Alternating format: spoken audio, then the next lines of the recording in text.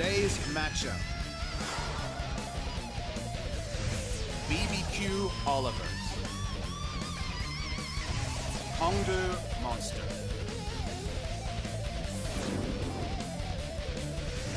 Afrika Freaks. Jin Air Green Wings. 2017 League of Legends Champions Korea Spring Split.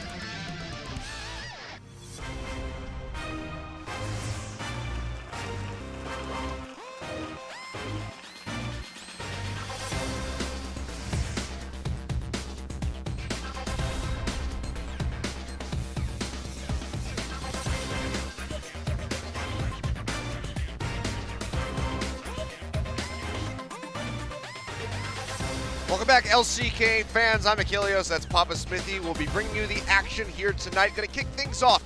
BBQ Olivers versus Hongdu Monster, a team who has yet to net themselves a victory, and BBQ exceeding all of our expectations, currently sitting in the top 5 just under Samsung Galaxy. It's one of those things where both these teams were surprise packets, but in different ways. We thought, after IEM especially, that Hongdu Monster might be taking that next step, might themselves be the team trying to assault the top 5. But a really poor start to the season. Played actually in the last match day 2 days ago. Didn't look good against Longzhu. Gonna have to come out firing here against a BBQ lineup. Didn't change much from the ESC Ever lineup that was almost relegated. Came through the promotion series, got back in, got a new sponsor, the Fried Chicken Overlords that now join us. And the level of play has kind of exceeded everyone's expectation. There were some whispers, this team is better than you think. To me, better than you think, with my expectations, would have been 7th, 8th. They actually look like a team now that, even over some of these pseudo-super teams like Longzhu and Afrika, could really make it to the playoffs, to the gauntlet, and be a relevant team throughout the course of this season. Yep, you can see right there on your screen, sitting in 4th place underneath of Samsung.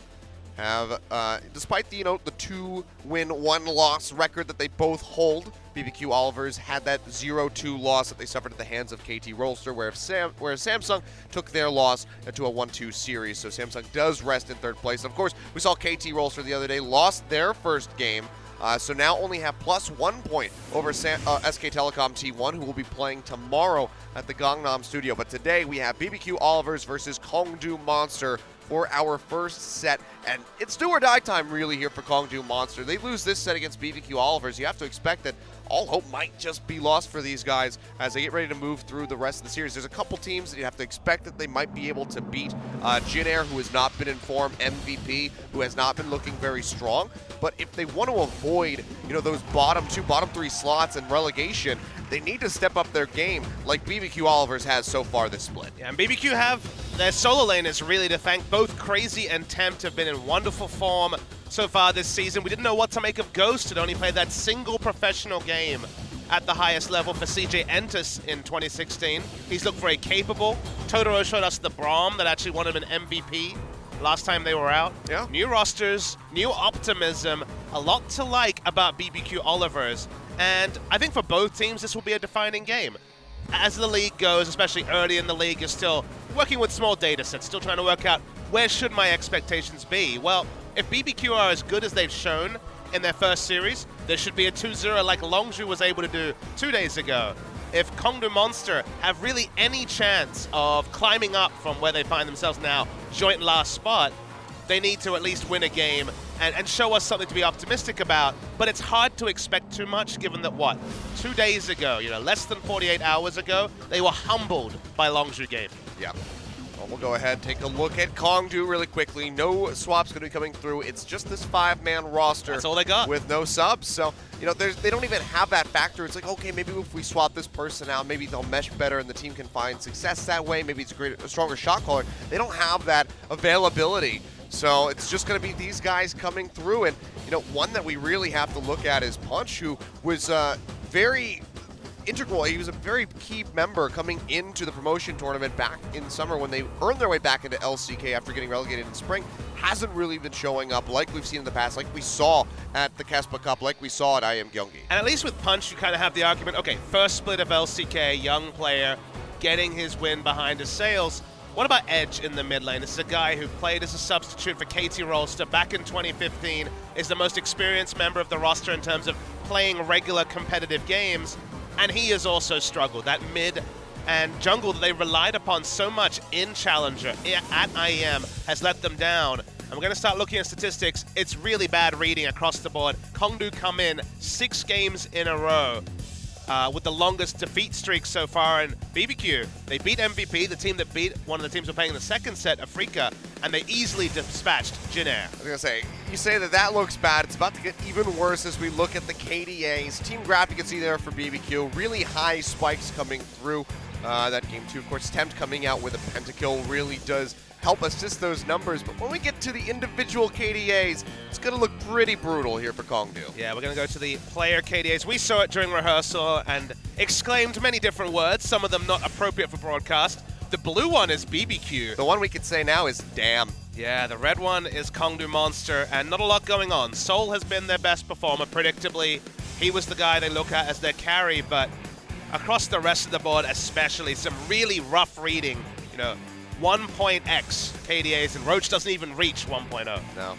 And I mean, you mentioned Seoul being the big performer here for this team, but just 2 days ago against Longshu, granted you're going up against Prey and Gorilla in the bot lane, but had an absolutely abysmal performance even after getting the Jin, something that really blew us away, and he blew everybody away with during IEM Gyeonggi. I remember his one game 17-2 and 6 or when something. Both along your those solo lines. laners and your jungler is doing nothing, it's hard to have pressure in the bot lane. We have high expectations for Seoul, but it needs some friends. We need Punch to find the sort of optimism that was around his level of play back at the tail end and in Challenger of 2016, and we need Edge to at least be competitive with other mid laners. Difficult to be competitive with Tempt, who's been one of the surprise packets on the side of BBQ Olivers, and yeah, surprise on both sides, but BBQ looking happy, looking hyped. No free fried chicken today, so some of the crowd not quite as ecstatic as they are normally.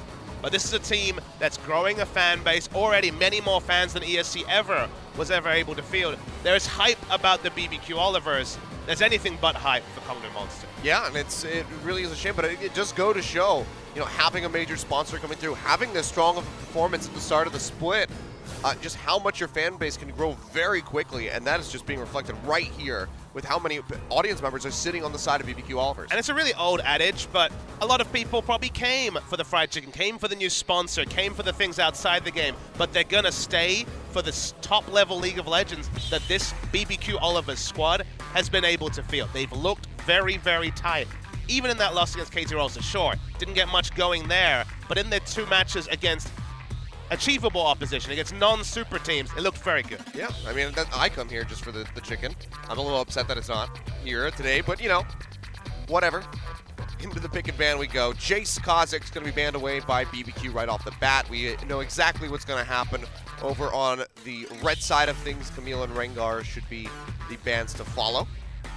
So nothing too shocking going to happen on red until we see some major balance fixes for those 3 champions. I guess it's a surprise to see Kha'Zix banned on blue. Kha'Zix has been the first pick du jour with the LeBlanc, Camille, Rengar auto bans on red side. Maybe Malzahar is another one that we actually see banned away by Not BBQ. so much. See, Totoro's more of a melee support. The Braum that won him the MVP, but he was a Trundle player in the past.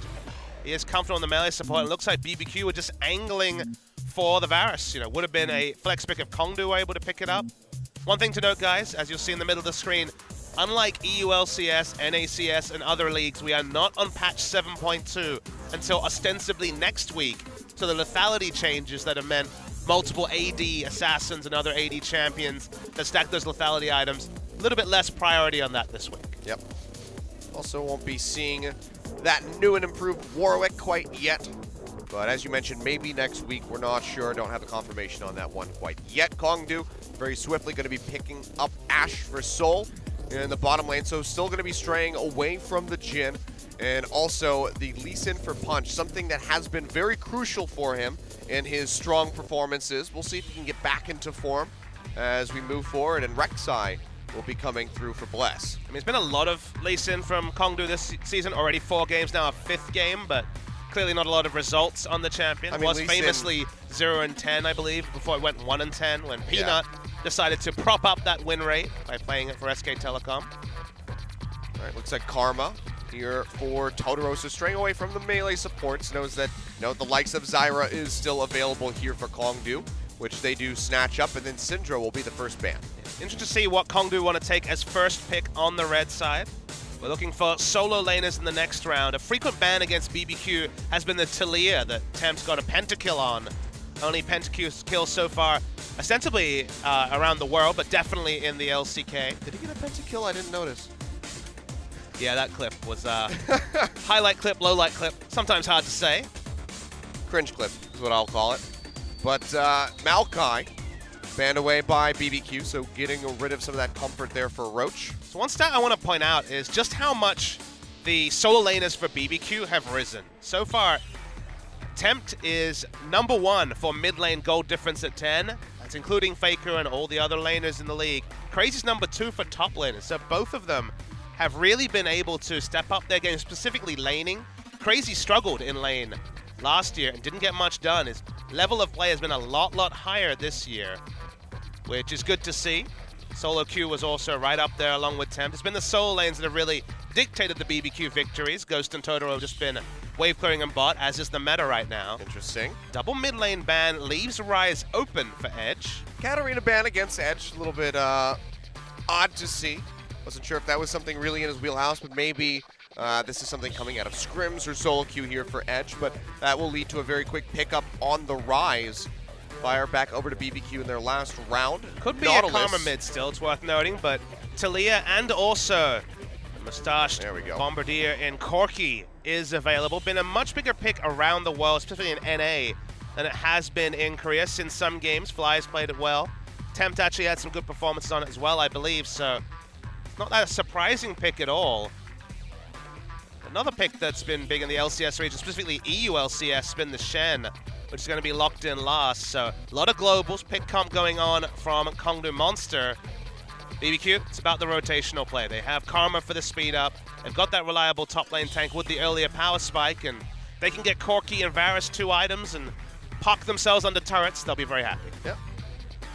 See how Crazy is going to handle this Shen, because you kind of touch on it. We've seen some really mixed results when it comes to Shen. If it's not played properly, if the Stand Uniteds aren't there, if he's not having that overall global pressure that Shen requires to succeed, then this could very well fall flat for Roach. So we'll see if he's able to apply that split push pressure. You can expect that he's still, even though it's not against the Maokai, will be going for that Tiamat build up in the top lane.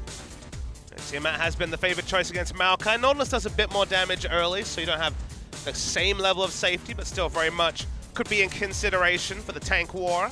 It'll be exciting to see these guys pop up in other lanes, but observers don't need to watch that lane too much. No, definitely not. But yeah, this is not the Smeb Marin matchup that we had just 2 days ago to be watching. So just going to be that wet noodle fight coming out. But we'll have to keep our eyes peeled for that Stand United, because that really will make or break a fight in the early to mid game as these guys try to inch out ahead of each other. And this is, you talked about Punch. This is kind of an acid test. Very good lanes to gank. Got targeted CC in multiple different lanes. He's going to have to make use of it, though. We've expected Punch to pop off, haven't seen it. And now, with the lanes so ready for early intervention, we'll have to watch his path in closely, because it's been Bless who's certainly been the pick of these two junglers. In what is a matchup that should be really intriguing. There aren't a lot of superstars in this one. We don't have the Marins and Spirits that we'll see in our second round. But BBQ on the up, Kongdu struggling, Kongdu desperate for a game win, let alone a match win. Yep, but BBQ, they want to keep the ball rolling. They want to move into that third place spot underneath of SK Telecom. Let's go ahead and get onto the rift for game one. BBQ versus Kongdu Monster.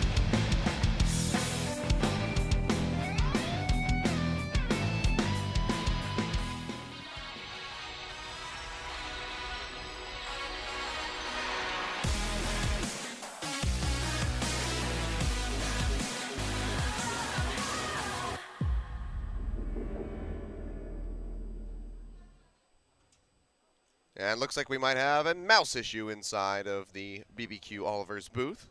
What a tease OGN is sometimes.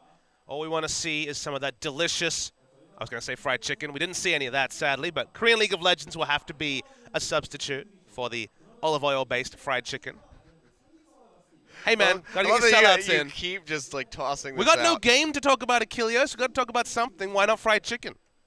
and the lack thereof today. Got some Okay, so audio issues is what we're being told. So I guess for now, we will wait for those to be resolved. Yep, should be able to get this squared away rather quickly and then dive back in. See the players yawning. You might be surprised, given that it's 5 p.m. Korean Standard Time. But we know, speaking to pro gamers, that 6 a.m. to 4 p.m. is a pretty normal sleep schedule for pro gamers here. So it is actually early in the life of a pro gamer. I'm at one 5 step p.m. closer to being a pro. That's true. You gotta start the gaming part, though. I mean, I have a pretty good reason to yawn today. Woken up by some construction happening outside of my apartment at about 7 a.m. and then I get a text message from my landlord at 8 saying, like, by the way, there's construction. You might hear some noise. Well, Oh, thank you for she the was warning. right. She's clearly quite perceptive. It was a very useful warning for me. Kongdo have had their warning signs when it comes to gameplay. Gugurachi already chunked out a lane. We'll get to lane with the minions, so not struggle too much there. A lot of tools to work with here for Kongdo. But BBQ have the earlier power spikes. There's no denying that 1 and 1.5 item, they have a massive lead, especially if they can set up under turrets and start the siege. That is pretty unanswerable. There's Ash Arrow for ranged initiation. Sure, there could be some Lee Sin hijinks, but otherwise, yeah, I'm going to have to watch as Triforce Corki and what it feels like will be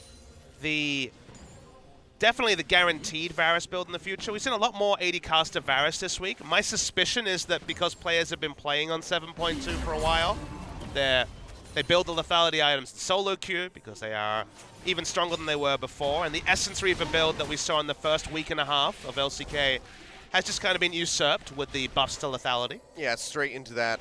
Yomu's Ghostblade is pretty much the standard. Get a little bit ambiguous when it comes after that. Usually Tear of the Goddess is being stacked up steadily, so you can see the Manamune come in late. But the big one, though, we've seen the Infinity Edge come in as a second item sometimes. That's possible, but the big one that I think we'll see even more of, especially next week, is Edge of the Night. That in 2 ways was buffed.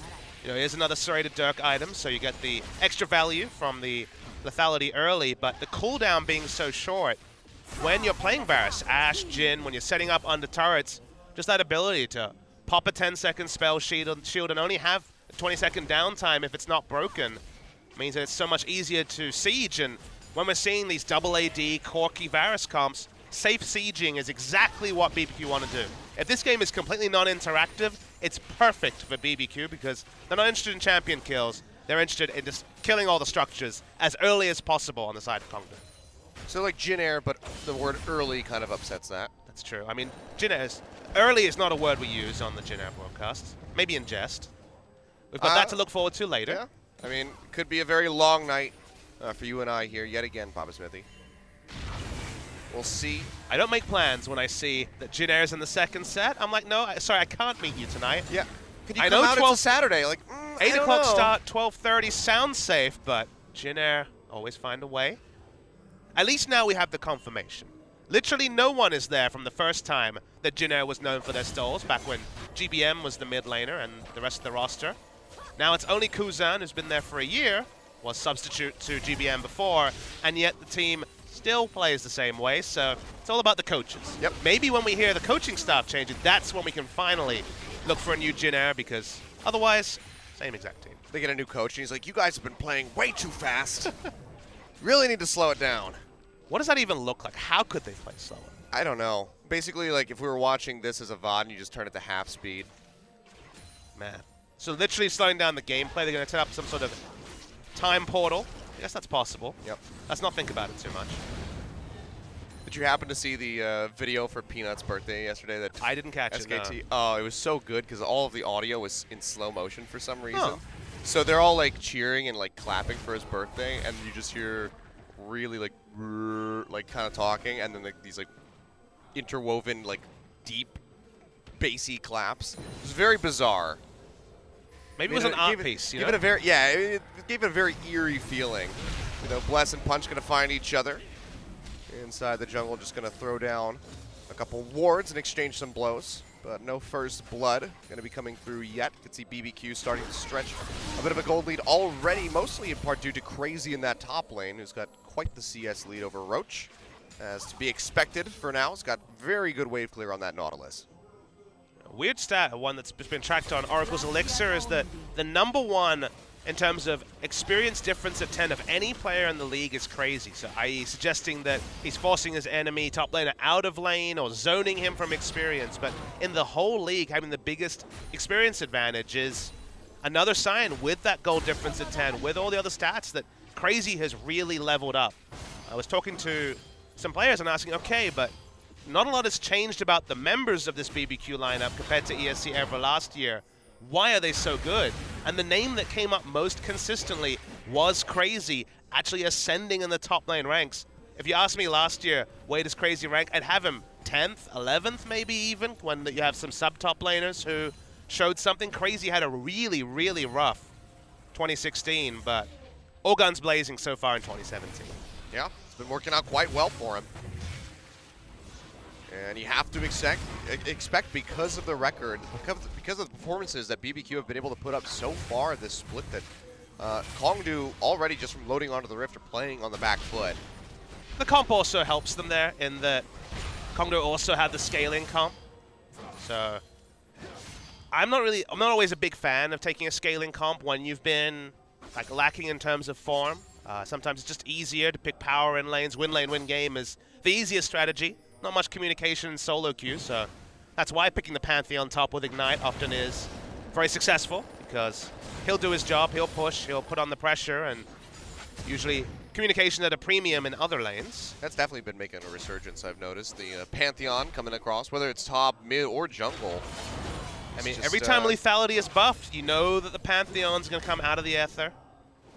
It's always inevitable. We haven't seen the Talons so much in competitive play, but we saw a long hover over it just 2 days ago, but it didn't get locked in. Yeah. I mean, Pawn has the skin, of course, from his 2014 Worlds play on that Talon. I'm ready for some Pawn parkour. There's a hard thing to say 3 times fast without saying stuff not appropriate for broadcast. Yeah, that's a good tongue twister. I'll start exercising before the broadcast with that one. Make sure I get all my enunciation correct.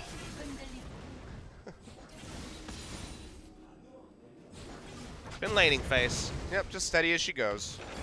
As we continue trucking along. Let's see which of these junglers is going to make the first move. You would think that Punch would try to go in a bit early and get a gank off in mid lane, but hasn't really paid any attention to the Corki yet. Or something that we saw Pawn go for just 2 days ago. Had that really extreme package dive into the bottom lane. Ran into about 5 members and still managed to make it out alive. So, good on KT to keep him up. We won't talk about the Azir, though. That's true. The Azir was one to forget. And his last game out on the Rift for BBQ, it was actually Corki for Tempt against Jin Air in Game 2. So, it looked accomplished in that one as well. Yeah, the early game is very rough. Even though Punch wants to make moves, the earlier spikes in every lane, and just so far he just hasn't found the right posturing. And then Bless with the early spikes, i.e. the one who's empowered to invade, to gank. Not the easiest lanes to gank for before a couple of items. Top lane, they won't have the damage to kill Shen. Sheen wasn't quite just now from Tempt, and obviously spikes super hard when the Trinity Force is complete. So we get more time to talk about fried chicken and posturing. Every time you mention the chicken, I'm reminded that it's not here, and then you upset me. How do you think Twitch chat feels? Every time I even mention the BBQ Oliver's, stomachs rumble around the globe, Achilles. I know, but now mine is one of them, and that's a problem. Twitch chat, they could order some food. They could go get some fried chicken somewhere, probably. We learned, actually. I was here to watch a different broadcast, and I found out you can actually order food just straight to the studio. They actually deliver it to floor 14 here. Yeah, I've done that in the past. It's good stuff. The delivery culture in Korea is amazing, by the way. OGN Legion. What you will learn here is that everyone accepts card, even someone who just comes on his motorcycle. They have card readers with them. Yep. So delivery is very easy. Don't need cash on hand, and everyone delivers. If you speak a bit of Korean, it's a bit easier, but everyone delivers. And if they don't, then there's a service that will go pick it up and deliver it for you. It's true. So it's quite nice. I mean, delivery overall, not just in food, but for any sort of product in Korea is fantastic. It usually ships within, a day, if not the same day. I ordered a rice cooker, and it arrived 6 hours later. was like, oh, this is like Amazon Prime, like 2-hour delivery quality right here. Worth noting, though, on that regard, that obviously Seoul is by far where everyone lives, so Amazon have that same-day delivery Prime for big cities, and, you know, Seoul is obviously the big city in Korea, so easy to keep things centralized when the whole nation is very centralized. Okay, some action. Maybe someone will fight the Drake. It looked like Punch launched in. Totoro has an idea, though. Yeah, he did avoid that Scuttle Crab. Will get spotted. Dragon down pretty low. Gugar's here to back him up, and Bless nowhere nearby. So early Ocean Drake will go over to Kongdu. Saw that it's going to be an Infernal to follow up next. So we'll see who gets their hands on that. That's going to be the big one to acquire. As you mentioned, the scaling composition from the side of Kongdu Monster, if they could get that with an Infernal Drake on top, and really up their odds of winning this first game. Interesting to see that Ghost has clearly been doing some EU LCS watching as he's copied Steel back and gone for the first item QSS with the straight of Dirk and Tyr. Very, very early. Sometimes it's necessitated by Malzahar lanes and the suppression, but kind of surprising to see it in this particular Ashe lane. Yeah, I mean, it's a lot of roots coming out. You have, you know, the root prison. You have the vines coming out from Gugar, as well as the Shadow Dash from the Shen. I mean, it does things, but does it need to be completed, you know, 10 minutes, pre-10 minutes? That's the question I would raise. I guess he's really just worried about getting rooted into an Ashe arrow immediately, or vice versa. So just wants to play it safe. Well, now, the awkward thing, though, is that usually Karma is the person in lane that walks up first, because she has, you know, Mantra Q and can do pretty ridiculous amount of trade damage, but now she can't really walk up because I'll just root and kill her instead. So now I feel like lane spacing when you go this QSS build gets a bit more of a headache than necessarily it's worth. Maybe just building towards and finishing, I guess it would have been a Caulfield's Warhammer, might have led to more, but yes, we'll get value out of the QSS later. There's a time and a place for an early QSS. You know, mid lane against Malzahar, I don't mind it as a rush after a second Doran's on a lot of champions, but bot lane, not a big fan. I'll see if that's punishable here for Seoul and Gugar. They definitely need to step up their performance, as we were talking about, and I'm sure that they are quite aware of that. But you can see the top turret already from Crazy, just constantly shoving these waves in and out-trading Roach in the earlier parts of this game. He's able to get a nice bit of damage in as he's knocked down to half. And it is going to be the Tiamat. So Spirit Visage, or the Spectral Cowl rather, into the Tiamat for Roach. So he can match that wave clear and make sure that turret doesn't take any more damage. But now Bless, being found in the river. The Sonic Wave's not going to connect. Takes the tunnel into the pit, flashes over the wall. Shield comes through from Totoro, and they keep him alive. First blood barely evaded by Bless. Yeah, Bless just didn't really have the run of the river like he thought he might do. Nice collapse came through from Kongdu, but not enough to actually pick up a kill. Nice to see Punch parlaying that aggression, knows that Bless is chunked out. Can look at the timer, it's after 13 minutes, so Red Buff would have spawned. Good coordinated invade from Kongdu Monster, but not enough pressure to actually secure the enemy ring. Yep, so they won't be able to take this off. You can see the Scrying Orb comes through onto the other side of the red pit. They'll spot out that control ward and be able to clear that out pretty swiftly here. Meanwhile, Punch walked over a control ward. Don't think he saw it, though. Unless he's going to go back and clear it. But BBQ just keeping track of that blue buff. And it's going to remain there as he goes to Wolves. The next step in this game will be really fun to track. Temp now has Trinity Force. Soon we'll see Yomu's Ghost Blade on Varus, and that's when the sieging gets pretty strong on the side of BBQ. Edge probably has the gold for Rod of Ages, but hasn't found a time to back and pick it up yet.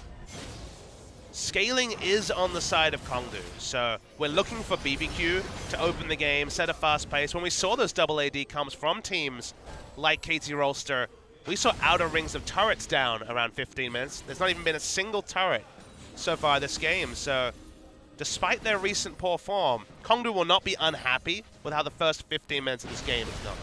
Oh yeah, it's going quite well for them. I mean, getting the flash away from Bless takes off a lot of pressure for the other lanes because you can't get that flash on Burrow to try to really lock down somebody for a first blood. So that does give Kongdu a bit of breathing room, and having that Ocean Drake Just gives them that added little bit of sustain. But the Infernal Dragon, that's where things can start going pear-shaped for them. Kongdu definitely want to be able to have priority vision around the pit before that spawns. As we see, it's going to be coming up in about a minute and a half. Roach free to use the TP to get back into lane, has to stand united, so knows that if a fight were to break out around Dragon, he can still influence that, and has a ward on Crazy, so he'll stop his recall. What a jerk. He just wanted to go and buy some new stuff. Oh Down boy, bot. that goes, he gets rooted. The Ash Arrow coming through, flashes away, throws out the Chains of Corruption to lock down Soul, and make sure that he can take himself out to safety. But that's going to be a flashless Varus, already very immobile, now going to have to rely on these Karma Shields to give him that speed up. Even with investing that QSS early and having less AD, because Ashe has to build Essence Reaver, and Essence Reaver doesn't really kick off Power Spike. Not being punished in terms of CS. So the breathing room has been there for the Varus, despite the super defensive build. Top lane Roach doing just fine. Crazy hasn't finished a full item just yet. But Yeah, it still hasn't gone back. It's just had to stick around because he sees this pushing power that Roach has with the Tiamat, so doesn't want to give up any damage on that turret, and also wants to try to hold on to that TP I would expect for this Infernal Drake. it was actually a timing. He probably would have recalled, even though he would have lost a minion wave if it wasn't a cannon minion wave, but because it was a cannon minion wave, he's like, okay, I'll be a bit later when it comes to a potential TP to Drake. Goes back, Sunfire Cape completed, and is freshly shopped for what should be a contest. No team will give away a free Infernal Drake, especially when there's no First Blood or any Snowball to show of this game. And Kongdu picking it up with their scaling comp would be massive, so BBQ needs to be ready to respond to the Drake. Yeah, and already Kongdu, pushing into the back here. They have a ward on the other side of the pit. Getting rid of that Blast Cone would be pretty crucial for him. You can see Guger is able to do so. And it's just trying to zone them off as best as possible. There's a ward inside the Dragon Pit here for BBQ, so they will spot this as it gets started. No sweepers available, but a control ward does come through. Do they pull the trigger on this, or do they just try to play this out patiently? Tempt, maybe in a bad spot when Prism comes through. He takes a lot of damage, has the Valkyrie to the side, and flash over the wall for fear of Punch sticking to him like Lou with that Sonic Wave. And you can see Kongdu doing a really good job controlling the vision. And it's significant they chunked out Tempt, because with the investments early, Trinity Force, massive power spike already. The items completed for BBQ trump what Kongdu has, which is mostly scaling items. So if it ended up being a fight, Kongdu probably could not take a true 5v5. Chunk out the Corki. It won't be a true 5v5 unless... That's going to be a TP coming in by the blue buff. Bless goes in, finds the smite onto the Infernal Drake. Meanwhile, though, that's going to be the arrival of Roach. Gets the Shadow Dash off, and they take out Totoro to kick off the fight. Big Unburrow coming through from Bless allows for 2 kills to be picked up. 1 going to Tempt, 1 going over to Crazy. And but BBQ, can they clean up this fight? Ghost, low on mana, has that piercing arrow. He's trying to hit both Roach and Edge with it. Won't be able to find the latter, but looks like they will be able to take out Roach in the end. 4 kills picked up, plus the Infernal Drake. BBQ come out wildly on top. Yeah, definitely with the steal, especially from Bless. It looked like they might not even try to contest with Temp being chunked out, but they go in, they get the run of it, they steal away the Drake, desperately needed with the team comp to have that extra stats on the AD and AP. We're going to see a replay. The teleport is very deep from the Nautilus. Doesn't want there to be a retreat path, and even though it looks like Kongdu are organized, the amount of damage coming out from Temp, the AoE is registering on 3 members who are grouped to try and turn, and sure, eventually will be able to turn, but no positioning available for Soul. He ends up just dying to AoE. The front line was tanky enough. Okay, Ghost will churn, but nice stuff from BBQ, very well executed. Yeah, and I mean, they got another little micro addition to that big play with the red buff being taken away by Crazy before TPing down. Now he's going to go ahead and get the first turret of the game as well. So all of that just really snowballing quite heavily for BBQ. And Kongdu, they were playing that really well. But deep TP, no one had cleared out that ward. And BBQ now established a very significant lead with that Infernal Drake stacking up with them. A surprisingly deep ward that was put down by BBQ. Given that Kongdu were winning trades and poke wars, I imagine that Kongdu didn't even think that such a ward could have been placed. Usually when no turrets are down, it's very difficult to get those sort of flank teleport wards, so credit to BBQ for prepping as well as they did. I'd have to look at it back in the go look back at it again, but I think it might have been that control ward that Punch walked over and did not clear. It might have just still been there the whole time. That would have been a large punishment if that was the case. Vision Wars back on. Worth noting that BBQ picking up the Inferno, getting a kill advantage is significant, but there still is the scaling advantage to Kongdu. So the sort of thing where BBQ needed to make that steal, needed to win out on the trade. Because right now they're at their strongest. Crazy is still out-pressuring, out-pushing Shen. Corki about to finish his second item, looking like the Infinity Edge second. They don't get much stronger than they do right now, Achilleos, or at least not after the next shot. I mean, you can see Ghost already showing off his strength as he chunks out Cougar with those piercing arrows, has a BF sword in the inventory. So it's going to be hitting for quite a bit of damage on those squishy bottom laners. Not sure why we're looking at this, but, you know, tank fights. He pulled his sword through, so he did more than 0 damage. He got through the Nautilus W, that's something. Just needs to do that about 1,000 more times. Yep. And come up with the kill. But all right, another turret picked up here by BBQ. Good rotation by Bless. Really making use of that Trinity Force pushing power that Tempt has. And they knock down the mid turret, and that's going to completely open up this top side of the map, which is very crucial at this point as Baron has been up for about 2 minutes now. So that can start being a point of contention for BBQ if they can get some vision control over the area. And it also shows a level of understanding about where the game was at that ESC ever lacked last year. So BBQ, they noticed that Nautilus was very easily out-pushing Shen and then cheating into the red side jungle. Put a couple of wards down, was there, knew that the camps were there, knew that Punch wasn't there to relieve pressure on the top side. So the moment they saw a recall from Ryze, so easy for them to just send 2 members mid. Nautilus was already walking down towards the mid. If one person came to try and wave clear, they would have been able to punish that person, dive, and get the turret as well. So the timing and the rotational play is nice and clean from BBQ. Speaking of rotations, Kongdu really want to take this top lane turret. Yeah, looks like, oh, Crazy, never mind. He might have something to say about this. Goes in, snatches up Punch. He takes a lot of damage from the turret, but Bless gets rooted immediately. Knocked down to half HP, popped up by the Zyra ultimate, and the flurry just popping off from Ashe. Soul flashes forward, is able to come up with the kill, and that's going to force a flash away from Totoro as he tries to exit with his life. Crazy will maybe not even be able to get out of here. Has the dredge line to take him to safety underneath the tier 2 tower. Looks like he will be okay. Tempt has arrived from the sidelines, but the threat of Edge on this Ryze is too great. He has to peel back. And Kongdu, they'll just net themselves a turret and a kill onto Bless. Yeah, big person there was Gugu. Actually rooted the Rek'Sai as he was coming in. Wasn't able to follow up on the CC from Crazy and ensure that they tied Lee Sin under turret until he died. That extra time let them turn. Good target selection from Kongdu. Pick up a kill, and all this time Shen is trading farm with Ghost. So in terms of lane assignments, pretty happy on the side of BBQ, but in terms of that trade, Kongdu finally come out ahead, even if it's just by a sliver. Yep, they're going to keep this within about 1,000 gold now. Looks like the Chain of Corruption was used to interrupt Shen's ultimate, because he did actually ult into that fight. He's already back off cooldown. Good reaction awareness there on Ghost, but Totoro not so much. Roams right into the mid lane where 3 members are waiting for him. Gugar showing his accuracy with these vines, just yet again roots somebody. Now Kongdu, they're going to make a bold play. They're moving right over to this Baron. Recall comes through from Ghost. TP being burned out by Roach. Have to have some idea that this is happening. You see Bless clearing out some wards. 3,000. It's going low. Bless is going to have to go for the steal, you would think, but no, he's actually going to get pushed back.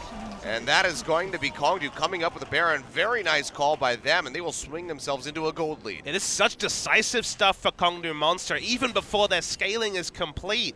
Against the lineup that should be pushing. Varus should auto-push in an Ashe lane. Corki famously has great lane control. They took down the mid lane turrets so early, but despite this, the vision line was really well moved by Kongdu when they made those moves up top, so they had deep vision on the blue side of BBQ.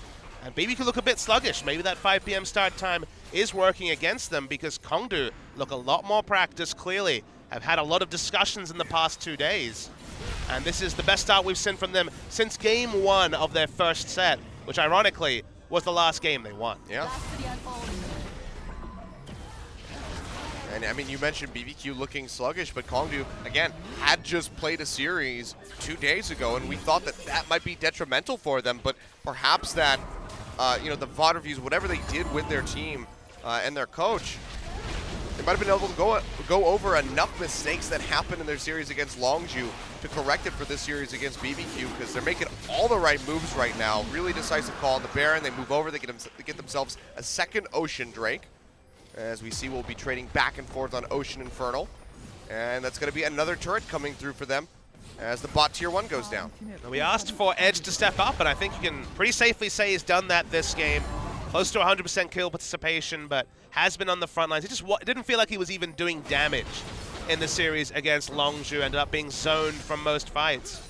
But he has been very much on the front lines here on Rise. And although it's Trinity Force, Infinity Edge, Sorcerer's Shoes, Corki, one of the biggest spikes of all champions in the game, BBQ just haven't made anything work with their double AD, and now they're just trading farm with the ADs in different lanes. They're never grouping them and trying to take objectives with them, which is exactly what this comp needed to be doing. And look how slow BBQ is to react. Temp, the only one down here in the bottom lane, takes a huge chunk of damage from Edge, but not before they're able to knock that turret down to about 1/3 HP. Good pressure coming out of Kongdu Monster, making use of this Baron buff. We'll see if they're able to net themselves any more objectives other than that tier 1. But it's a good start getting that much damage on the tier 2. These comps, like BBQ Run, we've seen a lot of these. KT Reddit in game 1 with the Ivern jungle, more Ivern jungle in EULCS especially, only work if you actually have aggressive vision down, because that's the only way that two very squishy AD champions can push up onto an enemy turret, is if they know that they're the first on the rotation, if they know exactly where the enemies are at. The vision is so shallow that BBQ aren't able to make any of these map movements, and it's actually Kongdu are the ones who are setting the pace of the game when they have the scaling advantage. So 2 negatives from the side of BBQ make a big positive for Kongdu Monster. Yep, we saw the Realm Warp used there by Edge, was teleporting Punch in for a potential kill on Temp, wasn't able to find it. Meanwhile, he does spot out Bless. They'll exchange a little bit of damage here in the jungle, but otherwise the pressure is still being maintained in this bottom lane and in the top, where Roach is just shoving the waves continuously into Crazy, who is struggling to clear them out, because that AP damage from the Nautilus not going to do a whole lot against these Baron-empowered minions. To be clear, if you ever are against a double AD team and they're forced to send their AD carries to different lanes this late in the game, lets you know they're probably losing Achilles, as Ghost's early QSS that I'm mused about a lot, once again, is useful, but Varus is getting outpushed by Ashe, by other members of Kongdu Monster, which should honestly never happen. I feel like if he'd gone for AD from the start, the game would have flowed so different. Yep. And now just a few hits away. Edge gonna be waiting for the waves to crash in. Punches here to back him up. Do they just go for this? Looks like the answer is gonna be yes. We need to hit it a couple times, and that's gonna be a tier 2 picked up. So the inner turn line broken by Kongdu Monster. BBQ really starting to struggle. Gold lead really stretching in favor of Kongdu at the moment. Where do they go from here to try to get themselves back into the game? Double Infernal is certainly a possibility, as that will be spawning in about 4 minutes or so. But how do you take it, Achilles? I'm not talking about how do you right-click on the big Drake. You think about the playmaking available for BBQ, and it's crazy. Showing up behind and Nautilus initiating on a single target. Their vision is so shallow that recreating the nice dive teleport they made around Drake looks very difficult to do. And they don't really have other playmakers. Corki and Varus under enemy structure is very powerful. Under your structures, sure, decent wave clear, but they don't actually allow you to force anything. They're very good at being reactive. They need their tank line to be strong, their vision to be strong, to be proactive champions. So it feels like Kongdu Monster are making all the decisions, and BBQ are just picking up the scraps that are pushed into their AD carries. Definitely a bad look for them. 4K gold down at the moment. 2 turrets up rather, here for Kongdu. Really helping add to that gold lead that they've amassed for themselves. And this is where the Nautilus could start, becoming a bit of a detriment to the side of BBQ. Doesn't offer a whole lot unless he can land that that threading the needle dredge line onto Soul in the back line. Otherwise, he's just got to rely on a depth charge. doesn't have that many options for TPing. As you mentioned, there's one control ward inside the jungle of Kongdu Monster near the red buff. And it's just a bit too far away to really make an impactful flank play. He's grouping. He understands that if he stays in Shen's lane, Shen has a much shorter teleport with the Stand United, and also, obviously, more combat targeted with the ability to come on to an ally. So he's just trying to look for something. They're fishing for an engage because they're just being slowly whittled away. The game is being played around BBQ Olivers. But doesn't find anything, just returns to bot to stop the minion wave crashing into an inhibitor turret. Kongdu are super happy to reset. Oh boy, Ghost though gonna get jumped on right in the mid lane. Cleanses off the Shadow Dash for the QSS, but it doesn't matter. There's so much damage available to them. Bless comes in, gets an Unburrow onto Roach, but he's still a very tanky, very healthy Shen. And looks like Kongdu will just go ahead and be able to peel back out of there. 10 seconds now on the Baron with Ghost dead for another 35. You have to expect that, you know, barring a big steal coming through from Bless, that this is going to be Kongdu's yet again. And it was such a small investment, Achilles. They didn't use Ash Arrow, they didn't use Zyra ult, they didn't use much. Now they can turn. Yeah, arrow goes out onto Totoro. Big Zyra ultimate will pop up. Temp, pop up crazy. Shadow Dash comes through, finds the Corki. Flash over the wall from Roach and Punch to really stick to him. Sonic Wave connects. Stand United to keep the Lee Sin alive, but at the last second, he's able to go down as Temp finishes him off. They're just going to be trading back and forth on the kills, and Soul slowing up Crazy, making use of that Frost Arrow passive. They'll be able to pop that Guardian Angel, get that off the Nautilus, and inevitably take him down. 2 kills picked up in the end here for Kongdu Monster. 3 if you count Ghost earlier on, and they're going to go straight back over towards this Baron, despite the fact that Punch is dead for 20 seconds. Yeah, it took a while for Kongdu Monster to actually get damage onto priority targets. The front line of Bless and Crazy is still very tanky, but you saw Lee Sin and Shen were able to completely dissuade Tempt in a fight as Soul was shopping. He got stopped. interrupted. He stopped Soul, but had no idea, so he didn't follow up with the Chain of Corruption. Here Go comes deep. the package though for Tempt, able to take out Cougar to start things off, but gets rooted immediately by Edge. Overload's gonna miss, but here comes the Shadow Dash to lock up the Corki, make sure he can't pop the rest of that Riser's HP bar. Edge will be able to walk out alive. Cougar goes down, but they trade a mid laner for it, so Kongdu Monster is still gonna be coming out ahead in these exchanges. And look, it was a hype use of the package, but he was Volking into complete darkness and ended Kind up of a Mickey package. It was a bit of a Mickey package, which, if you weren't lasting last year, is not a compliment. It's definitely not the best use of that Corki passive. Consider that he Volked into no vision when they were behind. Punch coming in onto Bless now. Infernal Drake going low. Soul has the Smite Ash Arrow. War. Hasn't thrown it out yet. Yeah, this is going to come down to the Smite War in the end. Kicks him away, but Bless is still able to come up with the Smite. Tunnels over the wall, and that's going to be a double Infernal Drake going over to BBQ. Their hopes still alive, but the gold lead very much in favor of Kongdu as we hit the 33-minute mark. Yeah, no excuse for Punch either. Even though he was a level behind, the Drake fell to, I saw, 678 health. So Smite for both players was significantly higher than that. Mechanics on point from Bless. Double Infernal. So, given how their comp works, they are very meaningful Drakes, whereas Kongdu only has sieging Drakes. Honestly, it feels like if these were reversed, they'd be a bit more fair. But now it comes down to this Baron. BBQ, they get another chance here with that second Infernal Drake. But now they need to transition that into a Baron. They need to make sure that they stop Kongdu Monster from being able to take this. You see they already push through, sweep out all of the wards. That control ward is still sitting on the red pit, however, for BBQ. That could be a very crucial flank point if a Baron fight does break out. Crazy doesn't have teleport and would need home guards as well, because it's a bit of a trek from that ward over to the red buff. Titanic Hydra Shen actually does have threat onto turrets. That's why Nautilus is pulled off so early. Yep, knock that turret down to half HP. It will regenerate, but very slowly. And it's also that timing window. It's still 20 seconds till Crazy has teleport. Great time to stop Baron. Good communication from Kongdu. Yep, Stand United going to be used on Edge just to get the Shen over. He's going to try to lock down Bless, stop him from getting into the pit. You can see he's wrapping his way around the back. Soul gets chunked out, and now Edge, all on his lonesome, will get tethered, will get popped by Tempt in the end. Roach going forward, trying to save his life, but he's not able to do so. Soul going low, Bless coming in, trying to threaten this Ashe as best as possible, and they're able to take him out as Ghost snipes her away.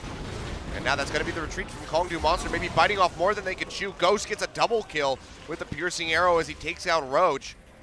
3 for 1 in favor of BBQ. Do they go for the Baron? Punch is still here. He's still healthy. This would be risky, and they're not spotting that ward in the back. There we go. Finally do see it so they can clear out that vision. But can Punch be the hero that Kongdu Monster needs right now? Lost one smite, or if he can win this one, it's a big one, Achilleos. He goes in deep. Can he find it? Gets a big kick on, trying to get Bless out of the pit, but Bless is still able to pick it up as Punch goes down. 4 members dead on the side of Kongdu, and BBQ blow this game wide open yet again. Watch the Realm Warp here. That was the big blooper. Edge went alone to the backline and suicided to Tempt and Totoro. Edge had such a great start of complementing his rise, but he gives up his life for almost no gain. In a 5v4, Nautilus had to walk all the way over, and even though Kongdu had done everything right, been smart with their vision, this is a huge botched team fight. And BBQ now have Baron to complement their double AD. The setups are a lot more simple now, Achilleos. Corki comps are simple. Put down the wards, set up under turrets, not much answer. And yeah, not really much to say about Kongdu. They make another mistake like that, they will lose this game. Yep. Double AD, double Infernal Drake as well. Yep. So the poke during these sieges on the towers is just going to be crushing if you're Kongdu Monster. The tier 1 goes down, and bot BBQ, they're going to keep pushing this straight up the lane. I mean, it's so simple. Nautilus and Rek'Sai stand in the front trying to eat any Ash arrows that come out. They ensure that they don't get flanked, and the double AD will whittle down. Corki doesn't have QSS, but does have magic resist on the more Malmortius. Nautilus honestly should just be grouping.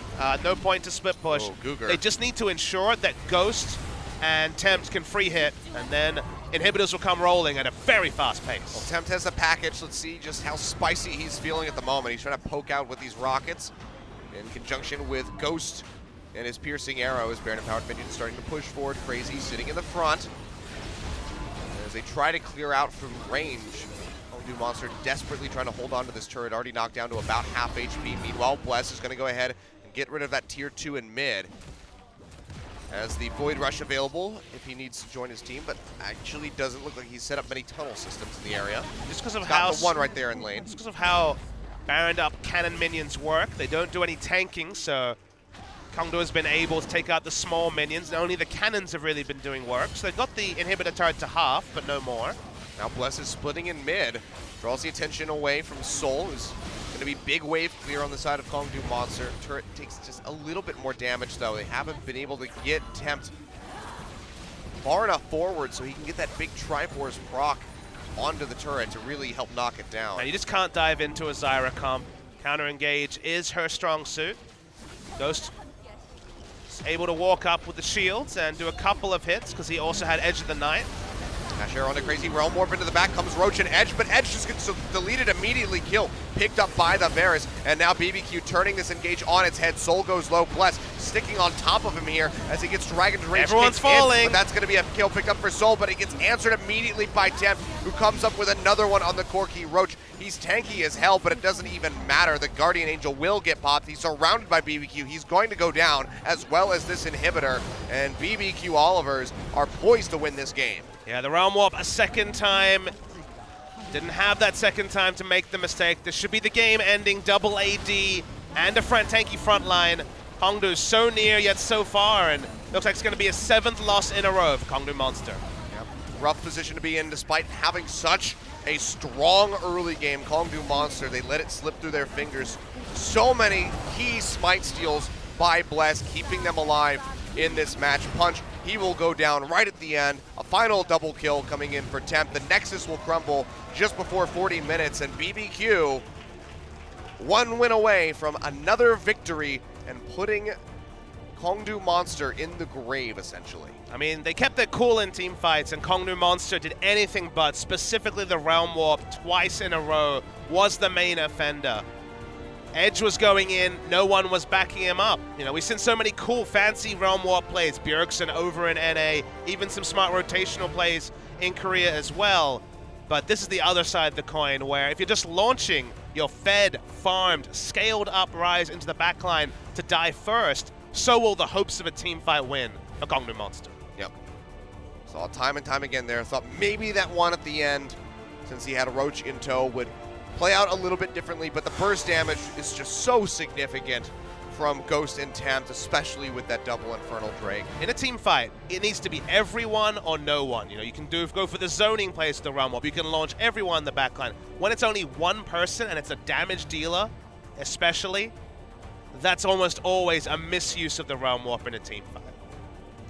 Well, rough position to be in if you're Kongdu Monster. 7 straight game losses at the moment. They lose this set 0-2. It will be 8 losses, which is pretty close to, I think, our record that we've seen in the past. We've gotten to double digits for some teams, Spenu notably in 2015 summer, but not the sort of reading that a Kongdu Monster fan would want to have. This was supposed to be a building year for them, and it certainly hasn't panned out that way so far. Yep. BBQ, though, still a lot to work on as they get ready to come into this second game, early game. Not showing much mastery over that. So they got a reprieve this time. They won't want to have a second reprieve in game 2. Yep. Bless definitely gets an extra box of chicken tonight for his performance. Feels good, man. Definitely the key member there for the squad. Wouldn't be surprised if he gets MVP. We're going to go to a break, though. When we come back, we'll have game 2.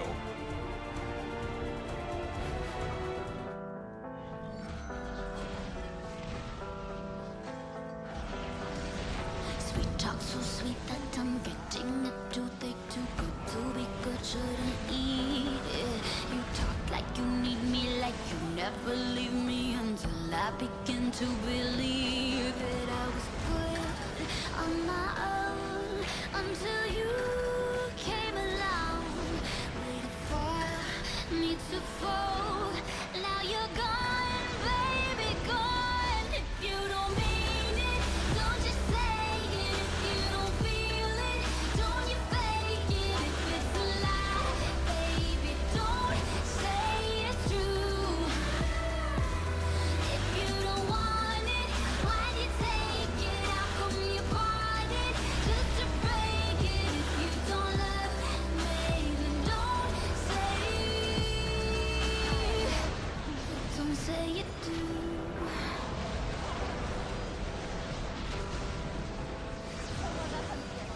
Days pass since I'd seen a trace of your face. With a million things caught your attention. How they just be honest? You said that you promised. My disbelief lost its suspension. I was good on my own until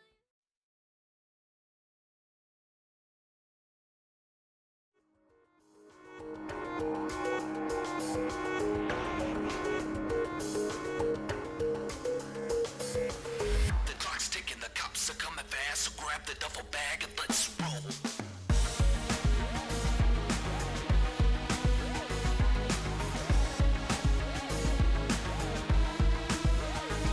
Let's roll. Let's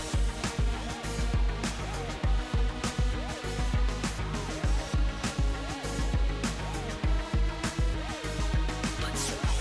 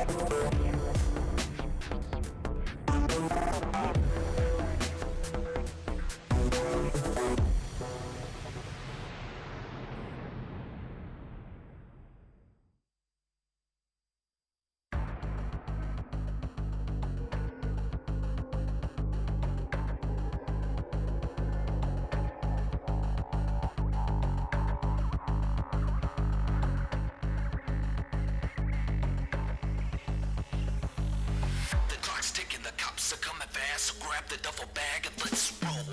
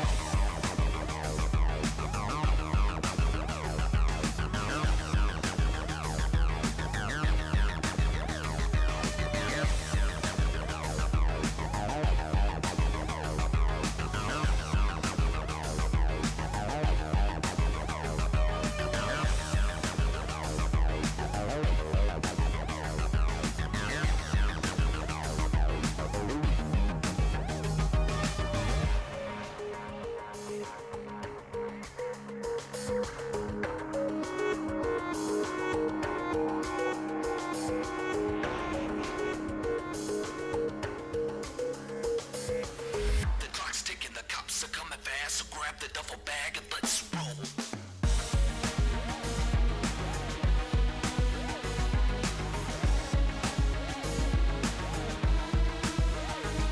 Let's roll.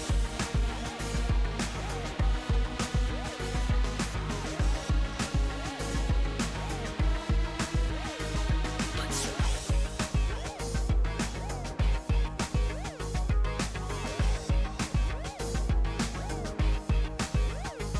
Let's roll.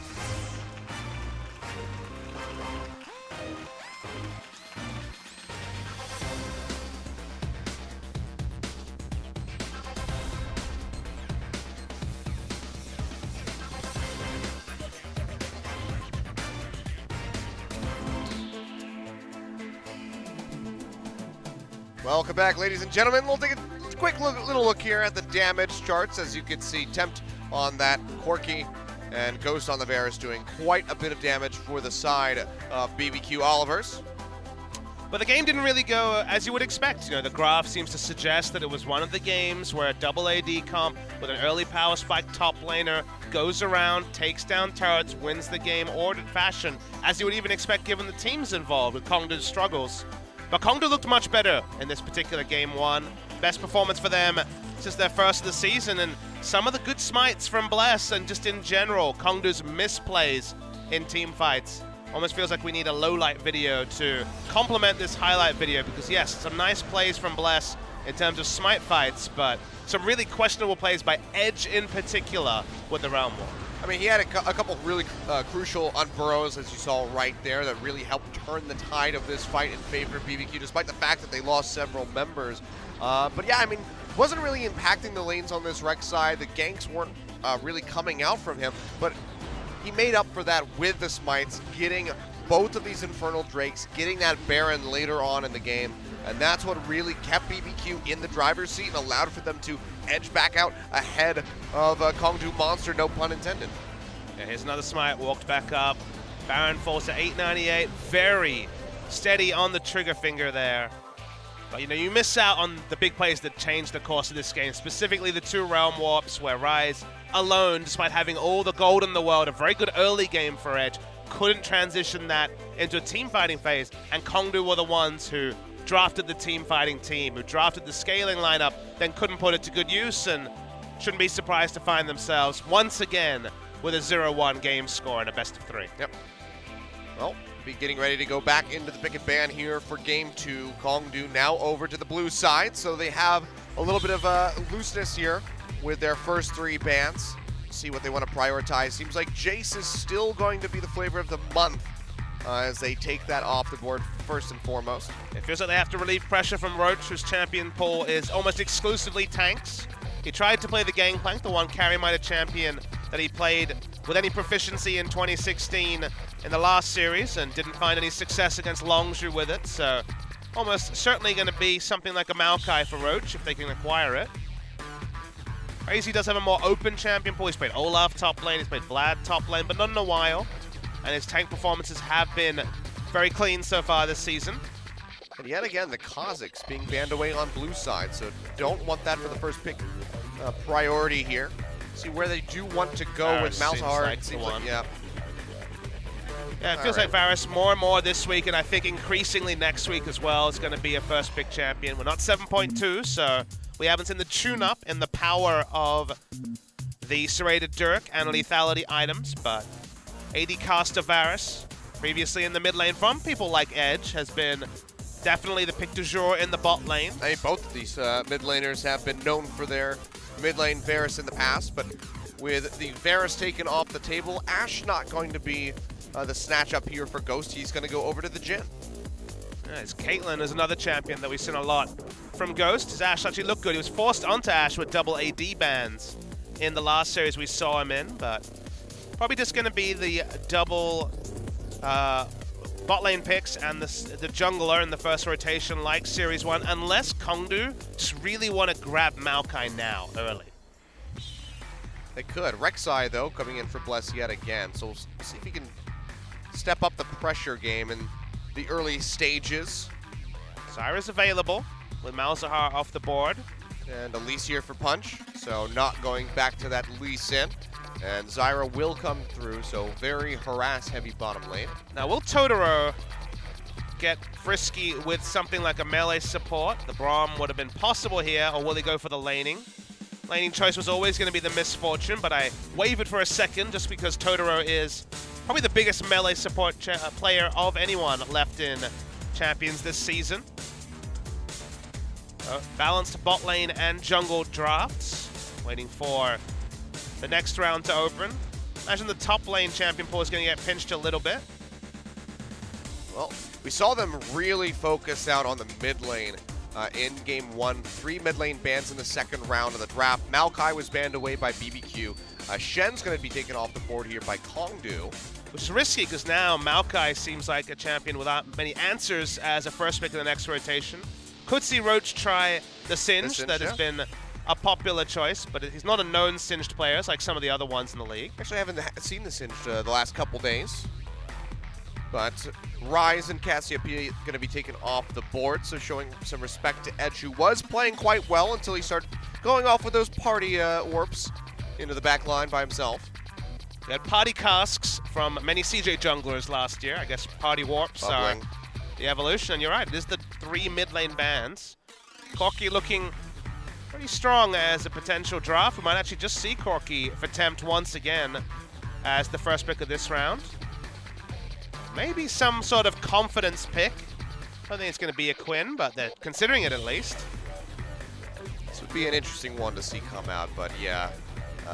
We haven't seen Quinn in quite some time. Don't expect to see a return to her anytime soon. So Corki will be the snatch up in mid lane, and now we see the hover over the Taliyah, and it's going to get locked in for Edge. So Tempt, this is the champion that he used to get himself that pentakill on their debut. And it's fun to see the matchup, you know, between two champions who are good at shoving, who have the ability to impact the map, and I suspected when Maokai wasn't taking his first pick, it wasn't going to make it to the last rotation. So even though both Corki and Taliyah were open, and one of them could have been last picked, they decided not to take the Maokai. I guess when you've played a Nautilus game, you can just go for Nautilus, even though the scaling advantage is there for the Maokai. Not a lot changing with this team comp from BBQ. You don't quite have the instant wave clear of the Varus, but Jhin can plug and play in most different ways. Yep. The MF will help out. She'll be able to help out in those high pressure situations with the bullet time. So, but Nautilus yet again for crazy. So we're just going to get another nice, boring top lane as they wail away on each other. Now let's see how the game plans compare between Game 1 and Game 2. We saw Edge with a champion who can impact team fights through mobility in the Realm Warp, really cost his team more than it aided his team. And now we have the Taliyah, which, yes, has definitely picked up in priority ever since Crown brought it back at IEM Gyeonggi. But gone are the days where level 1, you push in every champion, you can just have space to roam at every moment. You need to be really on point with your usage of the Weaver's Wall to justify the fact that it's not quite the same power level of Taliyah as it was back on release. So let's look for execution from Edge. Execution missing in Game 1 needs to be on point in Game 2 because Corki far more straightforward to play than Taliyah. Yeah, for sure. So we'll see how he does, because I mean we've seen a lot of mixed performances with this Taliyah so far. Fly has tried it out first game. Even he's had his ups and downs. The Weaver's Wall was really, the use of that was really atrocious from him in his first game. Kind of brought it back as he played it again. But Edge struggling with those Realm Warps. We'll see how he's going to do now with this Weaver's Wall. So we have those two, you know, globals coming out. We have the Void Rush from Rek'Sai, the Weaver's Wall from Taliyah. So both of them can rush to assist their other laners. We'll see how those are going to be used to impact. I want to see Bless apply some more pressure in the early game, something that was really lacking. If it comes down to BBQ having to rely on nothing but smites again in this game, it's going to be a really rough time for them. Definitely agree. Kongdu, it's not season on the line, but it's starting to feel like it, Achilles. The matchups only get harder. The schedule only gets harder for Kongdu Monster. That it does. But let's go ahead and see if they can keep their hopes alive or if they're going to lose out. BBQ, another win on the board. Let's get on to the rips for Game 2.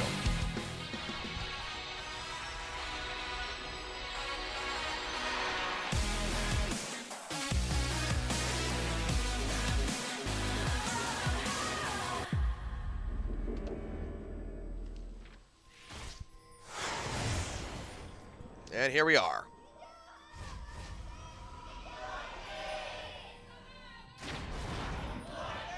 She see. missed. BBQ make Yeah. a frisky move in bot. Totoro was already chunked out. I guess they were trying to rush to the second lane brush and look for a cheeky gank with Nautilus. It'd have two Oh, look at CCs that. at level 1. Gugur is the oldest player on the lineup of Kongnu Monster, and I'm guessing from that cake that this is the last match day before his birthday in a couple of days' time. Yeah, looks like it. He'll be But- turning 23. The BBQ fans out here yet again having those banners up. Look on the BBQ side of the stadium, certainly is the more packed side. This team, if they win here 2-0, they actually move to 3-1, a record betted only by KT Rolster and SKT.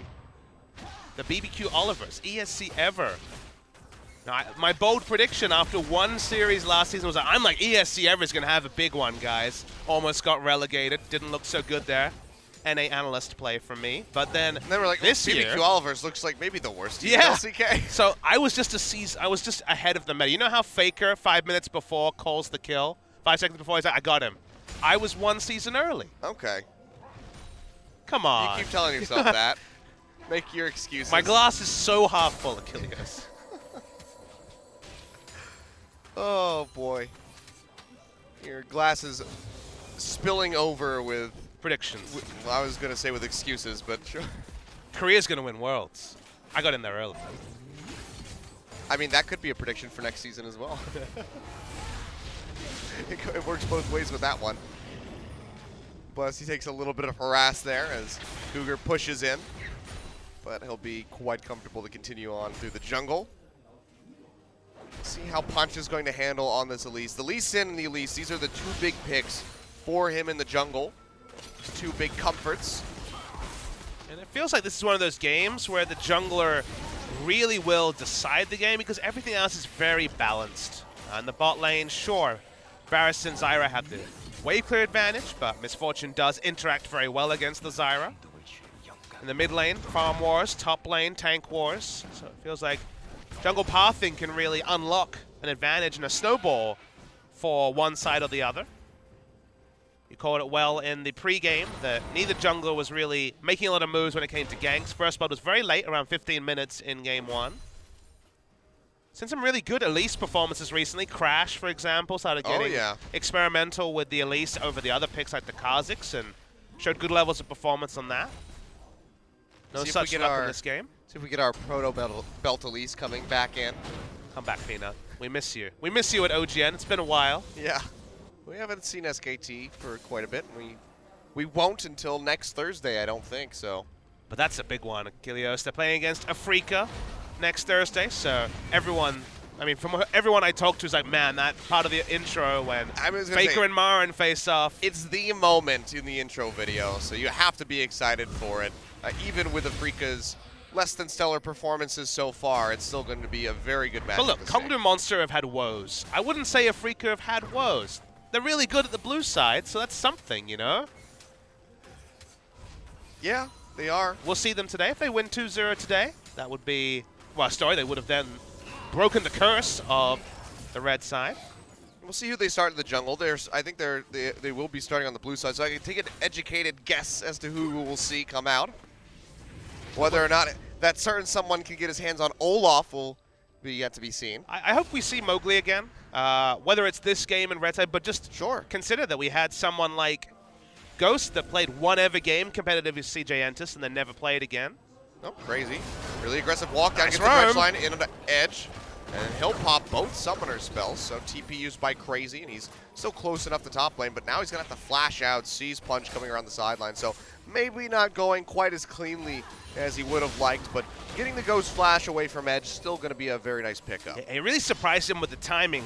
You often see those Nautilus roams, but they're at level 6, not level 5. Oh boy, here comes Bless, flash away by Soul to avoid that on Burrow. He'll keep himself safe. Ghost going to take a lot of harass, pops the heal to try to get away from the roots, but they still snatch him up, but there's no follow-up from Soul, so he'll be all right for the time being. Totoro going back, which means that Ghost is going to be in a bit of a painful position as these waves just keep crashing in. He can't clear them out quickly, and the turret is taking a lot of damage. Already more action than we were treated to in game 1, so that's cool to see. Yeah, quite a bit. Bless visited a lane. And Crazy visited a lane as well. Woo! All right, we're just popping off in here now. Cougar. Crazy. Ooh, Bless goes in. Cougar gets rooted, and that's going to be first blood. All right, we were talking about action. There we go. Nicely done by Bless, sticking around, seeing that recall, and just bad times for Cougar. Yeah, Cougar was window shopping. Didn't react on the map at all. No movements from the Zyra. Right at the tail end of the recall. Didn't make it to the 0.5 seconds of untargetability. Nice timing there from Bless, but unnecessarily aggressive recall from Cougar is punished. Yep. So that's going to be an unfortunate start here for Kongdu, who definitely needed to come into this game with clear heads. So losing that first blood significantly earlier on than we saw in game 1 could affect them. Mountain Drake is there to kick things off. We saw a very early take on the Ocean for Kongdu. Playing on the blue side, but not sure how much attention we'll see paid to this early on. I expect it's probably going to be about 13, 14 minutes before we see that dragon taken by anyone. Yeah, I mean, the first time that Edge looks for a roam, I imagine Tempt will be returning to lane with the package. So unless Talia can really cause a lot of pressure bottom and allow deep wards to be put down, the other lanes are so even that it feels like the vision will never be there to actually allow for a safe Drake take. So it does feel like the first Drake could be a much later one, irrespective of what type it is. Mountain is one of the more prized Drakes. Laning phase likely to be extended, barring some more fruitful ganking like Bless was able to make do with in the last couple of minutes. I think he's going to have to come down bot just to alleviate the pressure here. He goes really struggling. Has that refilled potion, still has a charge on it to try to keep himself healthy here, but the constant onslaught of roots and arrows just being fired at him. It's a lot to deal with as the very slow Jhin. West getting invaded on here by Punch. That's going to be the Cocoon landing. He'll be able to get the spike to make sure that his Gromp doesn't get stolen away, but he takes a lot of damage in that exchange. Yeah, nice to see Edge first on the roam as well. Aris has that significant wave clear advantage that MF clearly hasn't been able to prop up. So now the bot lane turret is chunked out. Now objectives like even their own blue buff are too difficult to contest. Good pressure yet again by Kongdu. This is something that we saw from them at the beginning and into the mid game of game one, but it started slipping up for them. So a little inching forward there. A minor victory. That's them a blue buff over for Edge. So they'll be happy with that pickup, but will translate into much more for the moment. As you say, what they turn it into is the big Oh, story. it's going to be a gank onto Edge is what it is. Flash forward. They pop him up with the Unburrow. A kill comes through for Bless yet again. 2-0 on that Rek'Sai. Just making things happen.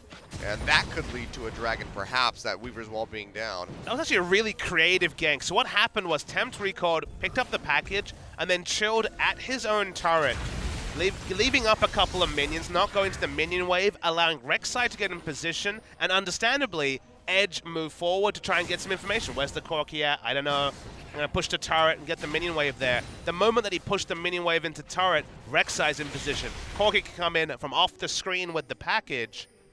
I was hoping for Edge and Punch to show us the latest iteration of mid lane jungle synergy, but it's once again been Tempt and Bless, who are clearly much more on the same page than their opponents. Yep. Nicely done by them. That's going to give a very slight lead of about 1,000 gold here for BBQ. And they will start stretching a pretty nice CS lead after that kill here for Tempt, 92-76. That's going to be a nice early start for Corki as he just tries to get towards that Trinity Force as early as possible. We saw in the first game, hit the Trinity Force, hit that Infinity Edge with his Sork boots, but wasn't really having that big burst potential. But getting rolling like this early on seems like this could be a completely different game for Tempt in the early. Agree with that, but again, didn't get the max value out of the Trinity Force spike like we so often see with Corkis, because it was actually Kongdu Monster who were dictating the pace of game one. Didn't end up mattering in the late game, so they weren't punished for missing out on a certain timing window. Remains to be seen whether they'll be punished in this game, despite the fact that Kongdu have been on the front foot in more ways than they were in game one. Roach making use of the plants here on Summoner's Rift. Blast Cone into Honey Fruit.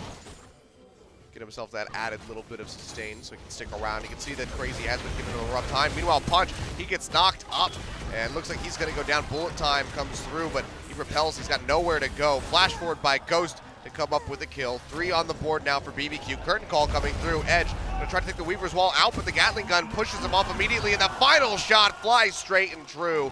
2 kills, a double now for Ghost. They lose the turret. They want more in as bot, well, Achilles. but yeah, they're going to be looking for more. Crazy coming around the side, pops the death charge in onto Googer. The root going to be avoided, but he flashes in, gets rooted down by Crazy. Now flash forward just to lock in Soul. Another kill picked up as Totoro goes down. 4 across the board, erased off of Summoner's Rift, and Kongdu Monster really struggling. Tempt getting a lot of damage onto that mid-tier 1, and you have to expect that they'll be able to knock down the 1 in bottom very shortly. In a moment moment, BBQ get everything. They had a smart ward on the Drake. They saw Punch walk in.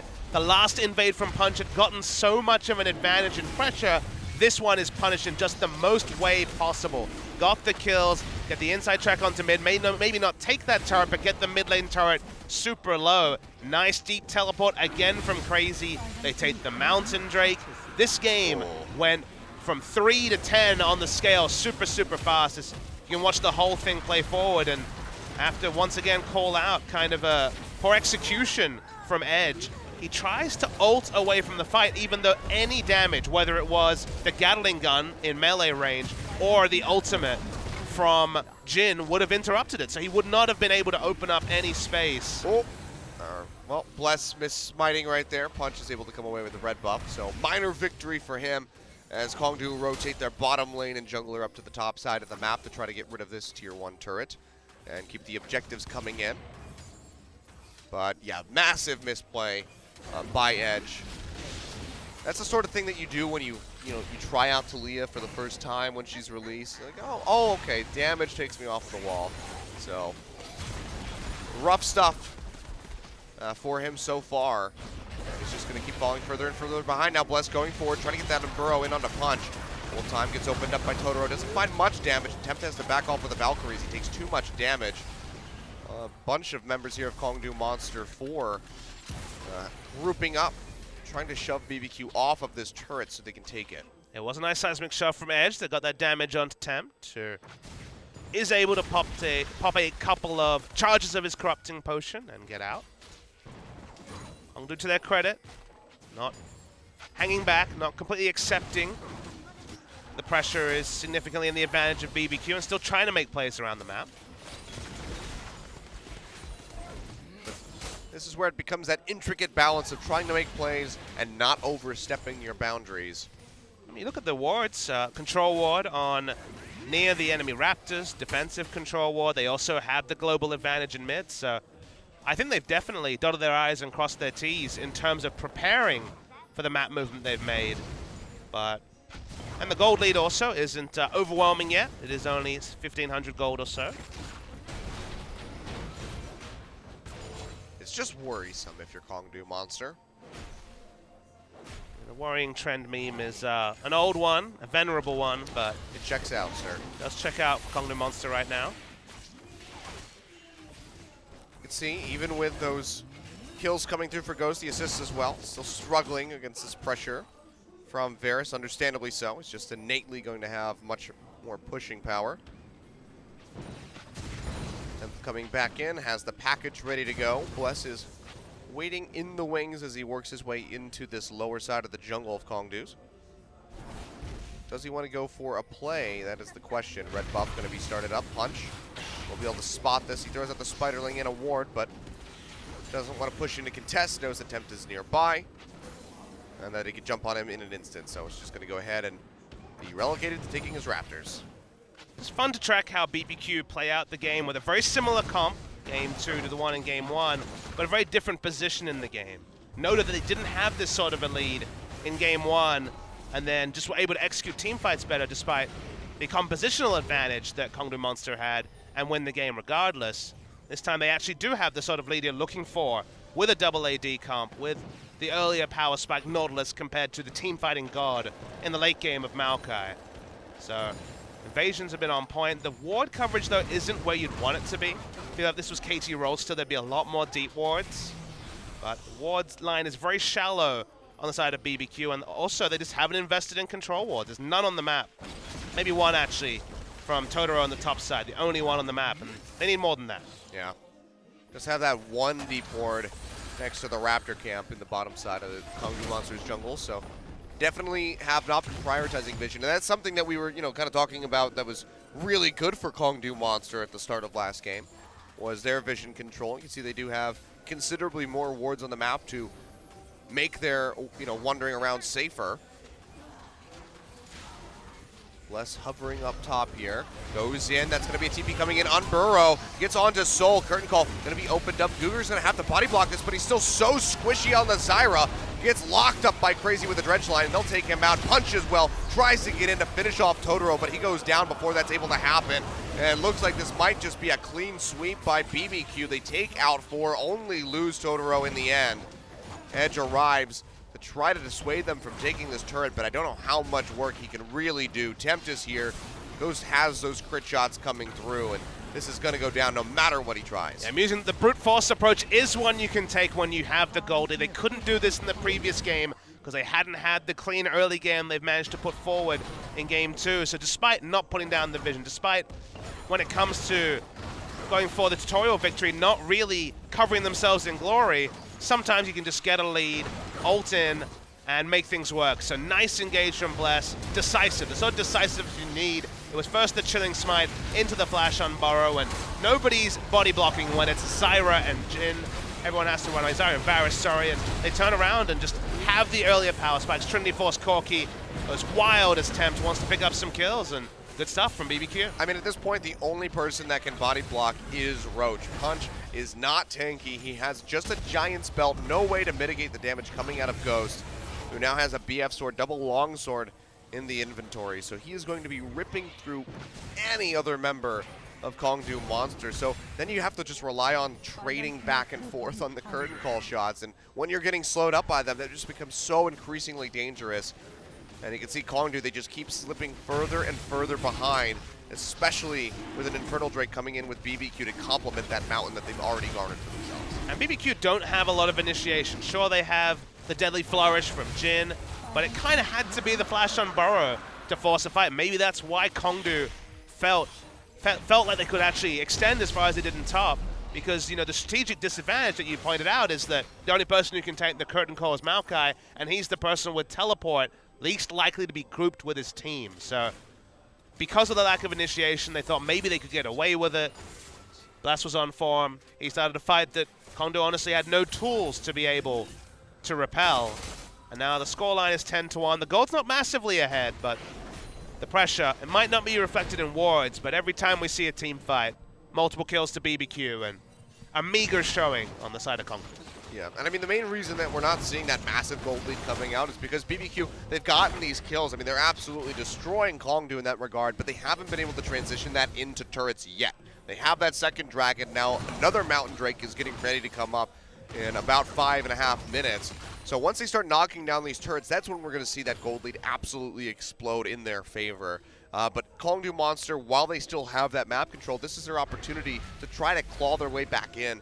But they need better vision control. They need to know where Bless is at all times because, like you said, he's the go button. If he gets that unburrow, that flash unburrow onto a squishy member of Kongdu, which right now is pretty much anybody that's not named Roach, then they're just going to keep falling further and further behind. And they won't be able to close out this game, and that's going to set them on an 8-match loss streak. 8-game loss streak, I should say.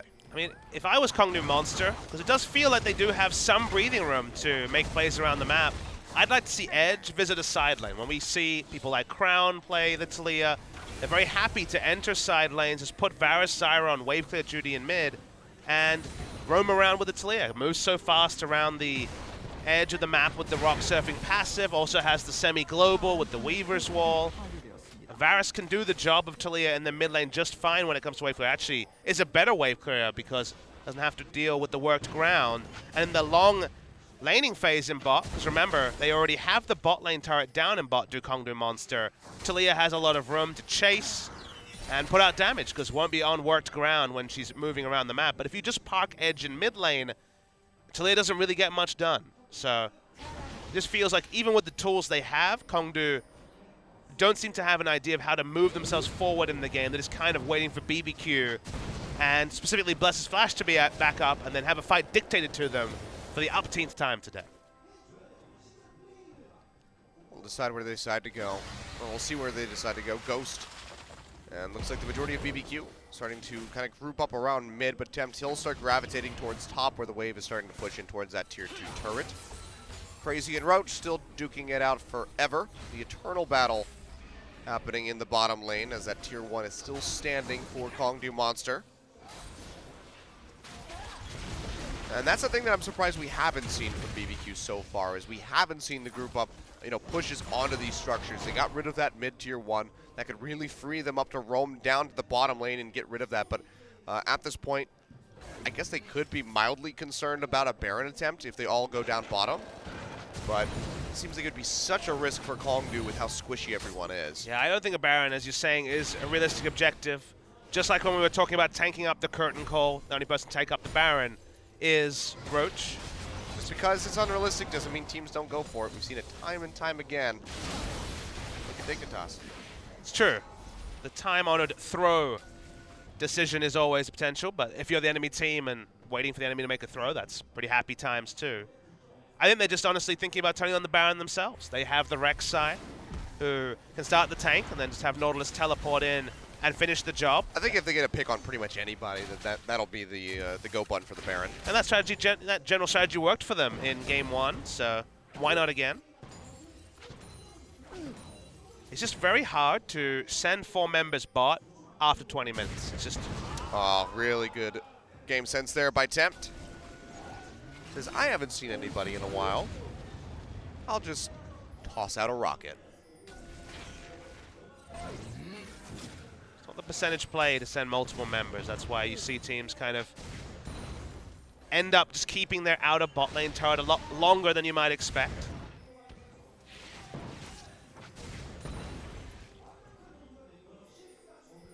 He's got to be careful, though. There's this control ward sitting in the top lane. If they're able to collapse on top of him and maybe use a TP, they could get a kill on him. Oh, sees it now. So, never mind. There goes that potential play. Oh, good. I was worried that there might be reasons to make big plays in this series. It's good for BBQ, bad for us. I can go back to considering what flavor of ice cream I want later. Oh, is that going to be the big Saturday night for Papa Smithy? Well, there was no fried chicken, so I think that frees me up for some ice cream. All right. I'm very health conscious, as you know, Achilles. Fried chicken and ice cream, it turns out the doctor's not impressed with that. Yeah, I'm actually, as sad as I am, I'm also slightly relieved that there's no fried chicken today, because that would have been 4 days in a row that I've eaten nothing but chicken. Don't have to adjust that waistband too fast. We had 2 wing nights in a row, and then I ordered fried chicken yesterday, not even thinking about it. Was it BBQ? It was not, actually. Oh, we'll kind of talk about other brands. You know how I won't name it. But Bless is going to get caught out in the jungle. Takes about half of his HP in damage, but he'll still be quite all right. You can see the Mountain Drake, the second one, if they're able to pick this up, is spawning. And Kongdu Monster clearly not ready to commit to a fight over this one soul. Goes in with a recall. They're going to get some vision control over Baron in the meantime. And this is definitely, when you take a second Mountain Drake, the alarm bells really are there when it comes to BBQ turning onto a Baron. Now Rek'Sai is a soul tank. You know, the moment he finishes an armor item, might be the Randuin's or the Dead Man's Plate with the giant spell he has in the infantry. He can tank enough for Corki and the Jhin to shred down that Baron. Man, what's with the trade back on the Dragons today? Went Ocean Infernal, Ocean Infernal. Now we have Mountain Infernal, Mountain Infernal. When you said trade back, I assumed there was some sort of like deal where you could trade 2 Oceans for an Infernal or something like that. That would be a nice system. I don't know what the graphical overlay would look like for that. I guess you in the shop, you just go to the shopkeeper. Who decides to do that exchange? Because if you're in solo queue, you can really troll pretty hard depending on who's allowed to do that. It's a good question. Designate a captain before the game, and he's the only one who's allowed. 4 clouds for an Infernal. I don't know if they'd have unequal trades, but it does feel like sometimes they should.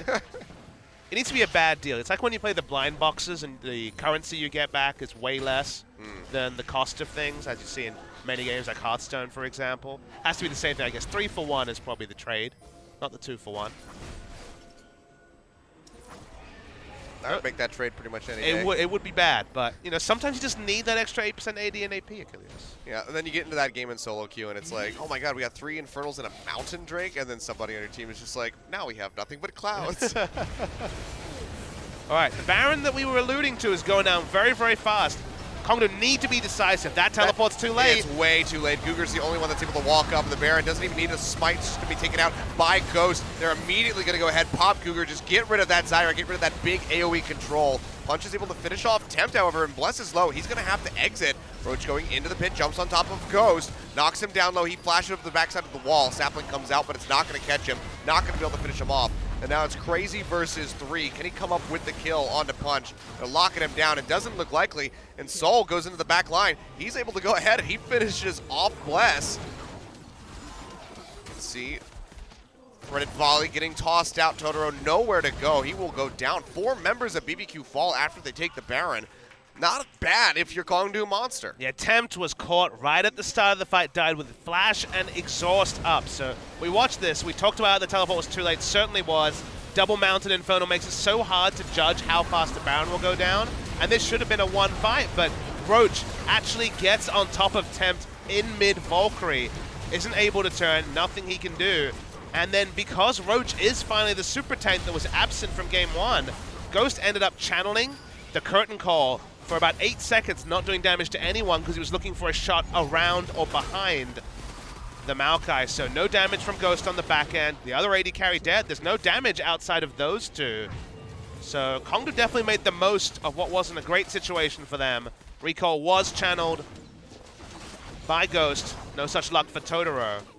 Still advantage over to BBQ, but about the best you could hope for Kongdu Monster. Oh, for sure. I mean, getting rid of 4 of those Baron buffs is going to be really crucial. Cuts down on that split push potential, because you won't have those 2 waves of Baron-empowered minions coming in. Now it's just Ghost that has it.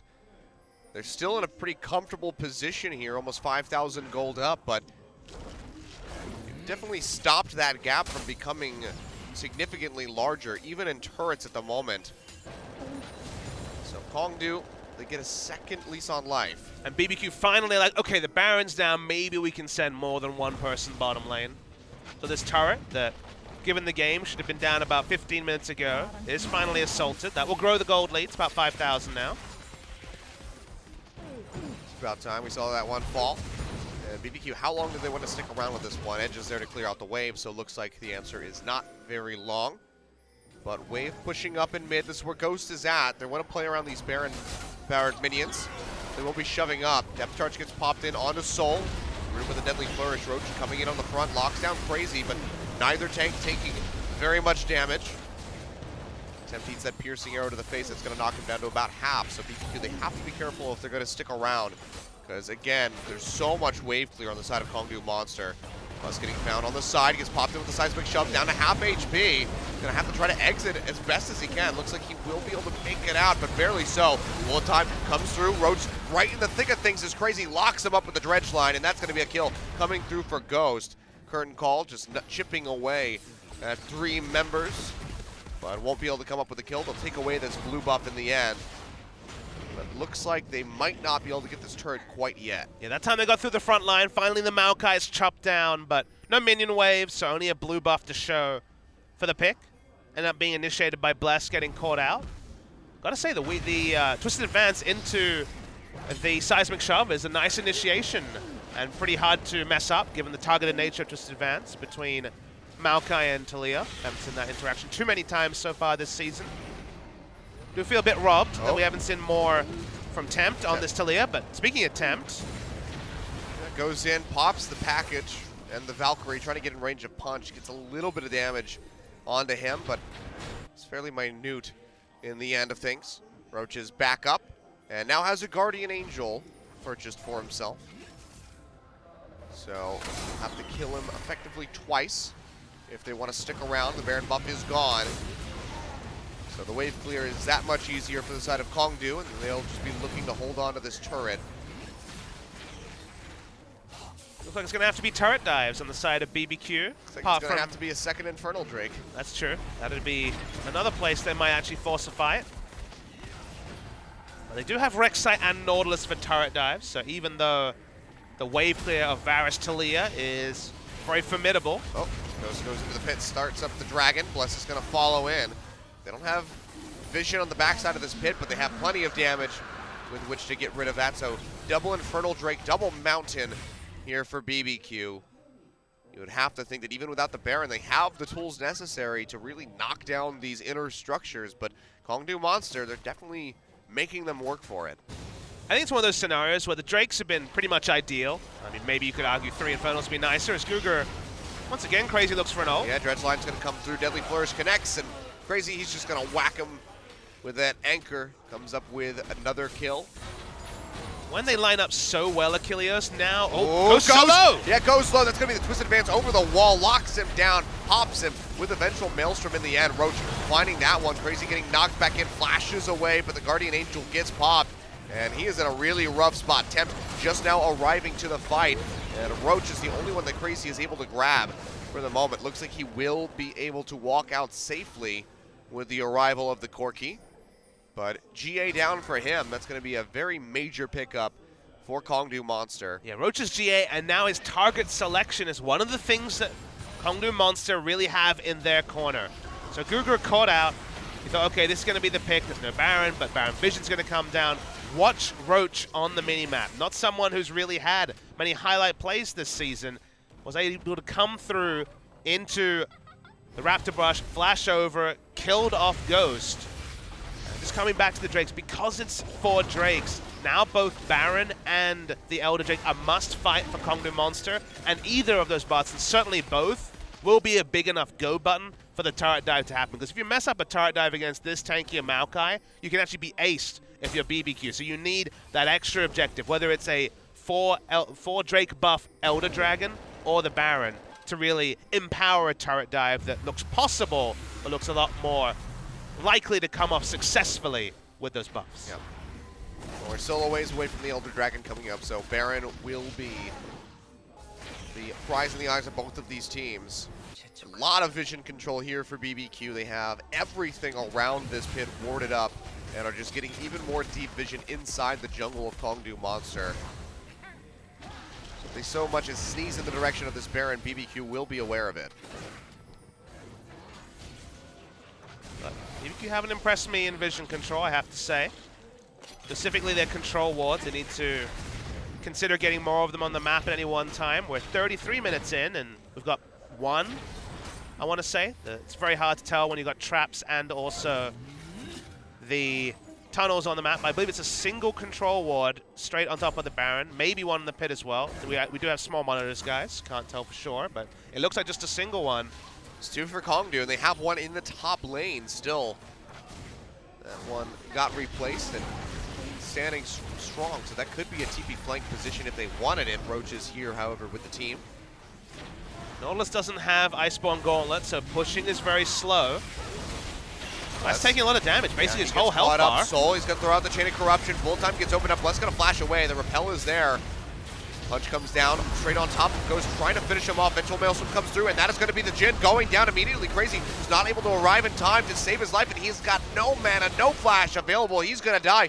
3 members picked up, one of them with a smite. You have to think Kongdu Monster just earned themselves a Baron. And BBQ, their setups really leave a lot to be desired. Totoro might die to this. Falls down to single-digit health. Baron almost certainly going over, barring some one of the best rockets you'll ever see. Well, who try for it? Nope, Roach is there to body block, so no Piglet plays coming through from Temps. Cannot get the steal, and Kongdu Monster yet again hanging on for dear life. So Maokai was drawn down so they could fight for vision because they had someone who could face check. Bless assumes that he can walk into damage. There's plenty of damage on the side of Kongdu, and the Weaver's Wall separates threats. It's actually a really smart Weaver's Wall, as it allows Edge to just focus fire, and Crazy shows up the fight, teleports in, no health, no mana, no chance.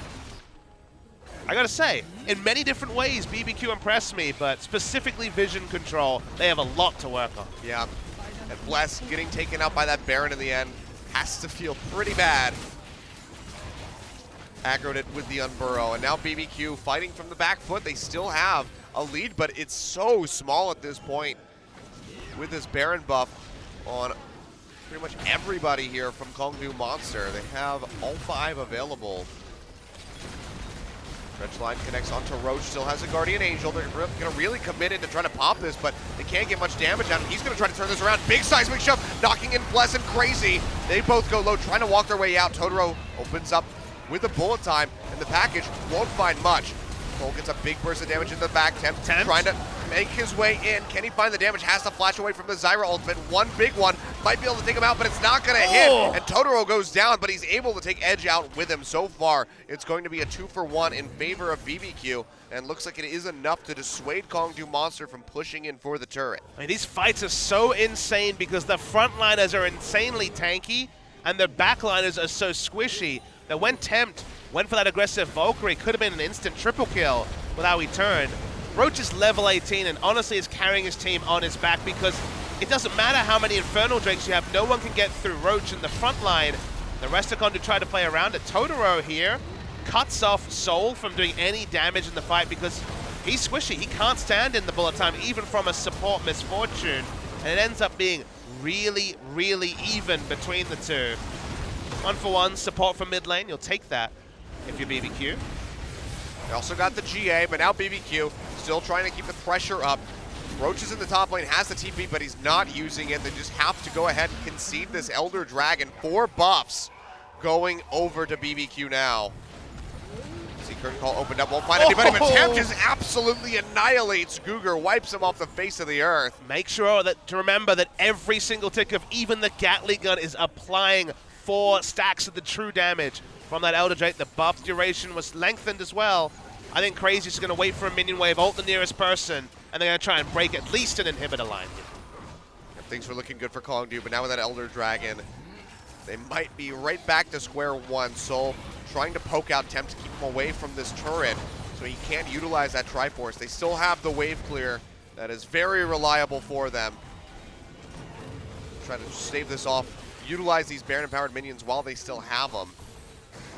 But it won't be for that much longer. Crazy bringing up the wave in bottom yet again. Looks like they're just going to go ahead, concede the tier 2 turret, as no one can really go answer him. Edge is wandering his way down, but I think this might just be going over. No, Crazy's going to peel back.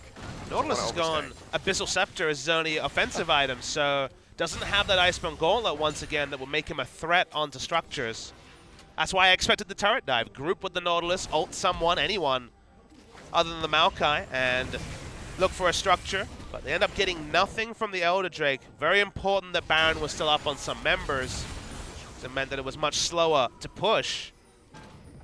If they end up negating a 4-stack Elder Dragon with the Baron, that's battle 1 for Kongdu Monster. Yeah, pretty big win. It's already almost 3/4 of the way finished. And you can see it's just so hard to get a wave up to a tower with Soul there.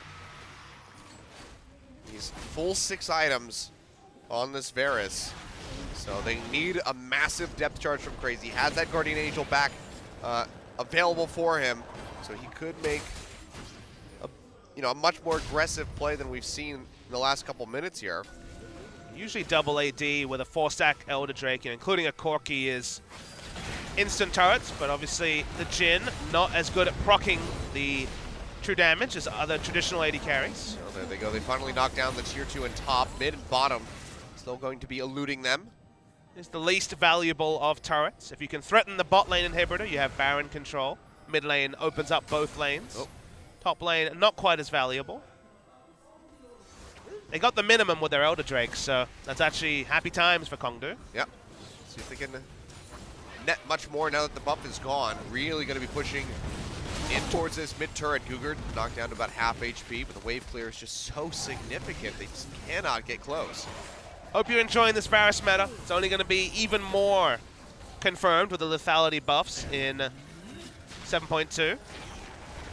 100% pick ban, I think, is certain. Oh boy. Cougar Any going more low, damage, but Cougar's dead. we have Roach here to body block. Weaver's Wall was thrown out to interrupt that last shot, so we'll be able to get that one off in time. There's a fun ult that you can use to interrupt the curtain call you don't really consider very often. Been one consequential Weaver's Wall so far, the one that cut the team around Baron, that allowed BBQ to win a fight, but otherwise, nothing doing for Edge, really. On Weaver's Wall, at least. And Crazy's just going to keep pushing up the bottom lane. This is I just don't think there's any value in a Abyssal Scepter full tank Nautilus pushing up and then backing away. He needs to push up and then look for the turret dive. It just doesn't feel like he's getting anything done with his time. Just trading farm with a Maokai who outscales him to a great degree anyway.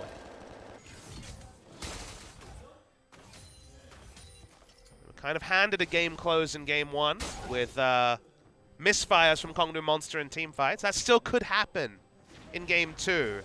It's just when we're talking about a team like BBQ that will be outright third after this game if they win, if they're going to justify that. So if that's not just an early season ranking, if it's actually going to be indicative of where they end the season, their ideas on how to close out this series haven't matched some of their other gameplay habits that we've seen so far. Now package picked up here for Tempt, and Baron has respawned. Been a happy hunting ground for BBQ. Dredgeline comes through, connects onto Punch. Do they want to commit off of this one? Crazy going into the front line, pops the depth charge in onto Cougar. He gets knocked up twice in a row. Punch going low, goes up with a repel, but Ghost is able to get rid of the Zyra right off the bat of the fight. Fourth and final shot, not going to connect, but the Dredgeline comes through, locks down Edge. Deadly Flourish blocked by Roach. Looks like he's going low, doesn't quite lose his life. He is able to waltz his way out, but getting rid of Cougar, knocking so many members of Kongdu Monster low, might be enough for BBQ to go in for the Baron. Ghost flashing forward. They're going to trade ADC for ADC. But BBQ looks like they're still going to get the Baron. I think they're going to be quite happy with that exchange. Roach TP's in, gets slowed up immediately. Can't do a damn thing. Baron goes over to BBQ. And again, we'll see if Kongdu Monster can continue to hold on. There's smart opening ups from BBQ. They remember that with this comp, with Double Mountain, Double Infernal, the turn onto Baron is instant. Roach thought he might be able to disrupt. Was already well dead by that time. Amusing interaction here where Punch tanks one shot and then repels, which leads to the death of his Zyra. Things are pretty even. Temp goes for another very aggressive use of the package. I'm a big fan of the duel at the end where the AD carries went 1-for-1.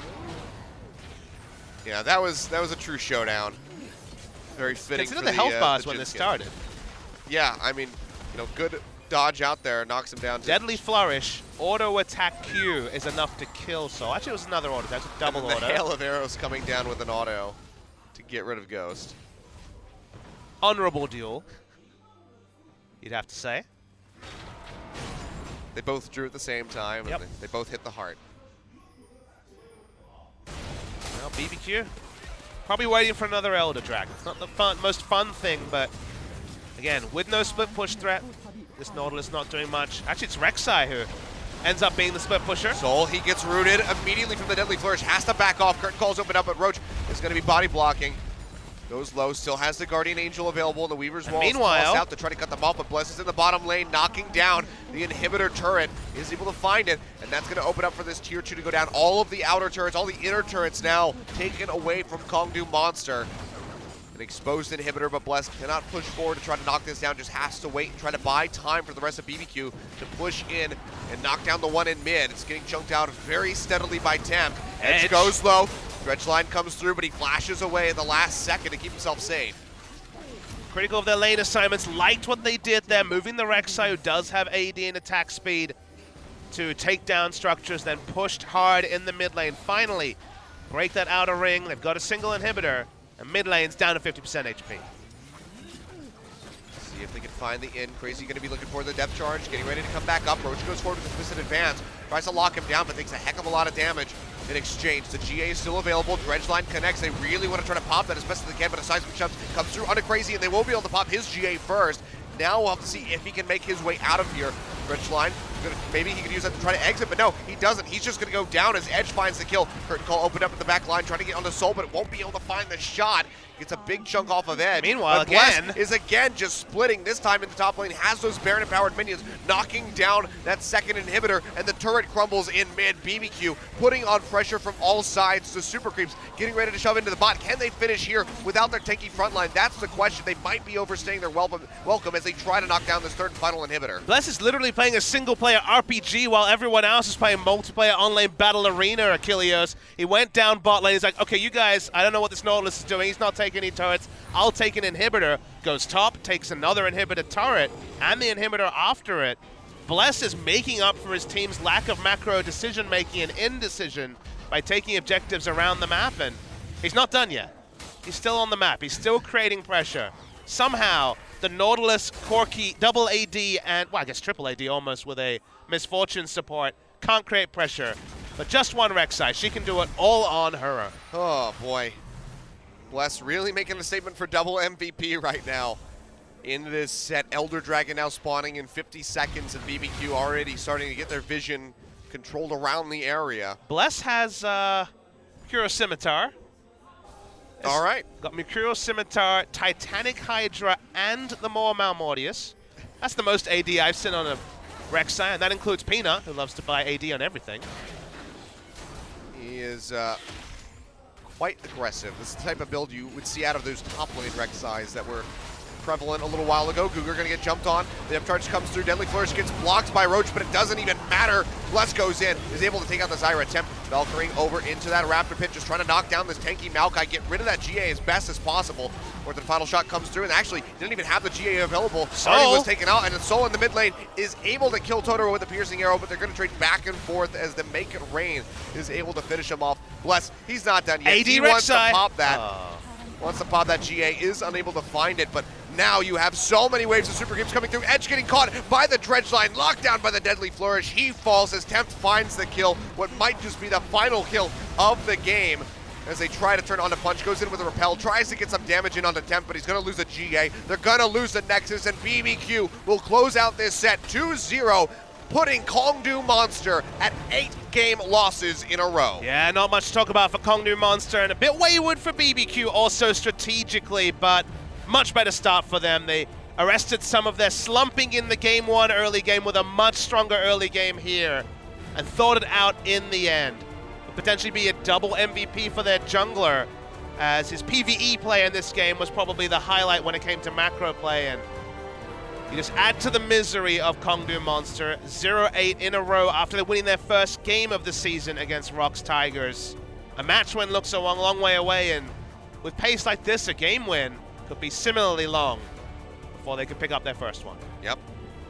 Could very well see a new record for longest loss streak here with Kongdu Monster, because they just seem to be unable to adapt to the current meta, and not sure if 7.2 is going to fare much better for them. If you ask me, are they a worse team than Smenu of 2015, I'd resoundingly say no.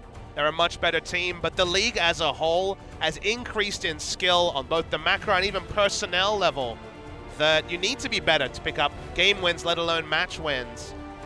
And now you're short of confidence. Now it's, again, multiple matches in a row without a single victory. And a lot of these players are young. There's not a lot of veterans. Gugu, whose birthday is a couple of days' time on Tuesday, I believe, is 23, turning 23 Western age. Rest of their players are younger. They're going to need a lot of work outside of game and inside of game to turn around their season. And what started like it could be a fruitful hunting ground for Kongdu Monster is now anything but. Yep. Rough couple birthdays here, as Roach just had his not too long ago as well. So definitely not the present that you want if you're Kongdu Monsters members. It's like finding coal under the Christmas tree. But BBQ, definitely not clean.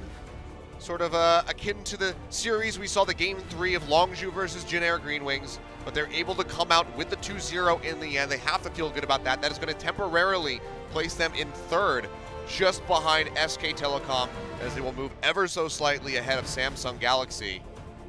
And next week will be the big story for BBQ. Longzhu should be a very interesting and close series for their first of the week, and then SK Telecom, a team that at the start of the season no one will put them anywhere near. Even right now, I would not put them anywhere near. But if they show something against SKT, if they can even hand SKT a single game loss, then maybe they really are the top 5 contenders they're positioned this early in the season to be. Yeah. Things are looking quite good for the Olivers, but just definitely need to tighten up. The early game, something that really needs to be worked on, but I think that we can both agree vision control should be one of their biggest priorities at this stage. The vision, as you say, wayward. I had noticed it multiple times. No one seemed to want to buy any control wards for some reason. And poor Soul did his damnedest to try to carry this one with his team. Roach as well. Really good performance on the Maokai. Had some very good I want to picks. see damage to structures, because Rek'Sai certainly would have had plenty of that. That she would have. But yeah, even if you top out the damage in the game, doesn't mean that you won. There's a good effort by Ghost and Tempt. Comes back in on that Corki and helps out. Bless, there it is. Double MVP for him today. 3, 2, and 11. 58% kill contribution, but he did a hell of a lot more than that. He won the game. When the rest of everyone else were death matching, he was taking down structures. And he was probably the sole person that seemed to have that as a priority. He's now in a million-way tie for 4th Yep. at 200 points. Yeah, I forget. I've lost track of how many people are at 200 points at the moment. There's actually even more at 100, but I mean, this was just such a good way to kick things off. Guger's up, and look, he doesn't move. No single movement from Guger. He got that sight stone though, so worth maybe. And this was the one that we actually missed on screen, but the timing here where Tempt stayed with the package under turret and then waited for Bless to get in position. And this is where things turn for Kongdu, when one kill chained into many, many more after the teleports. No one could spare the blushes of Punch, who had another series that's not really one that he's going to want to remember. I don't really think anybody on this team wants to remember these games. No, you can't ult away from those situations, Edge. Confirmed now on stream. Yep. But, I mean, overall, BBQ, definitely some hesitant moments where they weren't sure where to go with it, but Bless was the one that guided their hand. He got them the win in the end. And it's still a 2-0. Yeah. You know, I It's talk great for about their match KT score. Rolster, and I have very high expectations. They win 2-0, and I'm like, they're not going to be that happy because they didn't smash their opposition. They could have done more. You have to have fair expectations, and BBQ have gone from a team I didn't expect anything of to a team that wins 2-0, and I still want more. So that does bode well for BBQ as they go further and further in the season. And looking forward to an interview with Bless, a guy who, you know, was pipped for his position, didn't even play in that promotion series. It was Eris, now coach, who they preferred to him. His early game was always his strength, but his decision-making in the late game was the reason he was benched.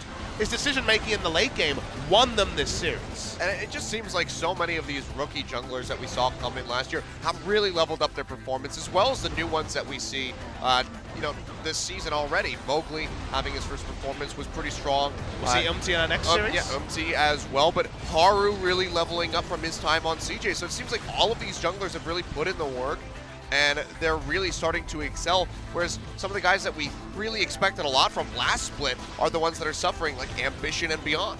Expectations are always a risky thing. BBQ, another series, another defiance of preseason expectations. And looks like we'll get an interview with that man in the jungle. Yep, let's go ahead, throw it over to Joel for the translation. We'll get a word from our single MVP today. It's Bless. Thank you very much, guys. This is Joel with your interview translations, and we are here with BBQ, who continues to impress us with another 2-0 victory against Kongdu Monster. And we are here with the only MVP, a very deserving one, with Bless for the interview. 네, 블레스 선수 단독 MVP 축하드립니다. Bless, you're the only MVP today. How do you feel? 제가 요즘 되게 잘하는 것 같지 않아서 좀. You know what? Actually, I've been feeling that I wasn't playing up to par as I really wanted to be. 실력은 제가 아직 But I feel like, you know, I really, 맞지 않는다고 생각했는데. in a way, I don't deserve this solo MVP. All my teammates did a well job, but you know, I really thank you guys for giving me this award today. 아무래도 좀 부담이 됐을 것 같아요. 상대 이제 콩두와의 상대 전적이 되게 안 좋거든요. It seems like, you know, you guys really must have had a lot of pressure coming into this game, having a bad record against Kongdu Monster coming in. 선수들은 모르겠는데 저는 좀 의식이 되더라고요. Yeah, I don't know about if my other teammates felt it, but I really felt it to the heart that, you know, we had a bad record coming into Kongdu Monster. 좀 많이 밀리더라고요. And we feel like our laning matchups are always, we were always behind, but 의식하고 좀 열심히 했어요. that's why I played extra harder today. 하셨다는 말씀이시네요. 1경기 때 재밌는 장면이 많이 나왔잖아요. 초반에 약간 흔들리긴 하셨던 것 같은데. In the first game, there was a lot of back and forth between you guys, the two teams. And what was the thing that kept you guys going with keep maintaining the focus until the rest of the game? 강타를 잘 못 써요. To be honest, I'm not really good with my smites, as some may already not know about, but it was a situation where I tried to keep extra focus, trying to get the smites right. And fortunately, all of them turned out to be the right result today. 지금 리신의 저주 속에서 살아남은 두 선수가 피넛과 블레스 선수인데. You see, another thing was Lee Sin, having that curse of Lee Sin that we have always been talking about. The only person to fall out of this was Peanut and you, Bless. And what do you feel about that champion? 카직스랑 리신을 하셨더라고요. 네. 그래서 카직스는 저희가 잘랐기 때문에. But in a situation, you know, when you had to choose between Kha'Zix and Lee Sin, and Kha'Zix was cut out, 확실히 I always felt like Lee Sin is the better pick when you have considered other jungle champions. But 느낌적으로나 좀 좋지 않은 픽인 것 같긴 해요. I think from a macro standpoint, it's not a very good champion. 리신은 좋지 않은 픽인 것 같다. 라고 느끼시는 건가요? 뭐 승률이나 이제 느낌을 이렇게 말씀하셨는데 네, 좀 아, 좋은 Well, considering the win rates, it's not the best 알겠습니다. pick right now. 선수가 또 써야 이기는 거죠. 그런 것 같습니다. 그러면 네, 리신이 아닌 렉사이로 맹활약을 보여준 블레스 선수의 경기 영상을 So we 같이 saw 보여드리도록 another, 하죠. we can see another video clip where we see Rek'Sai 네. putting up some super plays on this one. 이 장면에서 또 많은 게 이어졌잖아요. 그렇죠. 첫째, 5대4로 시작했었고. It kind of started from this and it continued on to a series of plays that led to the win. 그냥 일단 드래곤에 약간 집중을 했고 Yeah, I try to focus mainly on the Drake. 했고, I try to focus on the HP, trying to smite, get the smite right. 지는 싸움인 줄 알고 좀 착각을 했더라고요. 아, And I think it was a situation where our teammates thought it was a losing battle going into this team fight, but we knew that I already knew that you know, if we went in aggressively on that play, that it was a winning team fight for us. 많이 이길 수 있었는데 아쉬운 것 같아요. So it was a situation where we could have done better. 오늘 두 경기 연달아 승리를 하긴 하셨는데 사실 경기 내용이 100% 완벽하지는 So you got a 않았다고 2-win streak again, adding on to your win streak.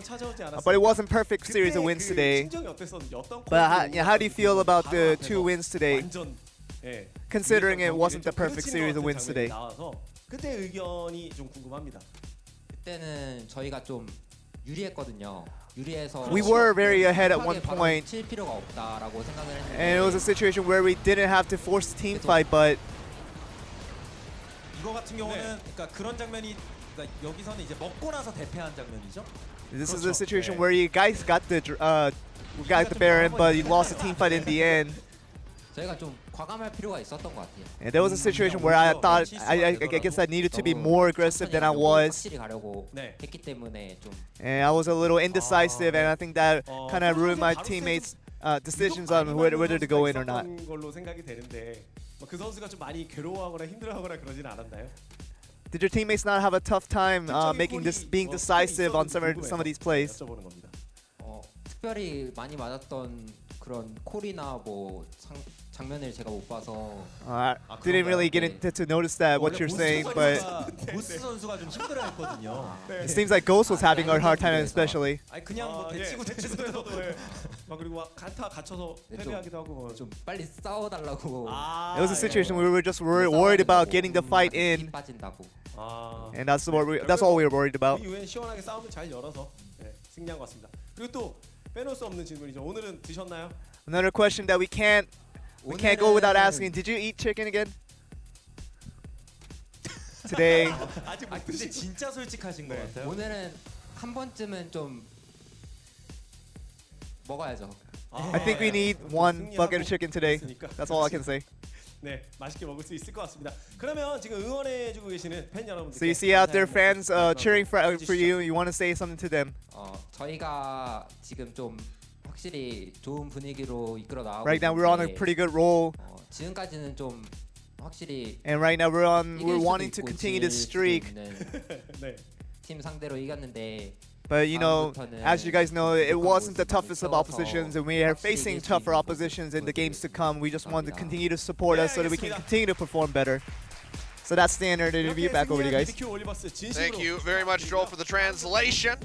So, you know, have your pre-meal, your pre-game rather, chicken. Always got to be ready. We didn't have ours, but we made it. We just about stood stuck at the landing. That was hard to say for some reason. And you can raise your roosters in Twitch chat because they won. The BBQ Olivers, they won. It wasn't the cleanest. I think the casters were talking about the lack of decisive play, especially when they had a big lead. But Bless kind of put the game on its back, killed the turrets. Probably saved us about 10 to 15 minutes more posturing around the turrets. I still gotta love BBQ Bless as a name. It's pretty great. But with that win, as stated, BBQ will inch out above Samsung, have +3 on their match score compared to the +2 of Samsung. But we'll be seeing them just in a little bit. They'll be playing at the start of next week when they take on Kongdu Monster. So you have to expect that we'll probably just see Samsung inch right back ahead of Kongdu.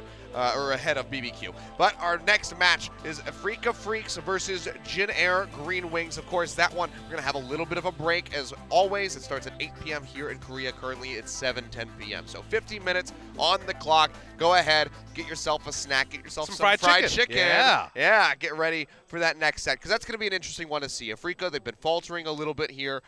Marin seeming like he's got trying to put the team on his back as best as possible, but still bringing out these interesting picks like Renekton. So I'm excited to see if Afrika can close out early over Jin Air or if Jin Air will finally get a win on the board. Early and Jin Air do not go together, Achilles. It's going to be a late one, guys. Come join us, though. Well, get ready. Get an energy drink because it very well will be a long series we have to expect. But we'll be back in 50 minutes. We'll see you there.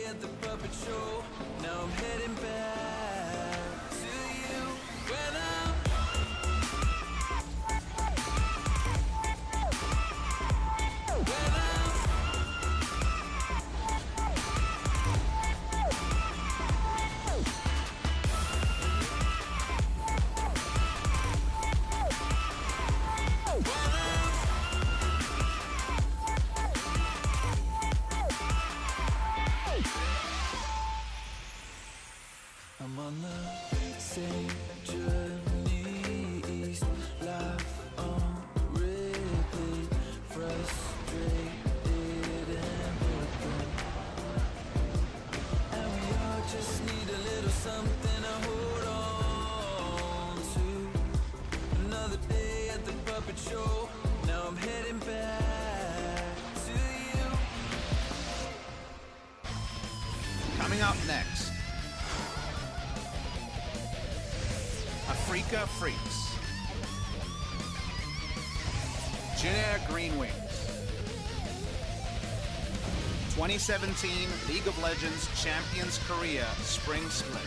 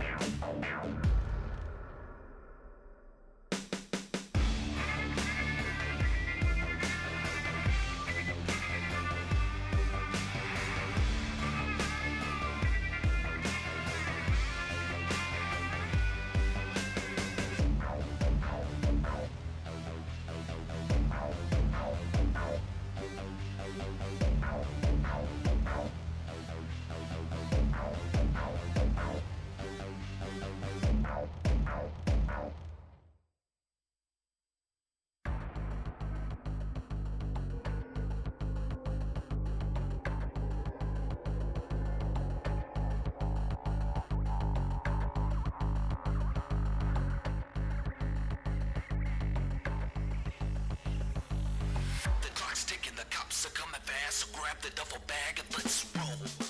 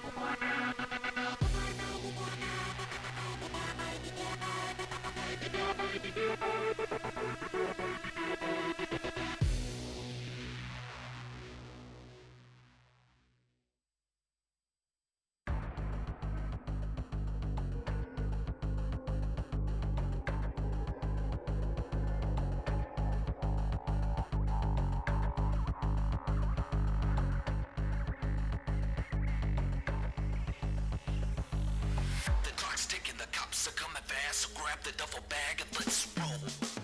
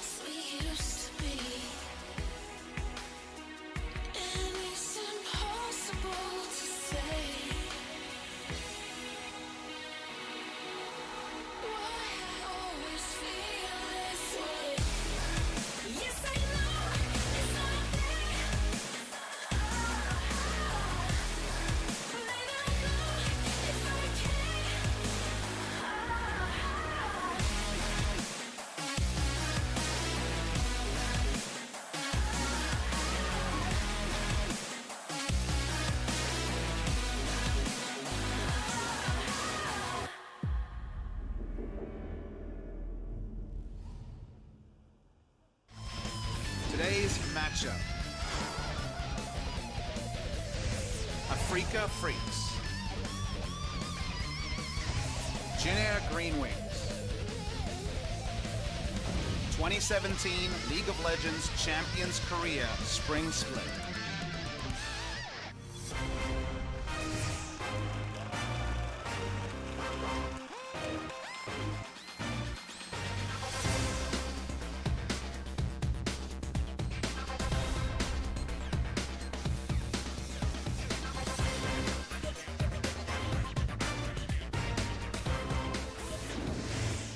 Welcome back, ladies and gentlemen. Just an update on our rankings as we had our first match of the night finish. BBQ Olivers coming out with a 2-0 victory over Kongdu Monster, placing them firmly in 10th place. But that could change very quickly here as we have our second match. It's Afrika Freaks versus Jin Air Green Wings. Yeah, and exclusively in third place is BBQ, which preseason no one would have tipped. Fun game today. Afrika Freaks weren't able to pick up a match win, but got the game win, the first crucial game win that KT had lost all season. So that puts them in a good stead to beat Jin Air. But it's a new best of 3. Anything can happen. We saw this team 2 days ago. They actually play, I believe, 4 times in 5 match days. So Afrika have a really packed schedule, and they need to beat teams like Jin Air. But on the other side of the coin, Jin Air, it looks pretty good for a team with no match wins, and now they're getting desperate. Yeah, I mean, taking SK Telecom again in their first match of the season, 40-plus minutes in both of those games that they happened to lose 0-2. But now going up against Afrika Freaks, a team that's been very indecisive in their games. Seems like they have to rely very heavily on Marin out of the top lane. And there's been some interesting picks. We saw Renekton pick twice just 2 days ago in a row. Third game, maybe not the place for it. They have an even bigger reliance, and that's on the blue side of Achilles. So guess what? They're starting get on to play blue. blue twice. So theoretically, even if they only keep up 100% win rate on blue and 0% win rate on the red side, that still bodes for them pretty well. As you see, Marin on your screen had a really fun tussle against his good friend and rival Smeb. Really fun cheerfuls there for the players as well. Pokemon Go style for the Afrika Freaks roster. But on the other side of the coin, it is Jin Air Green Wings. And, you know, standard starting lineup, just going to be seeing these guys come through. So no sign of Sowan yet, no sign of Raze. Their support, their sub-support in the bottom lane. Just going to be sticking with Teddy and Snowflower down there. But we get to see Umti again. This time, it's going to be going up against Spirit, who will be starting. And unlike other teams that have started 0-3, and I'm like, this is a no-hoper, I think there's talent in this Jin Air lineup. Umti and Teddy as pure rookies have looked good, both at the Kesper Cup and this season. I think Ixu and Snowflower have potential. Surprisingly, Kuzan, of all players, has probably had the most worrying level of performance, even though he was the ace that this Jin Air lineup was built around. Only a 4-match loss streak for them, as they did take a win over Longzhu. They've had a pretty tough schedule as well, Jin Air. Doesn't get any easier with Afrika. This should be really interesting. I think this will be more competitive than a lot of people who are judging the game based on starting lineups would give it credit. Yeah, I think so as well. I mean, we saw them, how close that series was against Longzhu, but you can see Kramer, he came into that series yesterday with about 11.0 KDA, fallen a bit to 9.5, but it's still in the top 3 for ADCs and LCK at the moment. It's pretty insane that a team that is 4-5 have an AD carry who's got a 9.5, almost 10 KDA when they have a losing record. That's pretty impressive. Kramer, rough summer split after a great spring split. Now, I kind of said that with Dade gone, the new king of spring may be Kramer, because great in 2016 spring. His level of performance, even as his team has gone up and down, has been pretty good so far in summer as well. Yep, so I'll have to keep a close eye on him as he goes up against the rookie. That is Teddy, who's impressed us here and there, mostly on the Jin, but has had some rough performances as of late. But we'll go ahead, jump straight into the ban. It seems like the flavor of the day is this Kha'Zix ban on blue side. Now, it's Afrika Freaks on blue, and the meme Afrika Freaks blue, because of course, if you don't know, that's the name of their Overwatch team. It's a very amusing one. 100% win rate on blue. Have not won a game on red, and you might be like, why? Why is that? What's the difference? You know, people will talk about Olaf, the angle that, you know, Summoner's Rift has always been blue favored, but the big story is the must ban on red side. Because Rengar, Camille, and LeBlanc are banned, Afrika always get their pocket picks, like the Olaf that you mentioned, their other high picks. For example, for Afrika, when Kuro gets Cassio, when Tucson gets Malzahar, when Olaf goes through to Spirit, they're very likely to win. These are champions that have been cornerstones of their victories, but when they're forced into rougher champion picks, they haven't been able to get it done on red side at all. Olaf so far isn't banned. Rengar will be taken. Spirit has a win on Rengar, so I cannot imagine that Jin Air would leave it open. But the Kha'Zix ban shouldn't be a surprise for Afreeca. The Spirit has looked pretty objectively poor on Kha'Zix. He's been relying on Elise more so. Oh. Well, that's going to give him Rengar, apparently. Okay. That's and a thing you can do, I see guess. a really big smile on Tusin's face. You have to think that the Rengar would just be the snatch up here, as MF is banned away. So let's think about the only reason you'd leave up Rengar is if you have a very creative plan. You could see a team maybe trying out the Ivern into Rengar. That's been something that's been mooted in other scenes, but the Rengar will always be taken. Teams have left Rengar open against Jin Air before. If you remember, Longzhou on red side didn't ban the Rengar knowing that Jin Air wouldn't prioritize Rengar. Hasn't seemed to be a big pick for Umti. But this is a really big gamble because they don't even have Kha'Zix as a potential answer. They'll have to go somewhere else. They do get the Varus, which, if you remember, was first picked on blue side in our 2 games so far today. Yeah. And combined rather with the Zyra in bottom lane, makes for pretty formidable poke that can come out. But again, very squishy, low mobility on both of them, makes them prime targets for that Rengar if he can get going. And guys, you've seen Rengar, LeBlanc, even Camille come out in other scenes. In Korea, all 3 champions are undefeated. 2-0 LeBlanc, 1-0 LeBlanc, 2-0 Camille, 5-0 Rengar. These must-ban red side champions have not dropped a game. And it's a really, really big gamble unless you have something like the Ivern, a pre-planned comp that works against what Afreeca are putting together. Is the Ashe makes a lot of sense. The Diana blind pick does not. Yeah, don't think we'll see that one locked in. You're never sure with Marin, remember? It's been quite a while since we've seen Diana, but it's actually going to be the blind pick Rumble, something that he's very confident with. We saw this very key matchup, him versus Smeb, just a couple days ago. It was a really entertaining game, so if you haven't seen that, definitely go check a VOD out after this. But yes, the undefeated jungler versus the almost only defeated jungler. Right. But one thing I wanted to mention that won't be relevant in this draft is that Spirit has been playing a lot of jungle Rumble, and Marin and Smeb are the only people that blind pick that top lane, so the Rumble in a future game might actually serve as a flex pick. With Rengar, we don't expect it this game. With Rengar, we don't expect it this game, but I think it'll come in the future.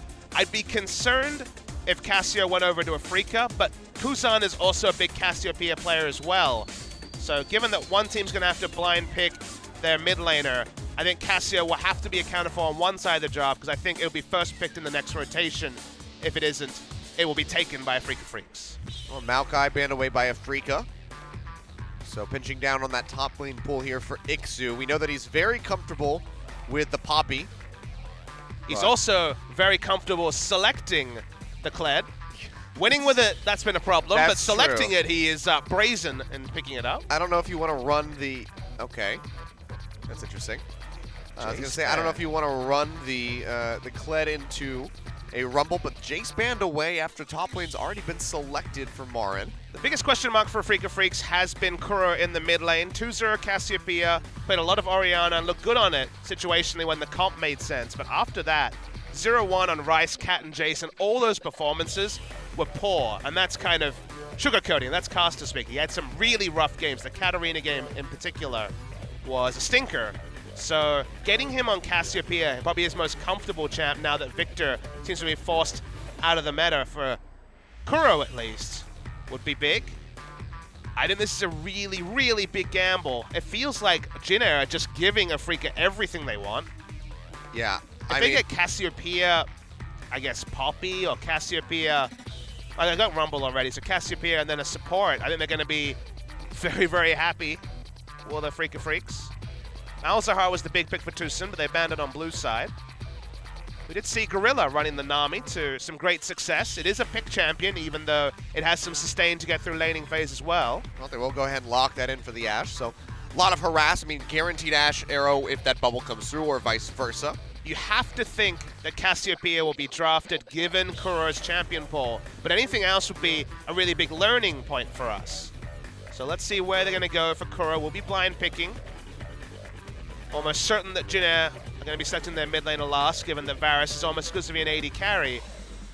They do have the Rengar, who's a good ball carrier, and Kuro has been defaulting to Orianna recently, but very safe pick in terms of the Ori. Very surprising that he's not confident enough to take the Cassiopeia, given that it's been his highest level of performance, and it's a pretty good blocker pick into something like a Taliyah. If you remember, a lot of those Taliyah drafts were after Cassiopeia was banned in the second part of the 10 bans. This is a pretty free laning phase for Taliyah.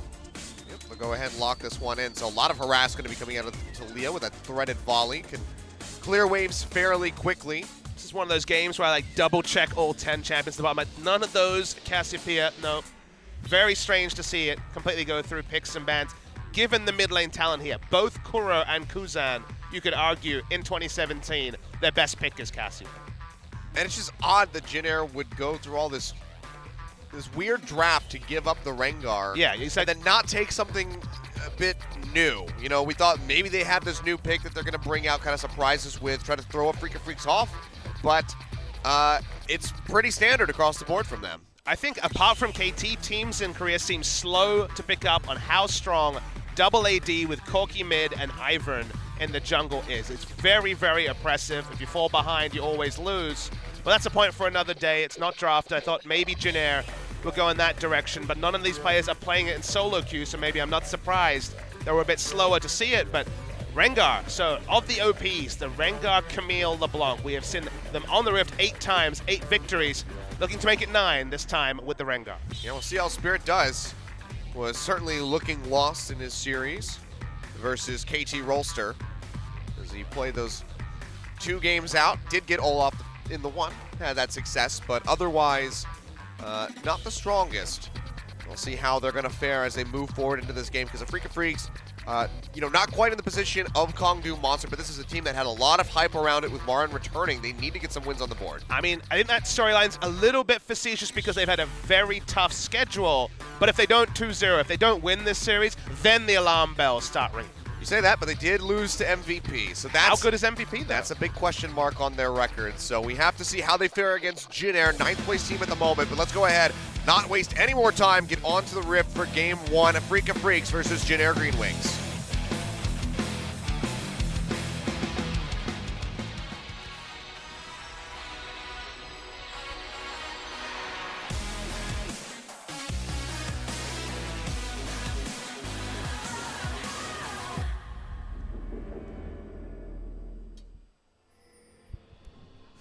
All right, here we are.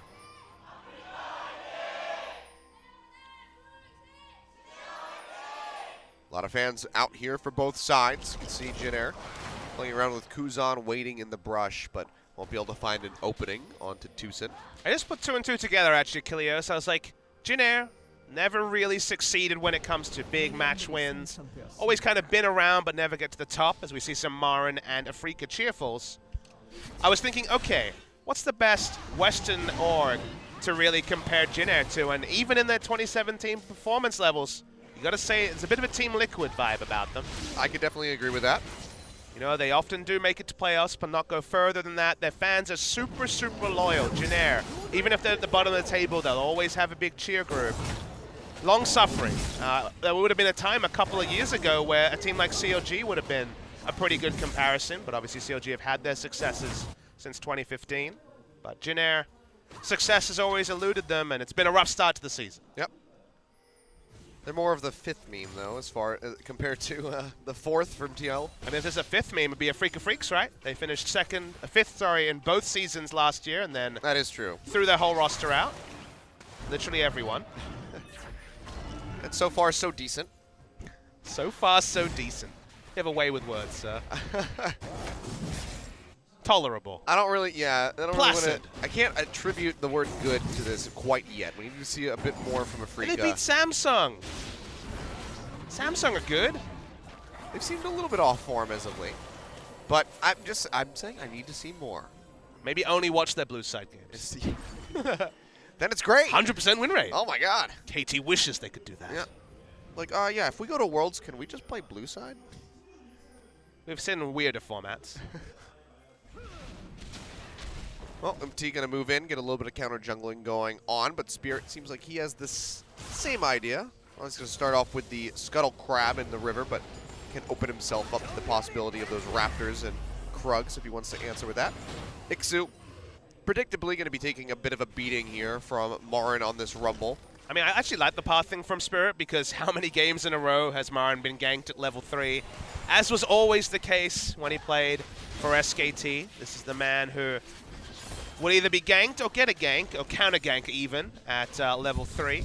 Scuttle Crab gives him a little bit of safe vision. The game is so often played around Marin's lane, it feels like basically every Afreeca victory has been Marin popping off. Even if Kramer has had a good season, Kerr has had some good games, Marin predictably has been their superstar. Yep. Aside from running Renekton into Maokai, that was a bit odd, but you know. I mean, the first Renekton game, they beat KT Rolster, so... That was great. I agree. That was against Jace. And I think the frustration with Marin will be that his champion pool it feels like will always be his champion pool. If Riot released a balance patch where like his 5 champions were hard nerfed, he'd still play them because that's just how he is. Renekton, Rumble, Maokai. Very stubborn. He is stubborn, but he has mastery on those champions. And there's a time and place for mastery players. Kuro and his Victor, for example, would have been a big story in previous seasons. Fly is another mastery player, Aurelion Sol, Talia, but not so much the meta picks. When you look to NA now, you have Froggen, of course, who still brings out the Anivia in 2017. And that's cool. Like I appreciate that he's like, I'm so good on this champion that whatever. Oh, it's going to be the flash and ghost down for Kuro in mid. I guess it costs a control ward, so that's more than nothing, but no other ward jump was available to Umti. Yeah, I think you're pretty happy with that exchange if you're a Lee Sin. Speaking of which, MT roaming up towards top. They may be looking for a nice early gank on Marin, who's not overextending as he usually does. So that's just going to be the recall out from the Lee Sin. Picks up a couple long swords. Here's what I want. From 2015 to now, so including his time in China, what percentage of times was Marin involved in a kill or a death pre-level 6? I swear the number would be upwards of 70%. Just is a magnet for that stuff. All right, you stats buffs. That's a hard one. China stats are actually really hard to find. Somewhere Kelsey Moses furiously going on her database. If anyone could figure it out fairly quickly, it's probably her. Tucson, though, takes a heck of a lot of damage. Plant's still firing off. Got to be careful. Does have the ebb and flow to keep himself sustained. And I'm liking the return of Nami, specifically in the current utility AD carry meta, because Chains of Corruption into Aqua Prison, Ash Arrow into Aqua Prison. It feels like there's a lot of setup CC for Nami to be a pseudo-kill lane without being the mages that perhaps dominate the meta right now, and some of those were banned away in this game. But, you know, also has to sustain to get through some of the tough lanes. See the equalizer thrown out in the top lane. Ixu's going to have to go ahead and recall as he was chunked out pretty significantly. Doesn't have a TP. Teddy walks up. He could be in a gets lot of trouble. Bubble. That's going to be exhaust coming through. Still holding onto the flash. Will finally pop it. Spirit could have kept going and flashed into a brush, but because it's control warded, he didn't feel safe enough to go for a brute force all in. They get the flash, so little victory there for Afreeca Freaks. Yep. Still going to be satisfied with that one. Teddy's still sticking around, chugging up on those biscuits. You were talking about this just 2 days ago. You know, the long swords start becoming more prevalent for these AD carries so they can survive the laning phase. But it needs to be situational. In fact, I'm surprised Kramer is the one that's gone for Doranblade, the old school build, because he's against Zyra. Nami has a lot less harass. Still has good harass. There was a meta before we had mages where Nami was one of the higher harasses with the ebb and flow. But when you're against Zyra, that's what really prices you into the 3 potions, because people don't really die when there's no melee supports with all-in potential. They kind of get poked out of lane, then overstay, and having 3 potions is kind of the tonic to get through those hard laning phase. But this time, because I guess the sustain is there, he can afford to go Doranblade. There was a long time, many years, 4 years, where you couldn't afford to go anything except Doranblade. But now it almost feels like going Doranblade is a luxury. Yeah. This is more like, you know, the classic start that we saw back before the Doran's items were really introduced into the game. We're talking about, when you say classic, we're talking about like almost beta things, because Doranblade has been the start for so long, even after every other item, and the Doranblade stats have gone from on-hit lifesteal to pure life. It's actually started off, it went lifesteal to on-hit, back to lifesteal. Been a long road. getting from there to here. Wonder when those were added. Season 3-ish? Which one? Doran's, Blade? yeah. Oh, they were there in Season 1. Were they? Yeah. Dang, has it really been that long? They might have been there from beta. In fact, they probably were. They were in and out of meta, but yes, they've always been there. Doran's shield's seen the most changes. Yeah. Huh. They've basically been toned down from the start. It used to be armor on Doran's shield back in the day, and then it became the single target, both spell and auto attack decrease. I guess I'm thinking back to when they became like the must buy starting items. I feel like it's been since Season 1, so maybe you just have a blinder for the Doran's items. You're one of those guys who looked at the guides and like, but if I start longsword, I'm closer to the big item I want. Yeah, I mean, it checks out. Yep. The math is there. Why would you buy wards? They stop you from getting Infinity Edge. Yeah, that's, that control ward, that's 75 more gold you can have towards your IE. And you're giving the enemy gold when they clear it, so they're even closer to their Infinity Edge. Yep.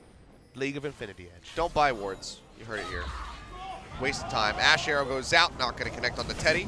Spirit finds Snowflower, and he's going to flash over the wall. But crucially, first ultimate from Rengar doesn't find a kill. It feels like they could have kind of chosen one target and not gone for a half-screen arrow. They could have gone for something a little bit more assured. Oh boy, this time, flash this is over the pretty wall. assured. Yeah, Umti finding Tucson, locks him down as that the chain of corruption comes through from Teddy.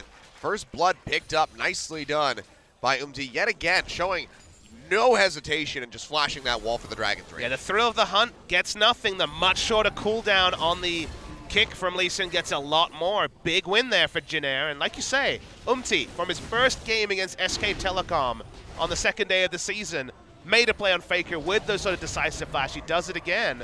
And Inferno Drake would be quite the nice prize, but might be too risky. You see, it's almost down to half HP. No one's helping him. Yeah, he's getting chunked down pretty low. Finally, Teddy and Snowflower do roam over, and Kuzan's come down from mid. So it looks like this will be picked up by Jin Air. So they net themselves a very early dragon, 10 minutes in, on top of that first blood. So nicely done by them. But can they keep this momentum moving? And it's worth noting it was also a very ordered Drake. We just saw a series where BBQ was really stubborn about not buying wards even when they were ahead. It was double control warded towards the red buff. As Snowflower finds himself in a brush near Spirit, but Spirit has to run away. Spirit goes low, Tucson yet again falling. That's going to be the exhaust coming through. Big heal out from Kramer to try to keep his support alive. And Jin Air just turned that gank right on its head. It looked like it would be for sure a kill when they were playing around brush. But they instantly double DPS down Spirit. He falls low, has to flash away. This Rengar, the first misfiring Rengar we've seen so far this season. Yeah, definitely not a good start here. Spirit just trying to be really aggressive and just gets punished for it immediately. Snowflower really good with that exhaust to try to get the kill. Meanwhile, speaking of that, it's going to be the Ash Arrow coming through, but they can't really follow up. And Kramer, he might die to takes that minions. piercing arrow to the That's the face. flash for minions. He dies to minions. Oh boy, that is just devastating for a Freak of Freaks. Snowflower will go down, but what a misplay by Kramer getting taken out. Marin is able to come up with a kill. Meanwhile, TP in by Ixu. Wants to go ahead and go forward with this. The tidal wave comes through, pops him up, but it's not enough. Now that's going to be the Weaver's Wall thrown into the back as Kuzan tries to cut off Marin. He's still pretty healthy, and they don't really have any way of diving with Ixu being as low as he is. But another kill picked up for Jin Air, 3-1, and 1.4 thousand gold in the lead already. The whole time Afrika thought they were on the front foot, they were not. Jin Air was running the fight. Really good stuff from Teddy in particular. Could not miss a Q to save his life. And Kramer goes the nice for the arrow, on this. but watch the minions. It's a full minion wave, all 6 on him. He tries to flash away, but just shows a complete misunderstanding of his situation. After the arrow registered, he needed to get out. Didn't get out fast enough. Doesn't cover himself in glory, and Teddy comes back with a completed Youmuu's tier as well. Things aren't going to get better for this Ashe anytime soon. Yeah, this is looking pretty rough. Jin Air looking very decisive and just capitalizing on these mistakes that Afrika are making left and right.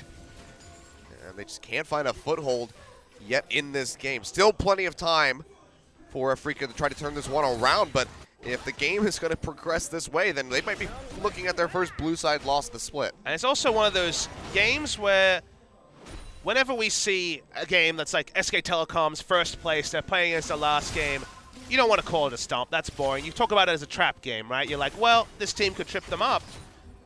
You look at Afrika Freaks, a lineup that's still finding their footing, hadn't played together in any manner previous to this season.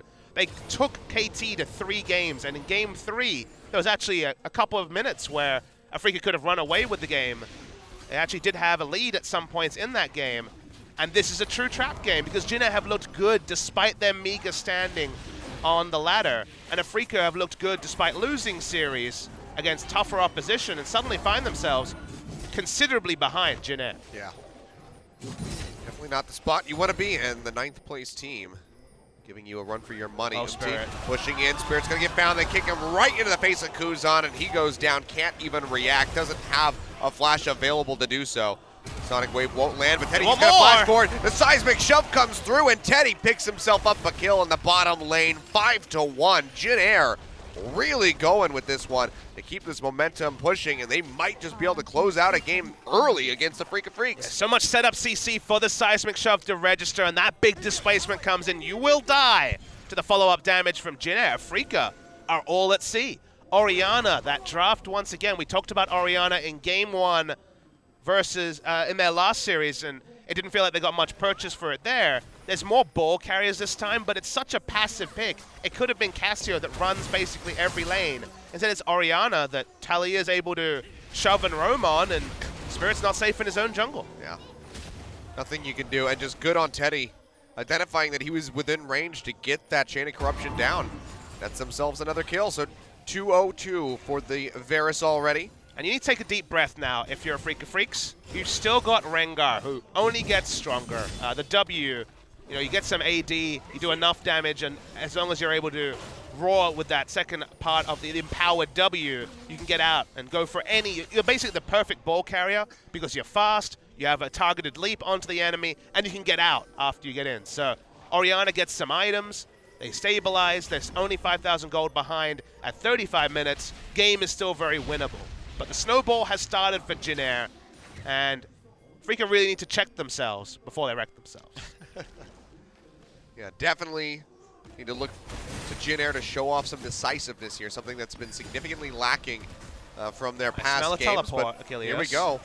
This is already a good start here as they try to get onto this Tier 1 in mid. They get a lot of damage in. They won't be able to finish it off. Ash Arrow connects on the Umti, but there's no one there to collapse for a kill.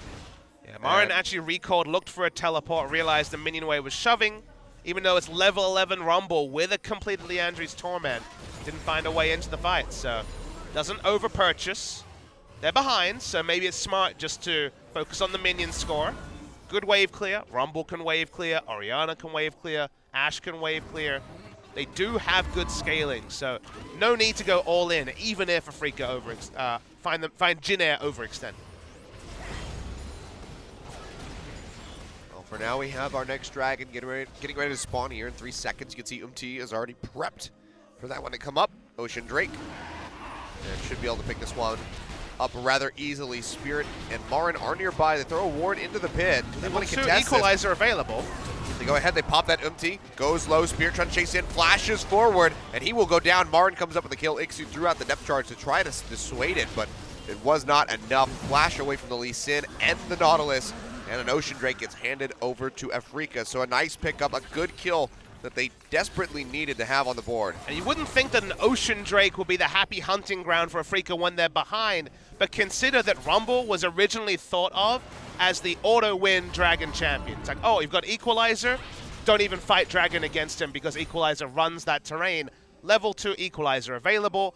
Orianna first to react and invade with the Rengar, they pick up a kill, they pick up the Ocean Drake. It's a steadier, and now, if this at least affects the mindset of Jin Air, if they play any more defensively, it's worth it in spades for Afreeca because they can get those items, get Orianna to that first needlessly large rod item, and start to scale up. We'll see what Afreeca does when it comes to that next dragon. It will be another Infernal Drake coming up. And double Infernal going over towards that Varus, towards that Talia. We've seen just how much damage they can do in a short span of time. Would be pretty crushing. For now, Jin Air still maintain a pretty significant lead here at 17 minutes. 3,500 gold. But they need to maintain this consistency in their pressure and not give up objectives like they did there at the Dragon if they want to win this first game. Right now they don't have the real setup to threaten a dive around this outer turret. Usually teams won't put up as extended a defense as Afreeca are able to, because you get the inside track, you've got Pick CC and a Talia. We've already seen what that can do. But for now, valiant defense from the Afreeca duo lane keeps this laning phase going in top. Not ideal to trade farm if you're Jin Air. Again, because Kuro is probably the hardest scaling champion in this game on that Orianna. You'd have to think so. Spirit, with that assist, finally able to get a stack on that Bone Tooth necklace.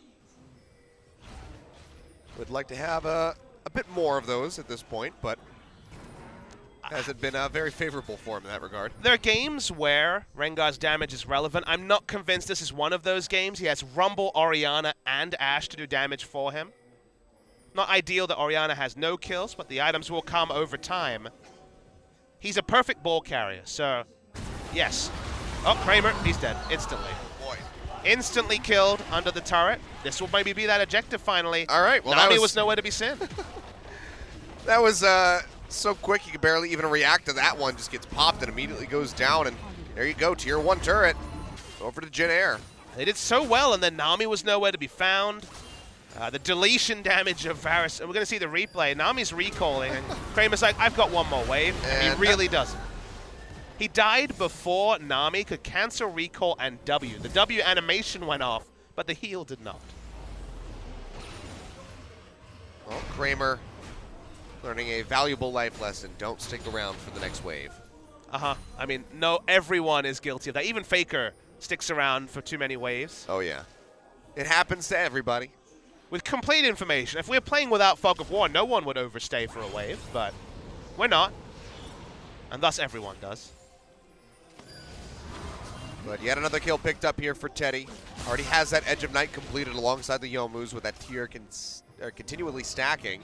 And looks like we will see QSS coming in as that third item. We'll see even more Edge of the Night when the lethality buffs are confirmed. You gotta say, Edge of the Night is pretty damn safe.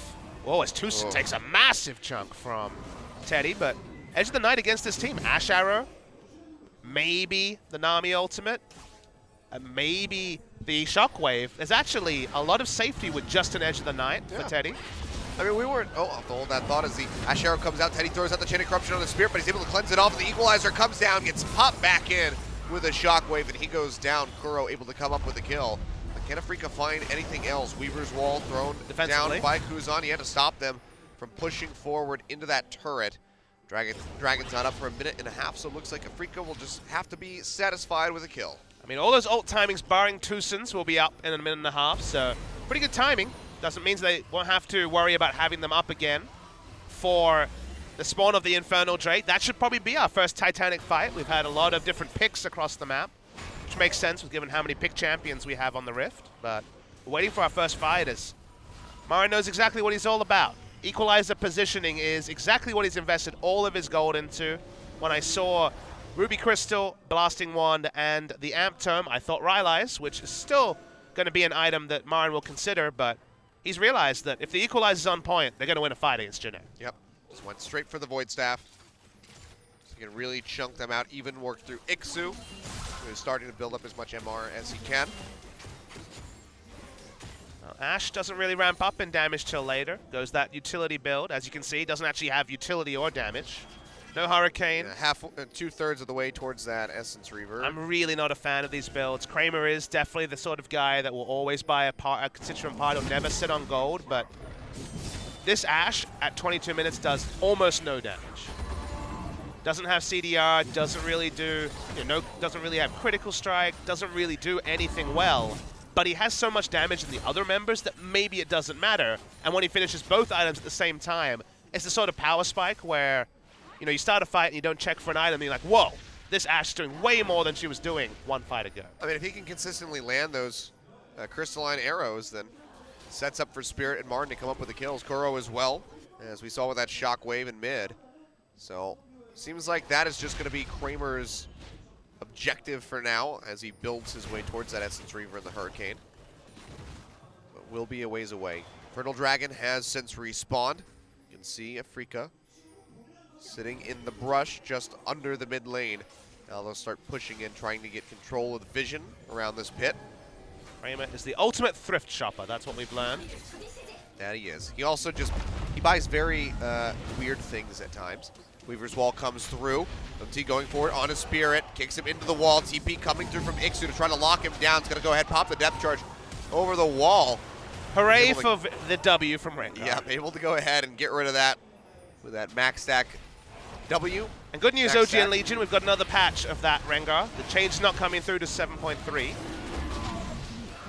If it is even confirmed, that change that was mooted on the PBE was that incoming CC wouldn't be invulnerable to, only active CC.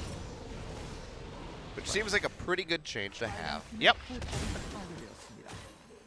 Although the part where he's always able to empower his W and still one-shots me is a bit concerning on its own. There's a couple concerning things about some of those champions on the Rift right now. Overtuned, perhaps. Yeah. What's that, Camille, you say? No. She only does. I feel like you shouldn't be able to hook shot your way over a wall. I think you should always have to bounce off of a wall. I mean, that's nowhere near the biggest offender. Oh, I know. How about the fact that the double mobility spell also stuns them? Hey, man, I'm not disagreeing. I'm just saying that's one of the things that I think should be changed. Why does she get an attack speed steroid? Why does she get true damage on a Sheen proc or a Triforce proc? You can have one of those things. You can't have all of them. Even Kalista had to have everything nerfed so she could keep up the rend on objectives power spike. Could also argue the support utility ultimate as well. Taliyah and Kalista definitely the biggest headaches, as Marin's not spotted here, I don't think. Obviously, the Sixth Sense is rumbling for Kuzan, but... Haha. Damn it. You weren't even thinking that. Ash Arrow, though, from Kramer's shot from mid lane. Not going to connect, but pretty damn close. If there's ever another Jarvan meta, so i.e. if Ray comes back to Korea, notice when I talk about a massive engage being a cataclysmic engage. It's on my mind. It's a word I've said. We'll see what happens to Jarvan to get him back into the meta. He's a ways away at the moment. I mean, he's another kind of does everything champion, so when his numbers are there, everyone plays him. Spirit going on the hunt. T has to flash over the wall, and that's going to be a blue buff picked up. Well, what do Afrika do from here? Still down by just over 3,000 gold, and that double Infernal is stacking up for Jin-Air. And that's true, but with the comps, this is fine for Afrika. The breathing room they've had, it was 5-1, and the game looked like it might be snuffed out. You were talking about, like, can they finish it early? The answer clearly is no. Jin-Air and also Jin-Air. Yeah. So, since then, it's How been eloquent. Exactly. And the stabilizing is really important to talk. Out of nowhere, the Boots 1 Morellonomicon Orianna now has the completed Ludens, now has Boots 2, working towards Deathcap probably as a third item. Maybe Void Staff, given all the magic resist stacking.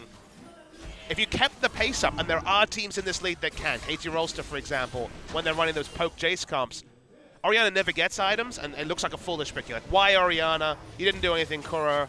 Rah, rah, rah. If you get a lot of time, things get better and better. And specifically, Marin is looking like he might actually even be able to trouble Ixu in the side lane, because Ixu has some magic resist, but Marin has magic penetration now as Zonia's as well to cancel out the depth charge. Yep, he's been in a pretty good spot here, 2-0-1 on that Rumble, and quite a bit of CS up. Jin-Air, though, turning their eyes onto this turret in mid. Big shockwave comes through. Dredge line from Ixu, not going to connect with the bubble. Makes it onto Teddy, who cleanses it off, but it might not be enough to help him to help his teammates. Ash Arrow will not get onto Umti, definitely the desired target. Marin, he's just put in he's put in Rumble prison. It was like the only way to get around this to walk the most furthest way around the or to brush. flash it, which he definitely didn't want to do. The ring around the Rosie there was quite hilarious. Now he still has Equalizer, level 16. He's still playing it. I don't know if they spotted him out yet. Level 16, again, like with that much magic penetration, Marin is very powerful. Yep. Looks like he's going to go ahead, bounce his way back down to the bottom lane. This is one of those games where I think Nautilus has to build the Locket. They need a Locket of the Iron Solari. It's always been, whatever the way it was built, Aegis into Locket, or just the Locket as it is now, it was always, I guess still Aegis into Locket, but you know what I mean, the Aura. Even with the Aura removed, you need a way to cancel out Massive amount of damage this Equalizer will do. Zyra is not the sort of champion to build a Locket, so probably has to be the Nautilus. We've seen Huni, of all people, go Locket and Knight's Vow from top lane. Well, sometimes you just gotta get your ADC some crits. You know, just get them set up so they can just fire away. So you just pop that Locket, get them set, stun somebody as Poppy, and then you're good to go. And Kramer, the Thrift Shop builds become the standard build. So you know, there was that time where Jin Air had a window. The window has kind of closed. Not to say they're behind. They're still ahead in goal. They still have double Infernal. But team fights that looks like they could only go one way, and now suddenly up in the air.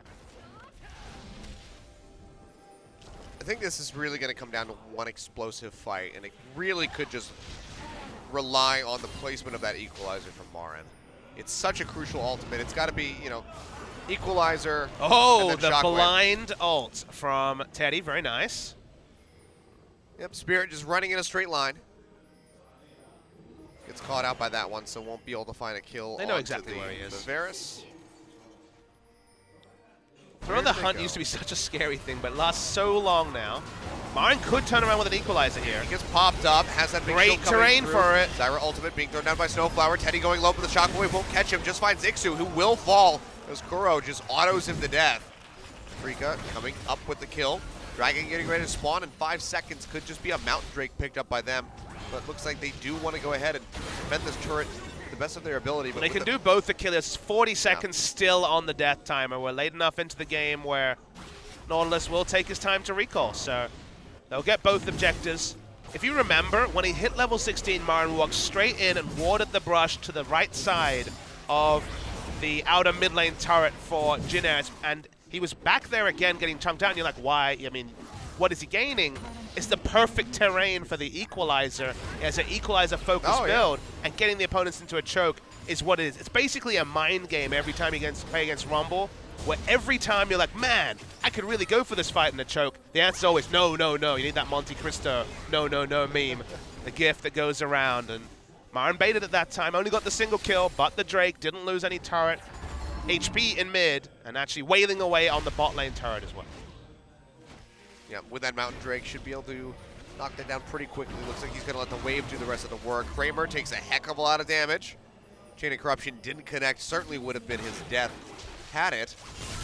But he'll be able to live for a bit longer here as Jin Air just desperately try to keep clearing out vision around mid to knock down this turret and open up the map. And has Equalizer again. Running his way over there. Yep, Equalizer's ready to go. And there's nobody that can walk up because that Ash Arrow is just ready on the side of Kramer. Yeah, Nautilus will take his time pushing in bot. Another Nautilus, no Iceborne Gauntlet. Seems like it's fallen out of favor quite a bit. Throw the Hunt is held for now. Second Talia of the day, not really making it around the map. You know, he hit level 16, 3 ranks and ults. We've maybe seen 3 ults, probably 2 so far this game. Talia with winning lanes, which they had at least 2 of on paper, should be able to make it around the map, but not to be. And this is definitely the game where if Jin Air go on to lose, you know, you freeze the VOD at, what was it, maybe 14 minutes, and you're like, you didn't understand how far ahead you were. Look at their items. Look at where the map is being played. Look at the last 3 rotations. Afrika have no answer to anything you force, but they made one mistake. The pressure fell away. And now Afrika, maybe they don't have the gold, but what did I say at 15 minutes? In 20 minutes time, 5,000 gold behind. Well, it's almost that time now. Arrow comes through, connects onto Snowflower, gets popped up, and he goes down. The dissonance, all that was required to kill him in conjunction with that Shockwave.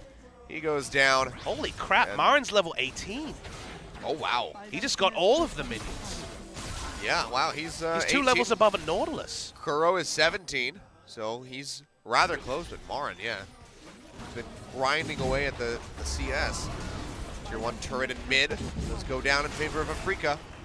And Ixu, you know, he wants to fish for a dredge line, but he just can't even go for it because it would just spell the death of, if not him, many other people. Uzi goes in, gets the kick on the Kramer. He takes a big chunk of damage on that piercing arrow. No Marin. They're trying to find Spirit now.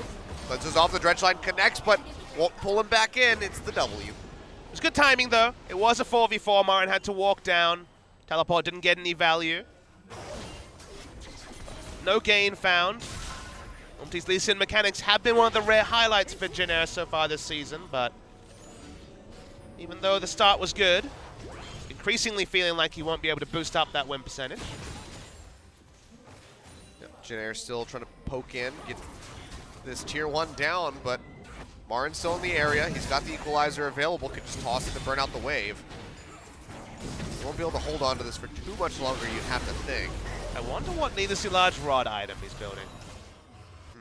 I'm guessing it's going to be Death Cap. Yeah, I would Feels think like so. Leandri's window's kind of gone. Yeah, I don't think you would go for... Not Leandri's, Luden's window. Luden's, yeah. Luden's is decent on Rumble. Kind of with the same characteristics when you go Runeglaive from the jungle. Yeah. It's a little bit of extra burst, and he's got the magic pen already, but it does definitely feel like Death Cap. Sitting on 1,400 gold, his Spirit's caught, and there's nothing he can do. Try to keep him in the pit and have the Baron chunk him down. Umti jumps in on top of him, and he'll get taken out. That was nice creative. wall by Kuzan. Yeah, really creative play to get rid of the jungler, but they're still not in a position to go for the Baron quite yet, you would have to think. And there's so many people at home feeling catharsis, because they're like, well, your double empowered Raw ain't going to do nothing here, Rengar. All the ADC mains for choice. Yeah, the ADC mains. He's definitely not killing just everyone on the Rift. That's true. That's another one we need to watch Rengar die. Somebody make that channel happen. Give it a couple of balance patches, and maybe we'll get there. Watch Rengar should be a pretty novel stream right now also. Don't see him very often. Marin walking in blind as the Zonius to try to keep himself alive. Depth charge in onto Kuro. And Marin's just going to go ahead, flash out. Redemption was there to keep him topped up. And Jin Air can't come up with the kill. Well, he made the most out of the face check. He'd have to use his flash, but Kuro does not, even though he gets depth charged. Jin Air backs away. They get down some of the vision. Not saying it was a smart move, but not to be punished by Jin Air. Yep, definitely could have been much worse. He'll just go back down to bottom and get himself this massive wave as he approaches the Flame Horizon. Yeah. Fitting for this champion. Which is a weird thing to say, given that I cast Chinese League of Legends when we had Acorn, one of the best top laners in the world, never get to play Rumble, and Flame would always play it, even though he wasn't a Rumble main. And I was like, what is this going on? And then Acorn started playing Kennen, and I was like, again, crazy world, but yeah, the Flame Horizon is now achieved. I think it was achieved earlier today in the NALCS by Flame himself, despite the losses. It must have been weird to be on the bench for as long as Flame was and have his name be mentioned every single cast. InSec and Flame, their name will never go away. Yeah. There will always be in competitive League of Legends between the InSec and the Flame Horizon. I mean, hell, InSec even got tied to Azir, which was something that he never got to bring out. The Azir Sec? Yeah. I think that's a cooler name than Streamer Shuffle, but that's just me. Spirit goes hunting. Won't find much, though. I gotta say, when it was short duration, Thrill of the Hunt meant like a lot, but he hunts for a really long time. Sometimes he just meanders. Meander of the Hunt is probably not the best. You can't even tell if he's still hunting if you're on the enemy team. You're like, does he still have it? Am I One safe? of us is marked, I guess. Yeah. I don't know. Speaking of being marked, now we're going to have those Warwick marks coming out. I'm ready for the Warwick. He's really interesting. Every time I'm playing in the top lane and Warwick comes out, I'm just like, all right, where are you? I see you marking me. Just like play back underneath the turret. I want to see some competitive play. I want to see what people think is the right build. You see some very offensive Warwicks in solo queue. That's probably not going to be the build. I'm always offended when I see Warwick in competitive. It's come out a bit in EU. That's been the only real sighting so far. Game has reached a pretty exciting spot. Even though we joke and nothing has really changed in the last couple of minutes, there's a lot of power on both sides. Level 18s are starting to be reached even on the side of Jin Air, although it's double level 18 for Kuro and Marin. They're starting Baron. Okay, Scrying Orb comes out They immediately. don't have flank wards, but Rumble's not really a flank champion. This could be really risky. Weaver's Wall thrown out. They just want to try and wall them off and try and take the Baron. They're rushing it here. They have to do this the really duration's quickly. really long. Down to 3K. Can they get in there? The tidal wave coming through. Redemption thrown down. Won't come up with the steal, but Kuro is able to get rid of Snowflower right off the bat. Umti does confirm the Baron, dashes out the safety, and Ixu will follow with his flash. And it looks like Jin Air, they might have just gotten away with murder for the most part. They get the Baron and only lose the Zyra. That was genius stuff from Jin Air. The flash was about 20 seconds off cooldown when this all started. Nothing Spirit could do. No one was going to give him a jump. Freak are going to run down to Elder Drake, but that's the only prize they can even hope for. It's not guaranteed either. Takes a while to whale down to 5,000. I don't think Lee Sin's going to get there, though. Kramer does a lot of damage at the moment. You can see that does get taken out at the end. So double buff on that Elder Dragon coming through on the mountain and the ocean. So definitely not the worst of things if you're Jin Air. It's been a while, Achilleo, since we've seen the Weaver's Wall be used for so many different things. The roams haven't been there today, but there was no way for a Smite contest, at least it looked like. It turns out actually there was a really good chance for a Smite contest. Spirit was a little bit early. Really creative stuff for Jin Air. I didn't think there was a world against Rengar where they could even hope to rush down Baron. They tried it, ended up being closer than I gave credit to, so Spirit did get there in the end, but there being no flash made that more of a headache than there should have been for a Freak. Yeah, and I mean, Kuzan, like, he didn't have that big global impact on the map in the early game to really start getting the lanes ahead, but he's been using this so creatively, as you say, that it's kind of making up for that early performance on this champion. Still deathless, 2-0-1. He's been keeping up fairly well as far as CS is concerned, and these Weaver's Walls, they've been working out really well for Jin Air, finally netting them a Baron, the first one that we see go down to 39 minutes in this game. But now, the question is, what can Jin Air do with this? They have to push into a double buff Elder Dragon. But it's way worse than that. They can only push because they have Baron buff, and they're against Rengar Orianna, who will instantly kill them if they're overextended. So it's the biggest stalemate you'll see despite the buffs. But at Catch 22, I suppose, they put themselves in. There is actually a world where they lose out on CS because of the Baron buff minions pushing. They just can't walk up. It's very, very risky for them to do so. Maybe when the Elder Drake goes down, there's that tiny window, but it's a lot shorter given that the buff duration was increased on the Elder Dragon. Yep. See Kramer clearing out the minions and bot, desperately trying to get Unflame Horizon. Unflame Horizon. Deflame Horizon? It's looking more like Double Flame Horizon at this point. What would we call that? Extinguished? Sure. And that's, given the name especially, that's a good one. All right, extinguish the Flame Horizon. I don't think it's going to happen. I mean, it's almost, as I say, the Double Flame Horizon's coming in soon. But yep. Rumble's kind of running out of items. Spirit's running towards the enemy. Weaver's Wall spits him off from his team, but he is invisible forever, so whatever. Yep. He's still thrilled, apparently. You don't know where I'm at. A 22-second thrill. That's what Spirit's got going for him. Hey, man, have you seen those bursts of energy that cats get every now and then? It makes perfect sense to me. The roar sounded more like a purr that time. It was like... Is that what a purr sounds like? I guess so. Can't do your best purr impression for us? Well, you give me one then, Achilles. Come on. What is it? You have a cat. Can't do an actual Oh, purr. performance anxiety over here. I get it. I see. There we go. There Wow, go. that was a... I don't know if that was stream appropriate. Yeah. Children go to bed. The children are definitely asleep. Should have already been asleep a while ago, actually, at this Maybe point. in Europe they're awake. Yeah, that's European children now don't like Achilles. That's one market you won't conquer, I'm sorry. It's okay, because Korea's a region that Europe will never conquer anyway. Fair. Well, Flame Horizon looks like it'll persist. Marin's got 6 items, so he's not getting any stronger. And he's the only one with teleport. They don't have Atelier or semi-global, so I guess they're stuck funneling more resources onto someone who can't get any stronger. Not really achieving anything. Unlike many of the meta top laners, like the Camille we've talked about, and other ones, 6 items doesn't make him have kill pressure on the enemy top laner. We still really haven't seen the fight we've been waiting for. It's been 41 minutes, and we've been building up to it. I'm ready to Kuzan go. has denied us. There's been so many teases of a fight, but Kuzan has denied us with some very nice wall positioning. Yep, and it's just like a conflict of feelings. It's like, I want this fight to happen, but Kuzan, you're doing some pretty cool stuff. Rengar's ulted again. Charging his way up the lane. Will it be an NA ult or a KR ult? He's going for a little strut. Jin Air, they peel back towards that tier 2. Spotted now.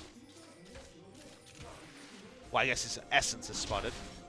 Now he's swept.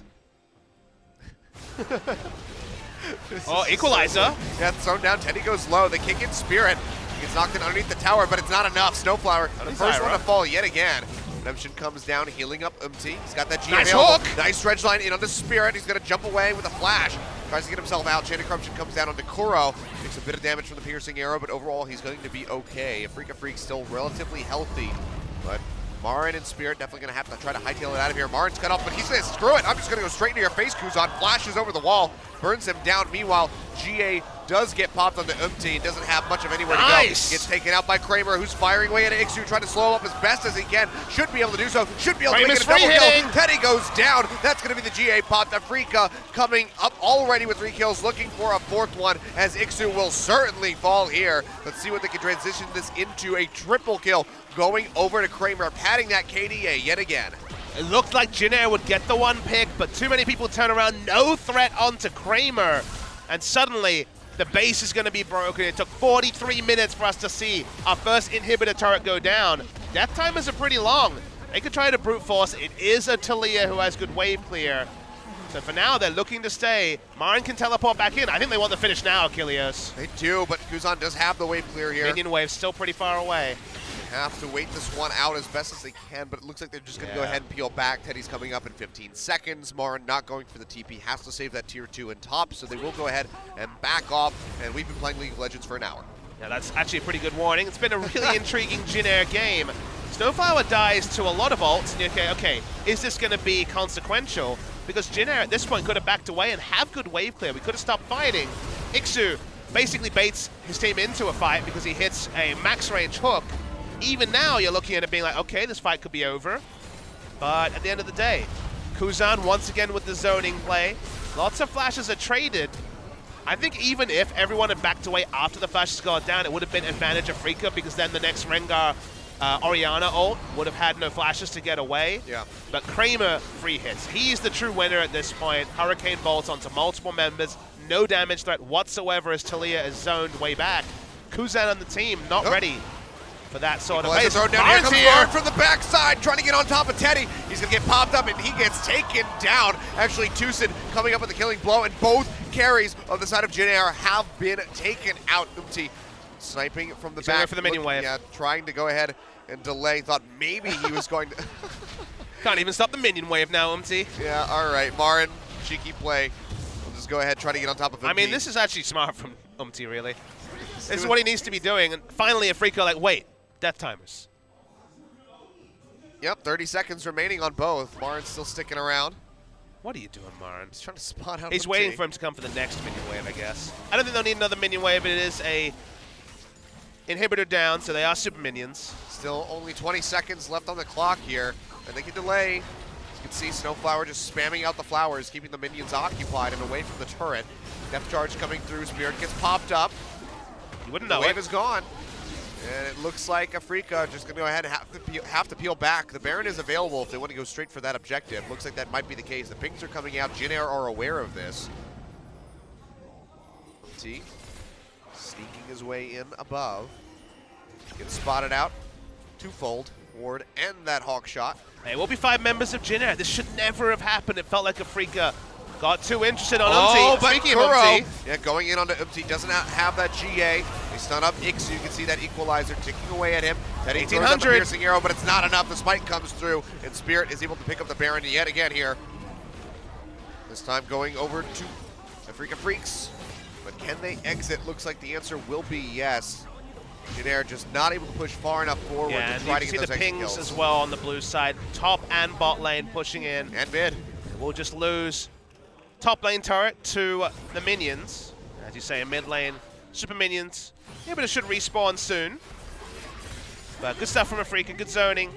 A problem thought out. That particular Baron a lot better than the last couple. And they're looking for the double stack. Baron and a 2-stack Elder Drake should be available to them in a minute. Yeah, but first they can go ahead and finish the job on that tier 2 and bottom. The minions have already done quite a bit of work to it. So shouldn't take too much of their attention to go ahead and knock that down and just gain even more map control. You can see the wards coming through desperately from Jin Air, but they're so far away from the dragon, they won't really be able to contest this. They know that it's going to happen, but they won't know how low it is to be able to try to go for a steal. The Scrying Orb for Teddy not up for a little bit of time. And Afrika, so they even want to play around the Elder Dragon. They still have 20 seconds to make up their minds, but for now, it looks like they're happy to go ahead, stick it around in bot, and maybe get some damage onto this inhibitor turret. For now, still waiting on the spawn, so no rush to walk back to the Elder Dragon. Spirit can still create mind games, hanging around. It is funny how this became, once again, the quintessential Jin Air game. They are the only Kesper team with a StarCraft team still. Know, man. Honestly, they do feel a lot like a StarCraft team, but... I can't even put my words together on that one. Who's on? You know when you start playing StarCraft and you just build bases and you're like, no rush? Jin Air is the no rush team. They're like, can we all get to level 18 and fight? That's what they do, no rush. I need to upgrade all my units. Let's just amass giant armies on both sides and crash them into each other. Why don't they just start picking champions that peak at level 18 across the board? Because the game will get there eventually. I don't know. They had such a strong start. Still have this double Infernal Drake, but it's just not enough. They can't get a kill. Here's what I'll say on Jin Air. It's amazing that SKT can reinvent themselves, the meta can change, and they can always win worlds. It's also amazing that they can change the lineup, the meta can change, and Jin Air will always play 50-minute games. Nothing can stop this team. It's madness. Some things just never change, Baba Smithy. As unfortunate as it is, we're about to break the 50-minute mark in this game. I mean, I'm coming around on it. I've been, you know, like, oh, Jin Air, but today I'm pumped. I'm ready for some 60-minute games. That's the Stockholm Syndrome setting. Oh, it is for sure. Stages of grief. Afrika starting to chip away at this inhibitor. The zoning thrill of the hunt. Oh, all right. Marin gets caught by Channing Corruption. He takes a lot of damage, but that's not dissuading the rest of Afrika from getting rid of the inhib. But strategically, chunking out Marin might cause Afrika to pull back and extend the game. He's got that Ocean Drake, man. He's ready to go. It's buffed up by that Elder Dragon. Yeah, give me some regen. So much sustain. Look at that. He's almost full HP again. Plus, he's got Tucson. He's good to go. All set. Throwing out the Equalizer right into the back line. Ixu going to eat that Ash Arrow to the face. Won't take too much damage. As it turns out, the Nautilus is pretty tanky. Build a wall. That's what Kuzan... Has Kuzan ridden a wall yet? I'm pretty sure he... Are we sure he knows the interaction where he can ride the wall? I don't know. I mean... The first couple of times, I'm like, that's really creative. I mean, Edge didn't really know that interaction very well, so maybe Kuzan doesn't either. You know, fool me once, fool me twice.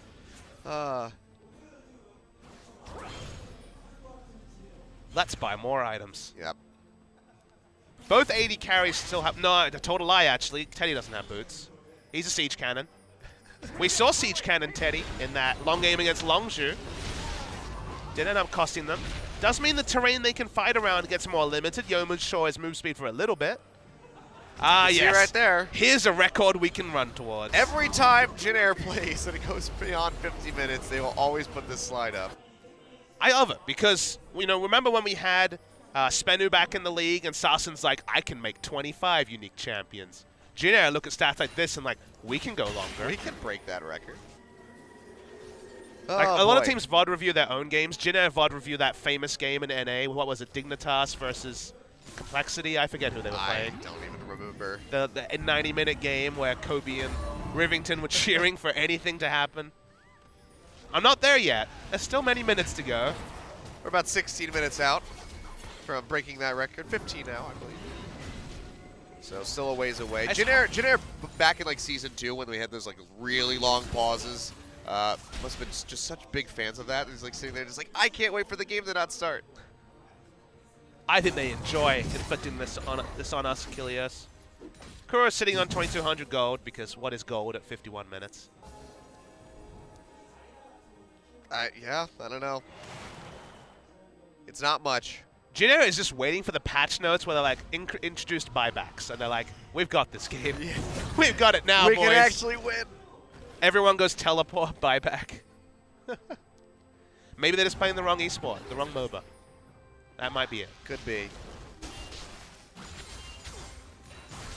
Well, I mean, the wave clear is so strong. You know, just getting back to why this game has been extended so far, the wave clear is so strong with Talia and Varus that apart from the inhibitor that's been down for, I guess, 15 minutes, honestly, time doesn't really... It's a bit of a time vortex right now.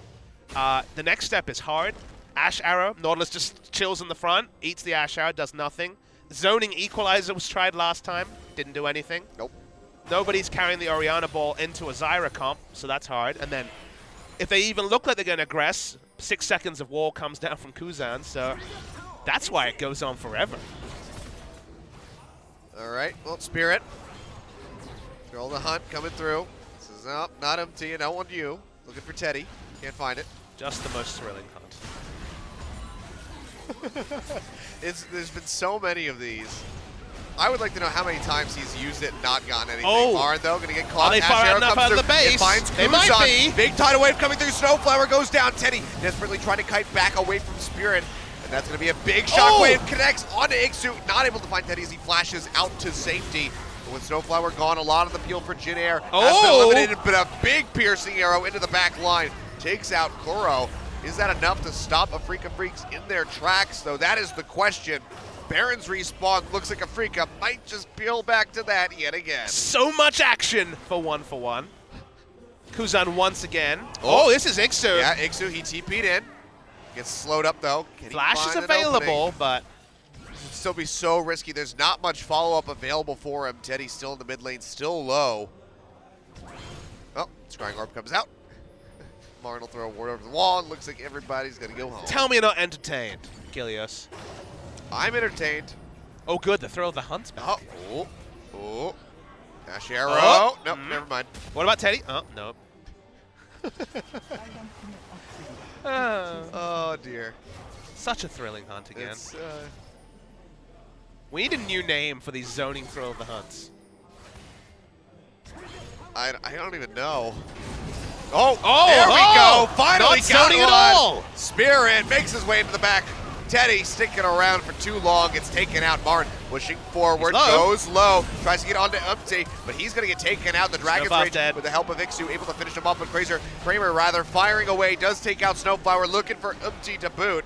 Dashes away with a ward hop. Can they come up with a slow? Flash bubble from Tucson falls way too short, but they'll be able to get the move speed buff from the Scuttle Crab. He's running towards that minion wave. Yet again, barely not connecting. Stop chasing Umti! They could have went and killed the inhibitor They're again. still gonna chase Umti. Now Kuro's doing it. I'm so sad. There we go. To madness we go. I think I'm ready for the next stage of Grief The Gilios. descent has begun. What's the stage after Jin Air? Death? I don't know. No one ever got that far. Well, the minion boy. waves are pushing, so I guess Afreeca should go clear those. That'll extend the game a bit Here we more. go. Jin Air being proactive, moving towards that tier 2. The zoning throw of the hunt became a deadly one. Recalling on a ward. Teddy. Teddy was like, I really hope this means he's not actually that close, but he was this time. Should never take that risk. He's got to, kind of smack himself in the head over that one. All right, they get the inhibitors. That's something. All right, yeah, looks like Jin Air, they were able to get the wave moving in bottom. The minions able to finish off the turret. They had the recall, but are unable to defend the inhib as it goes down yet again for the third or fourth time, I think. I've lost What's track. counting? I don't even know how many Barons there's been at this point. Lots. Have we seen a Weaver's Wall where Kuzan rides it, though? That's the No, real question. I think we actually have not. He's too scared. This is where I wish we could have all the creative stats. So, I mean, we're going to get replays. We're getting all the modes we want. I want the creative stats. Like, how long has Spirit spent this game invisible? Feels like about 7 minutes at this point. How many seconds Yeah. or milliseconds has Kuzan spent on a wall? That's a fair question. Here he goes again. I mean, with the cooldown reduction, which honestly she doesn't have it, is 20%, but 30%. But with cooldown reduction, the duration is so long and the cooldown's pretty short that why not just be invisible? I mean, if you could be invisible all the It's time, like having Daisy why not? out. It's like having Daisy out as Ivern. She might as well be there. It is fun seeing Rengar become like 70% Evelyn, though. Even gets a move speed increase. Sweet. Evelyn, but better. Yeah, way better. Can Solo Q is still good, though. Can absolutely destroy you. Knight's Vow onto Ixu. Well, I mean, I actually like the Knight's Vow given the no boots situation for Varus. That anything to help Varus live a little bit longer is helpful. We'll see more Knight's Vow in 7.2. The buffs will come through on it. It's a little bit cheaper. We see melee supports. I imagine someone like Totoro will be liking the Knight's Vow buff. Wouldn't be a Jin Air series without an hour-long game. My body is so ready. Damn, that's some poke. I think from, mine's shutting Teddy. down. So here we go. All right. Comes out, equalizer thrown down. Ashiero gonna go wide, doesn't connect on Teddy. Executive order comes through with the Kuzan wall as he builds a wall. Dredgeline connects on Who's gonna pay for it? Redemption is thrown down. Looks like no one right now. Well, No one wants might. to pay for that damn wall. Kuro's gonna go ahead, peel back, goes low. But Jin Air just can't finalize the kill. Super Creep still pushing into the mid lane. Tucson takes a big hit. Spirit's still invisible, in case you're wondering. Has not come out of that yet. There we go. Hey, guys. That's definitely the Hey Guys Twitch emote. Turret steadily getting chunked out at half HP. Jin Air just keep on wave clearing. It looks like it's just going to be a third Elder Drake kind of game, Bob Smithy. Was there ever any doubt, Achilleos?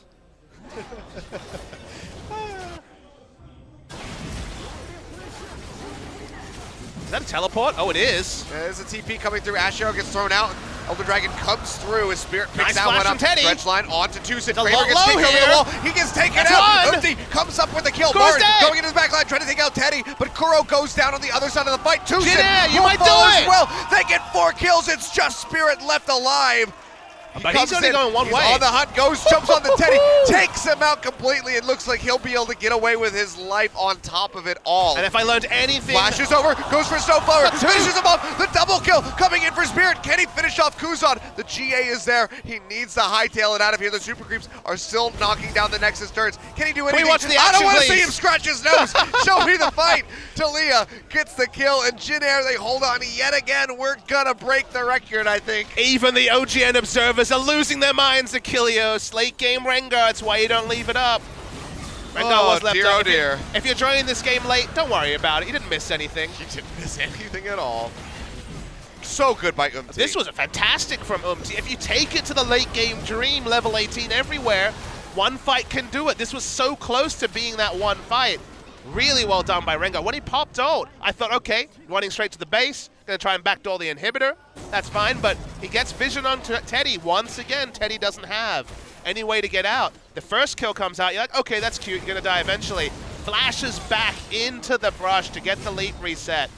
That was a world where he cleaned up everyone there, Achilleos. The noble tiger has finally been felled. We see, I think he's a lion, isn't he? Were tiger, I think. Okay, whatever. He's a Cat, Rengar. big cat. Werecat, that's probably fair. Werecat. He'll be alive one day, and then he'll probably go invisible. If he's always invisible, is he really alive? These are questions. I mean, I never see It's Rengar because he's banned or it's, invisible. It's like Schrodinger's Rengar, really. You mean Schrodinger's cat? Well, yeah, but it's like that. Yeah, that's why I'm saying because Rengar is a cat. Sure, I get it. It's good. Mario's been level 18 for perhaps the whole game. He had level 18 at 31 minutes. It's now going to be double time of being level 18. Again, where are the buybacks to let these games actually go forever?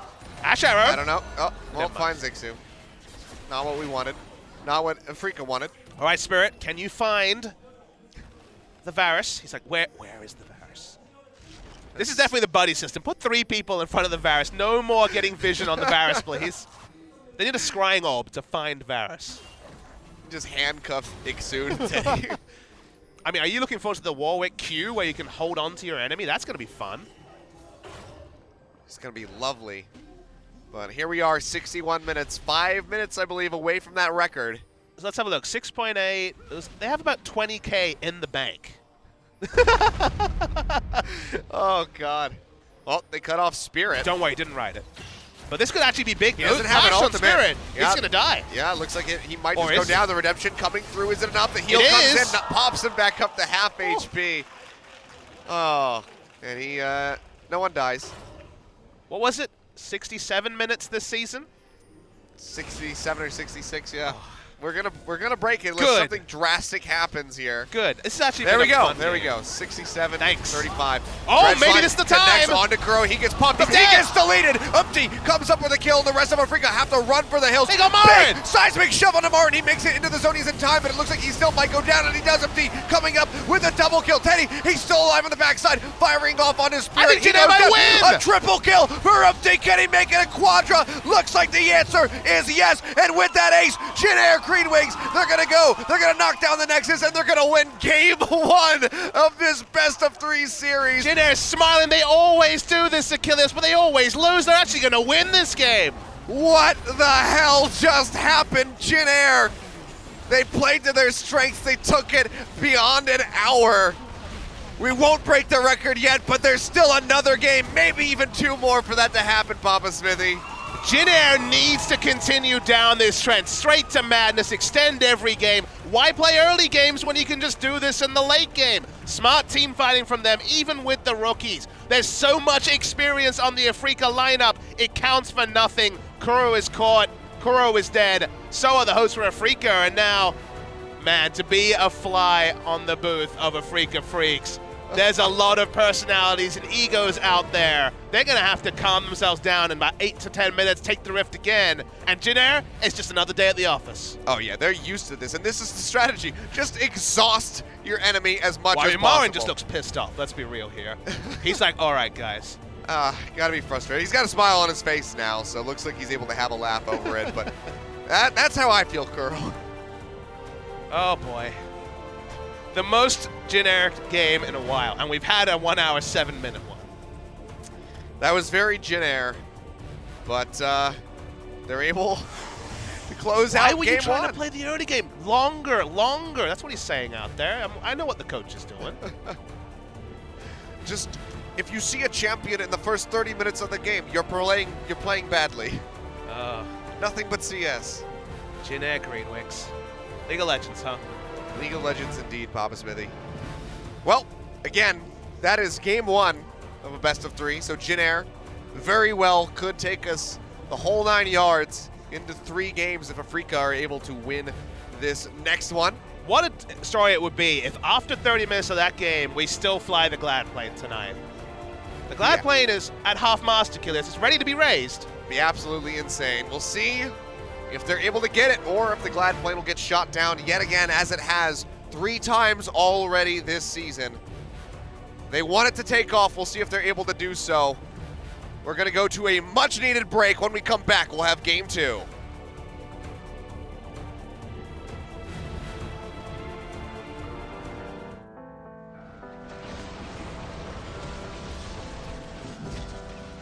Sweet talk so sweet that I'm getting it too thick, too good to be good, shouldn't eat it. You talk like you need me, like you never leave me, until I begin to believe that I was good on my own, until you came along, waiting for me to fall. Now you're gone, baby, gone. If you don't mean it, don't you say it. If you don't feel it, don't you fake it. If it's a lie, baby, don't say it's true. If you don't want it, why'd you take it? How come you bought it just to break it? If you don't love me, then don't say you do.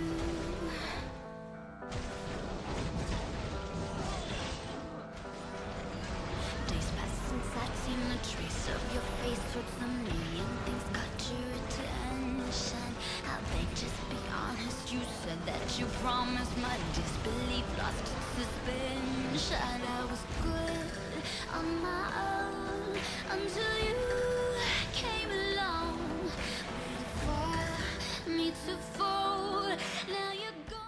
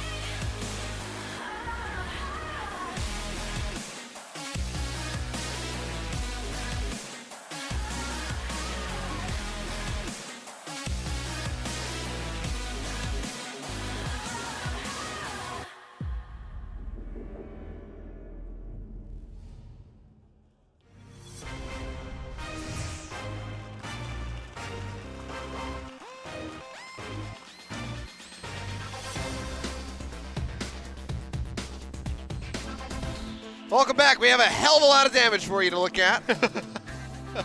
Teddy on the Varus pushing over 43,000. You need to calm down, Achilles. We got a long night ahead of us. Oh, I know. We're only getting started. I'm probably going to have to end up standing up by the end of these games. You were sounding hoarse 40 minutes in. I was like, 40 minutes the first game of Jin Air. You need to calm down. I think it's because you spreaded your sickness to me. I'm So sorry. I think I'm coming down with a cold. It was a chain of corruption situation. Well, OT, man of the match. Yep, 8-3-6. Crucial kick at the end of the game there to just really win this one. I mean, from off the bat, he was already just lining up these Dragon's Rages. I mean, Umti's Lee Sin has been clean. He doesn't have many wins on it. His team doesn't have many wins in general. But the Lee Sin mechanics is one thing. You're like, okay, this guy's played solo queue. You know, he's done some good Lee Sin things. Consider his smarts when he proxied the minion wave. And okay, Afrika overchased, blah, blah, blah. He also had some really, really good plays and decision-making macro and micro, which is why I have optimism around this guy.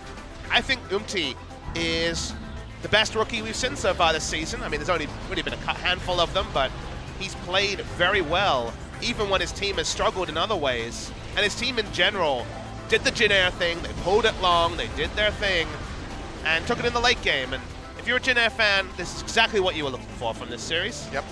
Finishes things off with a quadra kill. It's nicely done by him. And nets them the win. So, first MVP win for Umti.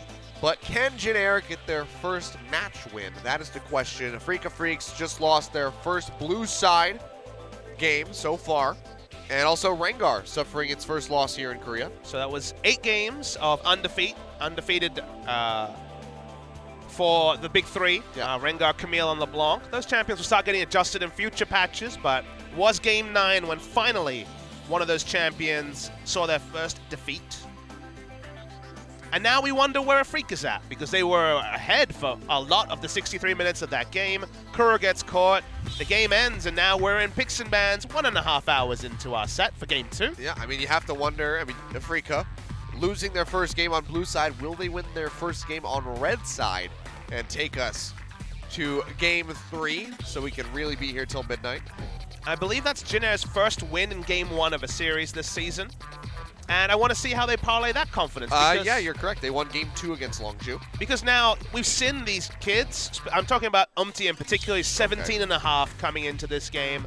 I've got some very young players. Teddy's young as well. We've seen them after the close losses looking shattered, as you'd expect after a very long series. Now we're going to see them with a win under their belts, actually looking to surprise Afrika, who got so close to KT Rolster and now never won on red side. Some other different streaks have come to an end.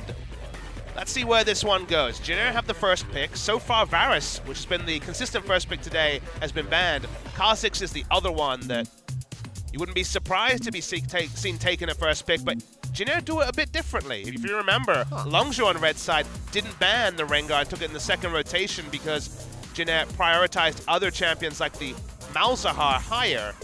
The Lee Sin looked clean. Umti might consider it, and that's why I think we will see Malzahar again, because they do put a higher premium on Malzahar than most of the teams in the league. Yep. Go ahead and pick that one up. So our first Malzahar of the day will be coming through for Snowflower. Chance that it could be flexed in a bit for Kuzan. We actually could see a game where Kha'Zix not picked because Spirit looks over the Kha'Zix for Elise, or he might try his hand at righting the wrong that has been Afrika struggling with the pick. It is so powerful there'd be a surprise not to see it picked, but if there was ever a series to not contest Kha'Zix, ironically this is the one.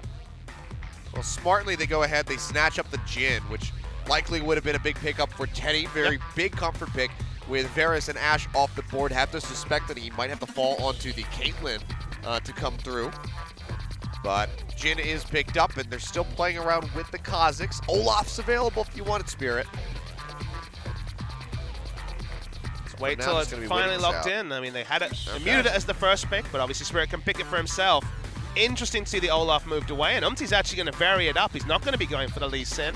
Very swift pickup there. Yeah, will be the Caitlyn. They couldn't afford not to take Caitlyn in the first rotation. There is, of course, the fact that it's first rotation AD carry. That's very common, but when you start pinching from here, you can get really far down the tier list. The next would be Ezreal, you would have to suspect. I think he played Tristana in Kesper Cup last year. Shusan's going to get some buffs in the future. Maybe it'll be considered, but that would certainly be bottom of the barrel when it comes to AD carries in the current meta.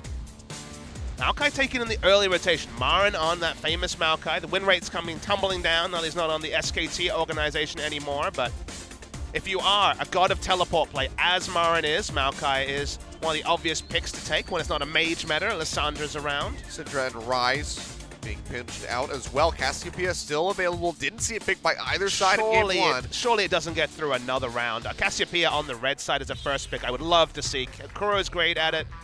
Cassiopeia and Maokai is amazing. Baron takes out even the Kha'Zix coming into the consideration. So I think Cassio needs to be banned from Jin Air on the blue side. But again, we saw that surprising situation where it wasn't considered. Now Taliyah is off the board as well. I feel like Cassiopeia and Lysandra could be the mid lane matchup, which would be an interesting one. Kuzan, of course, very famous for his Lysandra play. Lost their game 3 against Longzhu with that. Yes. But it would be a lot of magic damage. And once you have Malzahar and Elise, you're kind of relegated to that. Could also be a flex of the Malzahar to mid lane. Haven't seen that in other regions, but it's been common. And wow, the mid lane champion pool is super pinched and Cassio is still available.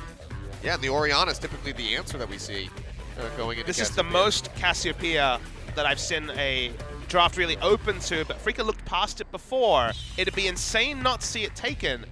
And now you wonder, how's Kuzan's Katarina?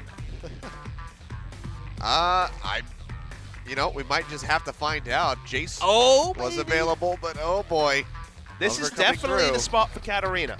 If you're confident in your Katarina, it's a good matchup. Sure, you can get harassed as a melee champion, but so adept at sidestepping. We'll wait and see. No guarantee it'll be picked up. Could just be Poppy for Ixu. Very comfortable pick for him. It was basically a Poppy 1 trick for a lot of 2016, so that pick's not surprising. Will it be the Katarina? It's still risky, still can get owned in early laning phase especially. Is Kuzan feeling comfortable, or will it be something like the Lysandra, which is a good pick, into Kha'Zix and the Cassiopeia? So will it be the Ultra Comfort, or will it be the New Age pick, or maybe just going for the Corki, going for power, kind of outranging the Cassiopeia? See, they're very heavily discussing this right now in the booth. 3 seconds remaining. They're going to have to lock it in. There we go. So Corki will be coming into mid lane, which means Malzahar, Caitlyn in the bot. So where does Afreeca end up for their final support pick? Brand! An insta-lock Brand. Okay. First ever support Brand in Korea. Famously Sin from Albus Nox Luna back at the World Championships. People have been talking about what about Brand in the mage meta. If there was ever an Annie support meta again, the Brand meta would be coming in as the answer, as was the mid lane becomes the bot lane. Tucson always did it a little bit different. Whether he was jungling, whether he was support, he liked to go for these different picks, and Brand is certainly one of those, and we get to see Brand versus Malzahar, which pre-6 sounds very happy times for the Brand, but post-6, you'd imagine just a Malzahar into like a Piltover Peacemaker and he's dead, so lane control, very much a laning choice. Really interesting to see. First ever Brand support in Korea. All right, well, bold lock in here by Tucson. And we can see Kuro back on that Cassiopeia and Spirit on the Kha'Zix. Olaf was available, didn't opt into it. I mean, Freaka have a power draft. This is a really powerful draft. The one pick out of left field is the Brand support for sure. Kuzan had a couple of different thoughts for that mid lane, thought about the Katarina that we saw Faker crush the matchup with, and decided to go for the more tried and true of the Corki. Isn't quite the double AD comps we've seen in other regions. Got a bit of pick about it also. Should be a very different game. It's still Jin Air, so somehow it'll go 60 minutes, but I'm loving the bot lane matchup. Imagine a year ago being like, yeah, the support matchup, Snowflower vs. Tucson, Malzahar vs. Brand, don't worry about it. It's like, that's the world we live in. It's the mage, rock, paper, scissors, and Tucson flexing the Brand to bot lane. Yep, right now we live in the world of 60-minute games, so let's go ahead and see if we get another one as we jump into game 2, where if Jin Air will close this out nice and cleanly.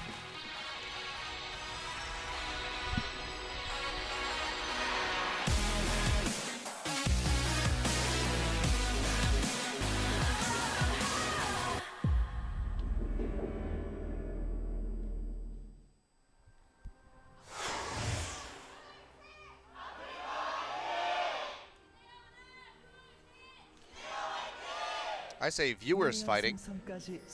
Hey, Jin Air's got something to cheer about. It's been a while, so I, for one, will invite the Jin Air cheers. The Glad plane rides high today. That would be a big thing for Jin Air, who want to get themselves off the bottom. They are, at the moment, coming in equal with Kongnu Monster. With their victory, I believe that even if they lose this series, they'll go ahead and game score. So Kongnu are now guaranteed to be 10th place. Yep. Iksu and Teddy fans, some Jin Air fans in the crowd. Which definitely doesn't set up Kongnu for very much success, given that their next opponent is Samsung. Then again, Jin Air have KT next week, so both of them are going to have some very tough matchups as they continuously fight back and forth to stay out of that 10th place spot. Will a Freak of Freaks be the team? Will they be the new Jin Air in some ways, robbing from the rich and giving to the poor? Because, again, lost to MVP, who are looking formidable.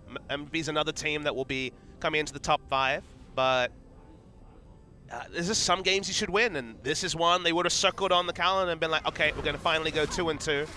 Got that game score positive. Now, even if they win 2-1, their game score will be at 500. And an uphill battle. They still have to win 2. We got our first sighting of brand support.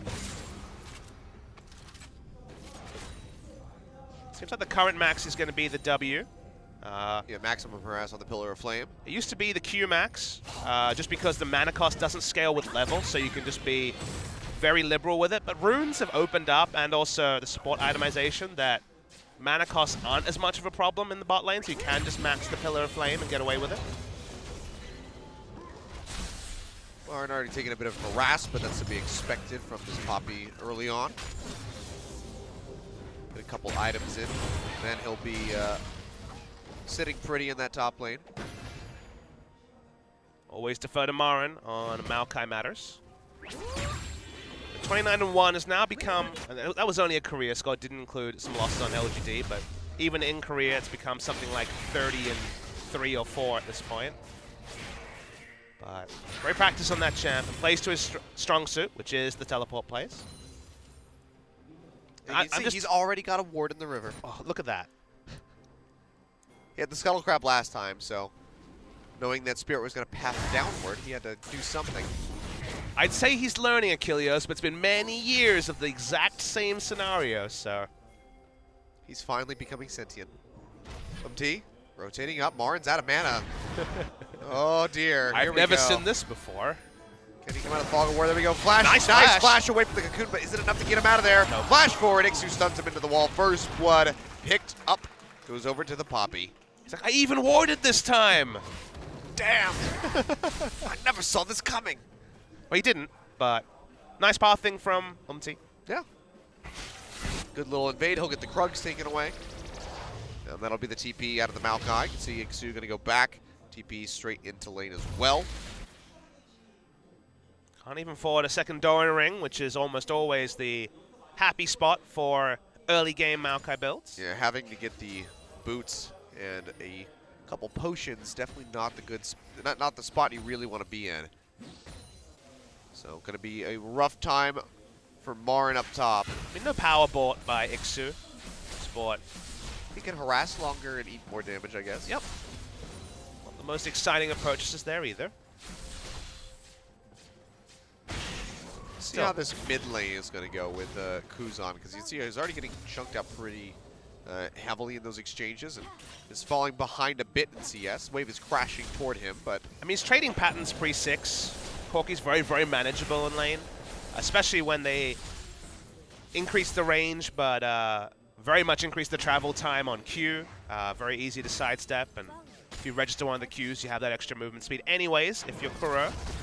So he's actually very much going to lose lane pre-6, but get a couple of rockets in the chamber. Suddenly the trades go from better to excellent, depending on if you register both your Q and R. Corki was always, I mean, I remember when I first started playing it was mid laners. The mid lane was an AD carry way back in 2010. Someone explained Corki to me as, you know, he's a very happy person for you to lane against, very relaxed person for you to lane against, and then he gets ultimate, and it's just a place of hell, and that's how the Corki still is. Pretty aptly put. Spirit's going to go in for a bit of an invade Kuro there to kind of back him up. So he's going to walk in. Doesn't have flash. Spots this. Spirit's really low. He didn't have flash to flash over the small raptors. Thought maybe he tried to go up with a repel, but that's just going to be Spirit exiting safely. And it looks like MT clears out that control ward that was placed, so gets rid of some of the vision. The other place where Brand fits in the bot lane, because one of the big strengths is the stun. Having that long duration stun from level 2. Level 3, given the skill W at level 1.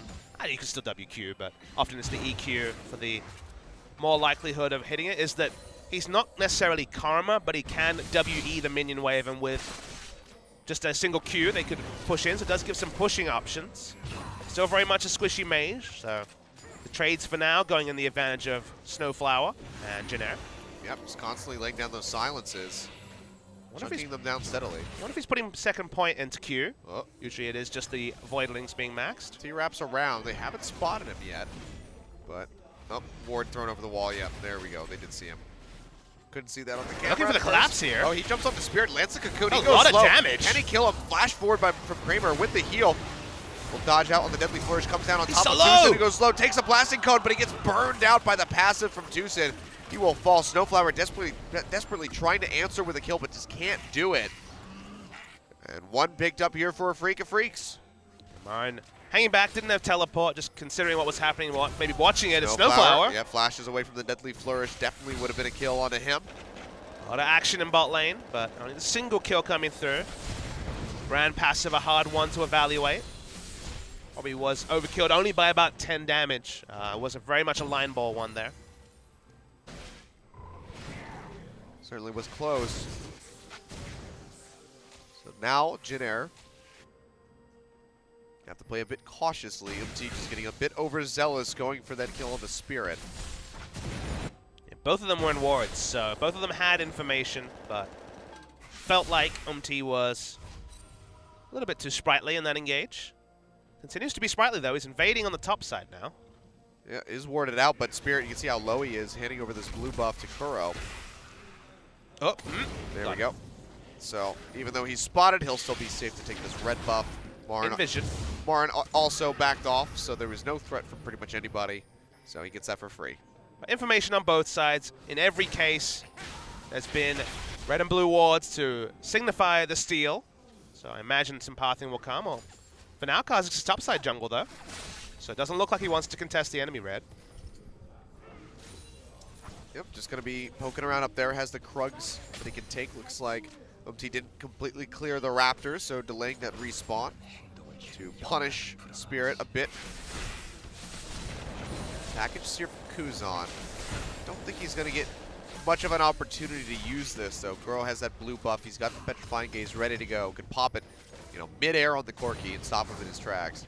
And will we see some of the creative Cassio ults that we saw ever since Faker confirm the interaction with being able to ult behind and then flash and follow the cursor? We saw Tempt basically carbon copy it 3 times the next day. Little Cassio since then, a lot of Cassio bans, and then very surprising to see Cassio overlooked. Really good ward. In the first game. Yep, it is smart to put the ward in the advanced bush. Kha'Zix has so few gank options pre-evolution of wings that this actually probably provides you more safety than a ward in the river. Well, either way, Ixu still going to be quite safe here. And that might just lead to a recall here. And the minion wave is in just the worst spot to bait him also. Because he's like, does he know? I don't know. Well, they're trying. Martin goes in, gets him with a twisted advance, but Ixu just shoves him back. And Spirit walks out, so he does officially show himself to the world. But slow and steady here to start things off. Very slight lead. Just under 2K here for Jin Air as they're winning out in CS in a couple different spots. Bottom lane especially, 92 to 79 up for Teddy. So really just making use of that added range and more reliable auto attacks that he has to just get those last hits in. Yeah, Spirit's been second to most rotations. It was able to take down Umti in the last exciting trade. But shouldn't be surprised to see an extended farming phase Kilios. I'm not anywhere near shocked. With as long as this game is going to go, and especially if we make it to game 3, I don't know if you're going to be able to get your ice cream. You might have to settle for like a Hey. Haagen-Dazs or something. from Exactly. CU. Let's see you stay open. That's the 7-Elevens or groceries we have here. They are 24 hours. All right. Well, as long as you weren't looking forward to some nice soft serve from a custard stand. I know better. It's Jin Air. Second match of the day, Jin Air is, you know, if you go to bedtime before 1 a.m., you're in trouble. Would have made this day better if we had some chicken. It's true. The chicken was an oversight. Yeah. Ah, well. We get quality time with Jin Air Green Wings. Extended time, too. You'd hope that their flights aren't as long as their games Well, are. it is funny that they're a short-haul airline, mostly. They are the, if you guys don't know, they are the cheaper, student-focused in many ways, alternative to Korean Air. So they are the baby brother or sister of Korean Air. Oh, you want to go to Busan? 5 hours. It's the Jin Air way. Just for some reason, it's like circling the destination for a while. Like, yeah, Or the drain, depending on how the season's going. we fly up to about 60,000 feet, and then we just spiral our way down onto the runway. See, in bot lane, much like Spirit, was frustrated. He was in a control ward, so knew better. Is okay. Oh, flash forward, get the nether graph down on the 2-Sin. Not a damn thing he can do. He goes down. Teddy comes up with the kill. Another one on the board for Jin Air. Nicely done and nicely allocated to get that on the Caitlyn. Meanwhile, though, Teddy. curtain call. Seemingly knowing his limits, though. Uzan gonna have to take a Valkyrie out. Mid lane throws down the exhaust, but he's got nowhere to run to. Another kill picked up in answer in the mid lane as Spirit takes that one away. This ends up being trades, and you're definitely going to take the enemy mid laner over your support dying for sure. So pretty damn good trade for Freak of Freaks. You know, still do have a slight gold lead. Maybe we'll finally see the first Drake of the game go down. As I said, Maokai, Kha'Zix, and Cassiopeia is a fearsome trio, and any combination of those two will be a pretty fast and safe Drake time. Oh, looks like it might have happened there for a second, but Spirit is able to get the smite and take away that Mountain Drake. We'll have a second one coming up at about the 19-minute mark. And remember, that is a Cassiopeia Kha'Zix team picking up first Drake, so big Baron threat. 2 Drakes go down, and then any time after 20 minutes, the timer to finish that Baron with even 2 members is not that long. Especially if Marn can take the time to just poke his head into the pit, tank it up. I mean, that makes it obvious. I guess Kha'Zix is so squishy, and it kind of has to be there.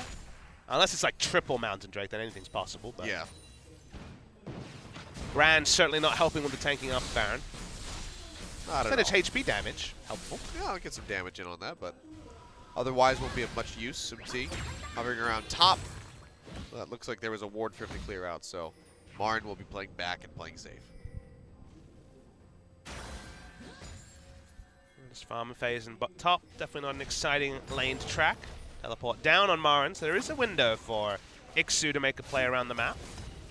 With Afrika got such a low turret, this seems like the sort of battleground where Poppy could get a lot done. He's in the halter out on the 2-Sin just to try to chunk him out, but he's got that refillable potion, so he should be okay. So what other teams would do in this situation is would be pathing for a turret dive. There could still be one. There is a ward next to the turret. Not a deep one, but it's coming now. Walking his way up. Snowflower takes Susan a doesn't decent bit of notice damage. yet. Goes in on the 2-Sin. Nethergrass comes down, and that is going to be the brand falling immediately. Ixu having TP'd into the back. Can't find a way to get onto Kramer. As his flash available, Spirit coming down, throws out the Void Spikes. Ixu to use that Keeper's Verdict to pop him up, and the turret is still standing. Jin Air unable to get the objective, to get the first brick off of that kill. And Marin smartly did Pathbot. He knew, he kind of sussed what was going to happen. It was pretty straightforward. Double ward for a deep teleport. And he's there to spare the blushes. He'll have teleport of his own way before Ixu's comes back up. So a single kill onto the support is certainly no big price to pay Nope. for how much time was invested by Jin Air Green. Yeah. So just 1,000 gold in the lead as Jin Air. Would have been significantly more if they could have gotten that turret on that push. But instead only walk away with a kill on the 2-Sin.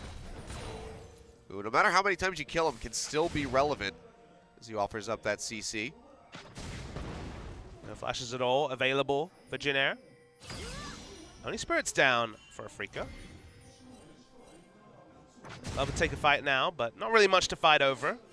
They'll have a decent window Marn's where still Marn will have a bot. TP advantage, though.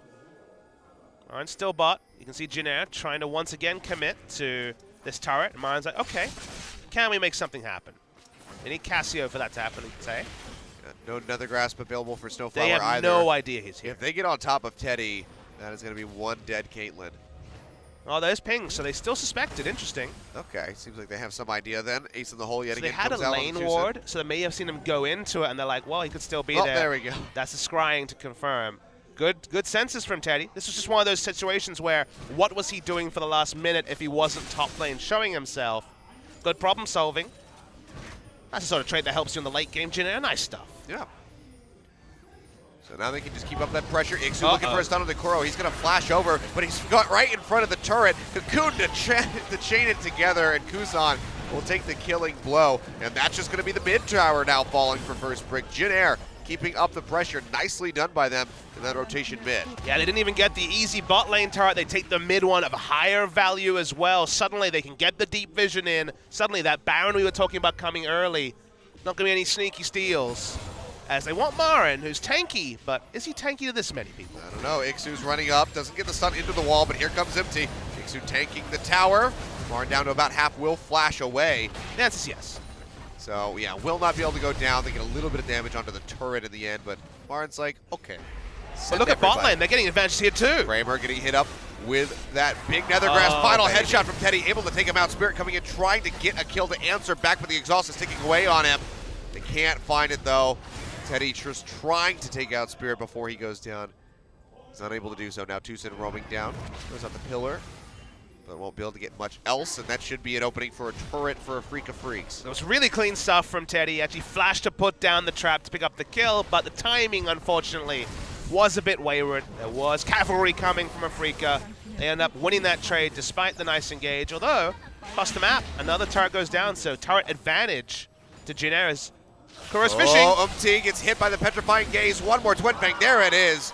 Kuro takes him out. Ixu not able to charge up the Keeper's Verdict in time to save his jungler's life. So good little roam there by Kuro. Very cheeky of him. Comes up with that. It's not often that when you lose your mid lane turret, you're the one free to roam first, but that's what happened. You pushed up the lane. There was no turret for Corki to hit away from where the minion wave was, so had time to go top. Looks like they'll just send Jhin to the mid lane. Jhin Brand can wave clear good enough. Park Cassiopeia in the side lane because some magic resist on the Poppy, but probably going to be pretty happy times for now for the Cassiopeia. Yep, be hard pressed to push against that Cassiopeia. Let's see, again though, Teddy and Snowflower still sticking in bot. I'm going to try to move that wave up and knock down that final outer turret. They considered varying their lane assignments, but because blue buff came up, they had to rotate Cassiopeia back down to the blue. Couple more hits will do it. Can Teddy get this in time? No. Yeah, it looks like he can. I meant they're not going to get there in time to stop Teddy. My apologies. Oh, okay. That wasn't one to try and save. Too many things working against them. The vision is also all on the side of Jinair. No overcommitment from Afrika there. Yep. Dragon ready to go. Mountain Drake. Be the first pickup of one for Jinair. Big one to deny. We've talked so much about how adept Afrika's comp is at taking down Mountain. Might actually be a third one. Yeah, I think it is. Didn't see it fade away, so it should just be 3 Mountain Drakes coming up in this one. No, Ocean, okay. So we just cut away right before it started to fade off. All kids, don't look at Ocean Drake spawning, I guess. That's our observers. The cool kids. Well, they've woken up after the first game. That's good. Yeah. Always tough to do. I don't know. I want to see more of Freak of Freaks scratching their noses during these plays. You're going to see more Freak of Freaks here. The grass coming through. Spirit already going low, but they haven't taken out Kuro yet. That's going to be the ace in the hole. Trying to delay, but actually Snowflower gets the kill with the mix of the minions. Deathfire touch. Not going to be enough. Yeah, not quite. He's got that potion ticking up as well to try to counteract it, but looks like Jinair will be able to push in and maybe knock down this tier 2 turret and bot. Marin's there to try to answer, moving forward with the eventual Maelstrom to pop the minion wave. They'll get a lot of damage in, but they can't finish it quite yet. Yeah, no brute force available. Caitlyn was going towards mid lane, so wasn't there to get a couple of autos. It probably would have been enough to take it down.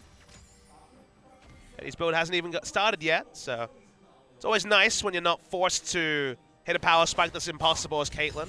If you're behind as Caitlyn, then it's the worst feeling ever because your items take longer to come in compared to Jin. But it's worth noting that Kramer is going an investment build. Doesn't hit the same power spike as Yoma's Ghostblade Infinity Edge. Feels like Yoma's Ghostblade into more lethality will be probably the case on 7.2. In case you're joining us late, we are still on 7.1. Every other global league that's playing this week is on 7.2. I mean, I guess it does make sense to go with an investment build when you're playing against Jin Air. Sure. So Kramer's just ready for the late game. I don't need a one-item power spike.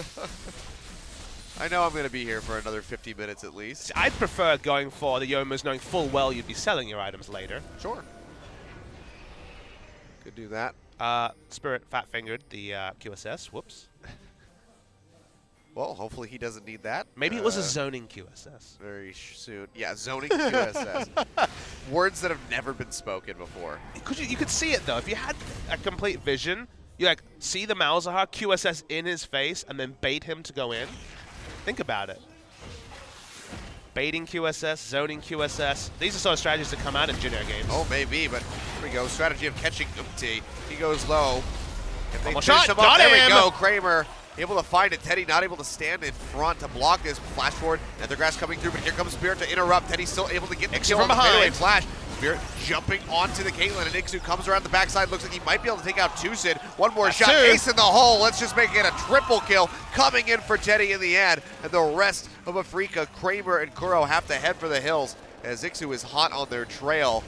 Triple kill picked up, but what can Jin Air get for it? And absolutely the worst time to give over that triple kill. Teddy just hit 2 items. Now we'll get the inside track to a 3rd item, and Kramer's investment build is going to start hurting because that investment is coming so delayed compared to Jin Air. We're looking for that 2-0. A surprise 2-0 it would be, but good early game so far from Jin Air, and maybe we still have a lot of it yet. Maybe I need to take it down a couple of octaves and get back to standard Jin Air 22-minute talk. But big triple kill. We're going to see the replay. They thought they had the cash. They're like, okay, let's get this quick and get out. But Corki's coming from top. Malzahar's there, and I like the play here from Snowflower. Too many people are greedy with Malzahar ult. They're like, I need to get a carry with this. No. Killing Maokai opens up the squishy backline members. One is ulted away, so Jin, who's already ulted, is now out of the fight for a while. Who better to give the kills to than the Caitlyn? That's one of the situations that I encounter in solo queue where I get the double kill and then I don't have mana for the ace in the hole. And then the last person gets away alive. Just like, damn. Well, if Deft's Ezreal does more damage, Teddy's Caitlyn has more mana. Fair enough. Good point. You can take that one to the bank. Teddy just throwing out that ace in the hole willy-nilly, trying to chunk people out. But he just does a little bit of damage to Kuro. Now trying to hunt down Marin. Still only does a little bit of damage to Marin, let's be clear. Yeah, he's got that Sunfire Cave. He's got the Ninja Tabby. What looks like a Frozen Heart on the way. So getting through him is going to take a bit more items here for Teddy. Definitely going to want that Lord Dominik's Regard. Well, that bug's back. Gatling gun forever. Oh, dear. Now, Kuzan has gone Rapid Fire second. We're seeing more of this. A lot of Infinity Edge second was being played recently. In this game, I like it because they have a Caitlyn going for... Oh, the reset right after the smite comes through. And but here's now Poppy. Arriving on the backside, trying to get on top of Marin. The Nethergrass was available, and they're going to throw it down. That's going to be Marin falling. Teddy, I believe, picks up the blue buff in the end, and another kill comes through for Jin Air, 10-5. Almost 6,000 gold in the lead. This is the most decisive we've seen them in a while. And they're taking so long to chop down the tree that is Maokai, but at the same time, Afrika's doing nothing on the map. They don't really have the 4-man unit to make much done. It's too early in the game. They can't do Baron against the run because they don't have a tank for it, especially with the super squishy last pick Brand. Teddy can walk up. Going rapid fire cannon gives Kuzan better siege than if he just had an Infinity Edge rush. Better and safer siege as well. I love going the rapid fire cannon to get more of a spike before the delayed Infinity Edge will come in. And this Caitlyn continues to pop up. And Ixu just did so much damage to that inhibitor turret. Granted, it will regenerate a bit, but it's really just a couple shots away from dead if you have Teddy down there. So Jin Air doing a great job of maintaining the pressure on the map. Now there's an Ocean Drake available for them. Should they want to go take that? You would think that the answer is yes, because they're sort of out of easy objectives at this point. And you look at Afrika and they're scattered. They're kind of all over the place. People are spending 20 seconds, 4-man killing a Maokai. They're doing nothing about it. They can't respond. They can't take another objective. They've got double control ward. But no one's scared of them starting Baron if Maokai's showing in the top lane. And this was basically the same kind of Afrika that we saw when they played against MVP. It seemed like there was a breakdown of communication. No one was really playing together. They were just kind of all over the place. And it seems like that's showing yet again here against Jin Air. That's not to say that they'll take the Rift against SKT, have that big Marin versus Faker match, and not take a game there, but it really does make you question how they'll do in a gauntlet, because it doesn't look like they're going to win multiple best-of-5s, does it? Definitely does not. Meanwhile, you can see Kuzan has rotated his way down to the bottom lane, exposing that inhibitor, has the package to back out safely. One more shot on that mid-tier 2 will take it out, but Teddy just can't safely walk up quite yet. Looks like Ocean Drake will be the answer for Jin Air. And then they can start paying attention to that Baron that's been sitting there for so long. Red side, Afrika. If they lose here, it will be another loss, still 0% win rate. You just feel like they just don't have the champion pulls. Gilios, which is weird because Olaf was available this game. Kuro's looked great on Cassio. Marin's playing Maokai. It just feels like, especially, they just can't get everything at once. It doesn't feel like they're in a spot to create pressure in multiple lanes. Kuro's played better this game, but certainly been outclassed, you'd say, by Kuzan on the whole. Got a nice kill on a roam, but no more than that. It's so weird to work out exactly what it would take for Afrika to hit the next level. I don't feel like I have the answer on that, because buffing up your champion pool is such a nebulous thing to say. Play 10 games of Kha'Zix and solo queue is not going to make Spirit significantly better. Spirit's been fine this game, but it's not the Olaf, is it? Yeah. I mean, not to detract from Jin Air with that statement. Like, Afrika certainly aren't playing at their maximum potential, especially Kuro. But Jin Air have been playing really well together. Very decisive. His shot calling so far has been absolutely wonderful. He's been landing the cocoons left and right, leading himself to that 1-3-6 score line. Kuzan as well showing up on the Corki. Granted, not the most mechanically challenging character, but still, it's a improvement over what we've seen from him so far. We were questioning, where did Kuzan go? Because he was a very good player. He was the shining star on Jin Air last year, and that kind of started slipping away, but now there's a gleam of that returning. And you have to kind of take a step back and smile, because consider how many LCK championships there are on the side of Afrika. Marin, multiple. Spirit has one. Kuro has one. There's 2 players on Jin Air that have never won an LCK match. Oh, Ixu, he charges up the Poppycopter, but it gets interrupted. Has to go ahead, dash away, still has the flash available, but the curtain call is coming through. Redemption thrown down just to burst him back up to half HP. But Jin Air, without that tanky Poppy in the front line, looks like they might just have to peel back and give up on this tier 2 turret for the moment. Again, 4 LCK championships on Afrika compared to 2 players that have never won an LCK match on Jin Air. Now just going to be poking back and forth. Looks like Jin Air do want to go ahead and stick in this top lane for the long haul. A lot of ults on cooldown here for Afrika. Ixu's got the TP ready to go. The waves are getting cleared out by Afrika just too quickly for Jin Air to really get some damage in, but this does allow them to clear out this vision that Afrika have established inside of their own jungle, which just makes it safer for Jin Air to go for this Baron. They're not playing 3 lanes, though. Afrika do have a pushing lane in bot, but who's exactly going to face check to put down vision? The answer is not Brand. They need Maokai to help them. Flash forward, the Nethergrass comes through, and Tucson just gets annihilated. Teddy picks up yet another kill. Why is Maokai mid? He needs to be the person to put down vision. Kha'Zix, Cassiopeia, Jin, and Brand are all squishies. He needs to be there to put down vision, or they will get none. Teddy's just able to hit over the wall. Not a care in the world. Happy times for Jin Air. They get Baron. Jumps out of there just in time. Now Marin gonna get rooted, pinned into the wall, and absolutely destroyed. Comes up with the kill. 10,000 gold in the lead for Jin Air. Now with a Baron buff, there's an exposed inhibitor in the bottom lane. You have to think that they have everything possible that they would need to close out this game. Spirit, he's just hanging out in the bottom jungle. Spirit's recalling in the enemy red when he needed to be around Baron. Okay, the Baron was going to be taken. His positioning is kind of whatever. Maokai wasn't there to put down wards. This is not the Afrika from Game 1. It's not the Afrika from the KT series. They look all at sea, and we wondered what the effect would be of the loss they took in Game 1. And They don't look like they're playing like a team, Achilles. No, they do not. Double inhibitor take coming through from Jin Air at the 30.5-minute mark. This is unprecedented for them. It's still early game. That's why they're going to back off. They're like, okay, you know what? We got 30 more minutes to work with. Let's go ahead and peel back. We've been doing a good job, guys. Keep it up. If I'm Kuzan, next contract renegotiation, paid by the minute. Worst comes to worst, you win games fast, I guess. Yeah. It has to be wins. If it's losses, then things could go bad, but paid by the minute would be helpful. And now the gold lead's getting comical. It's over 10,000, which for 30 minutes is not unassailable. What's Tucson to do? He's left all on his lonesome. Cassiopeia's going to pick up some minions, I guess. Maokai's like, ooh, a minion wave in mid lane. No one is helping him ward. I mean, you have to think the mentality is Marin's like, I will carry, I just need these minions. I would love to items. see the Afrika booth during that moment, because you see that play, and you know what it says to me, Achilles? I don't think anyone's talking. Because Cassiopeia was doing her thing, Maokai was doing his thing, and Brand's like, they could be doing Baron, I guess? Yeah. Hello? Tucson's just, I'm dying. Becomes Impact for a moment there. I mean, Jin Air have been really ordered. Don't let the jokes and banter take anything away. They looked really good in Game 2 especially. Game 1 was a delayed slugfest that they ended up winning, but this has been clean. I mean, we're talking about Umti doing a really good job, but Ixu's had some really excellent TP flanks, and Teddy playing his heart out on this Caitlyn. Wasn't sure how it was going to go with his Jhin being taken away, his big comfort pick, but so far so good. 7-1-1.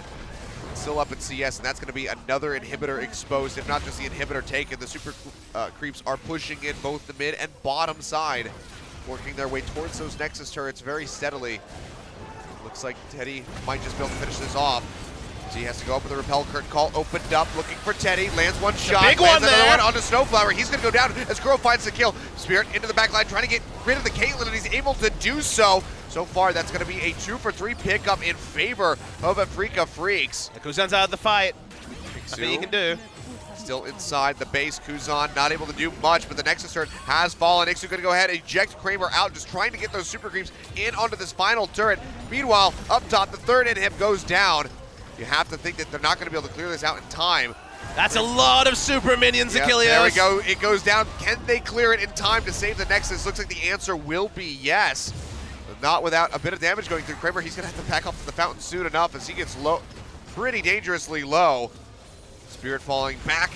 And looks like Afrika, they have some time to stick around for a bit longer, but the final nail is ready to be put in the coffin. Does feel like we're moments away from an unlikely 2-0 victory for Jin Air, but moments can certainly become periods of time, given how these series go. This is the sort of fight that Afrika have been looking for all game. Wonderful initiation from Kuro, and the Wombo was there from Tucson, but it's so late. It's after the mid lane was down. All the minion waves are pushing in. It's delayed to the point where even though Afrika get what they wanted, it's just honestly maybe too late for it to be a consideration.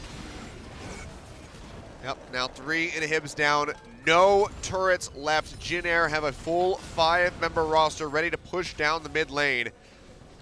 The inhibitor getting ready to respawn, but they can very quickly clear that out. Just keep those super creep waves shoving in. And it's double AD, ranged champions. Feel like they'll find some way to finish the game, but never over until it's over. We've always known that for Jin Air series. We've definitely seen some pretty crazy comebacks. KT versus MVP of Summer Split comes to mind. DJ Blaze way back when, one knocked away. Ejection onto Marin. They're going to go ahead, start up on the Nexus, down to half HP. You have to think that this is going to be it. A couple more hits. Big Petrifying Gaze comes out. Can they hold out? No! Ixu's still there. He's going to knock it down in Jin Air against all odds.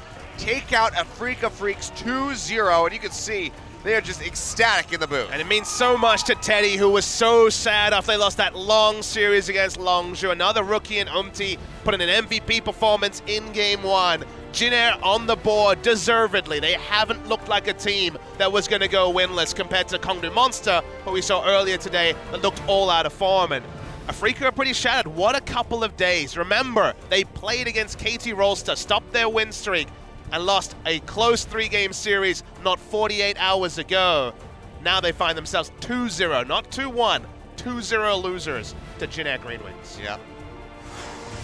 What a rough spot to be in if you're Afrika. You can see Kuro and Spirit especially looking a bit distraught after that loss.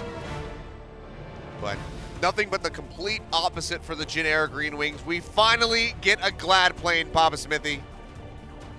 Let it set sail.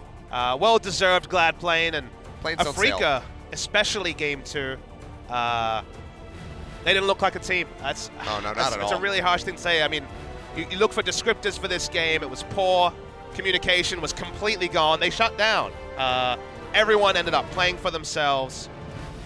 And there's a lot of work to be done for the Afrika Freaks. If they don't make playoffs, it's a massive overinvestment for the squad. A lot of famous players here. No one will hold their heads high. A lot can change in 2 days. That it can. Honorable loss becomes a shocking loss in 48 hours. Well, Jin Air, 48 hours is about how long that series took, or at least how long it felt like. But Game 2 was a walk in the park. that's true. You're not It was new to all- Jin Air. It You're- was all being carried by that Game 1, the length. But really, just uncharacteristic from what we've seen from Jin Air thus far. Short game, very decisive. Both of their rookies look absolutely, insane in their performance in that second game. I mean, if you ask me to rate their players on the whole season, Umti would be number 1. Teddy would probably be number 2. Yeah. It feels like Iksu, after that performance, is getting there. Kuzan, better in this series. Not as many massive mistakes.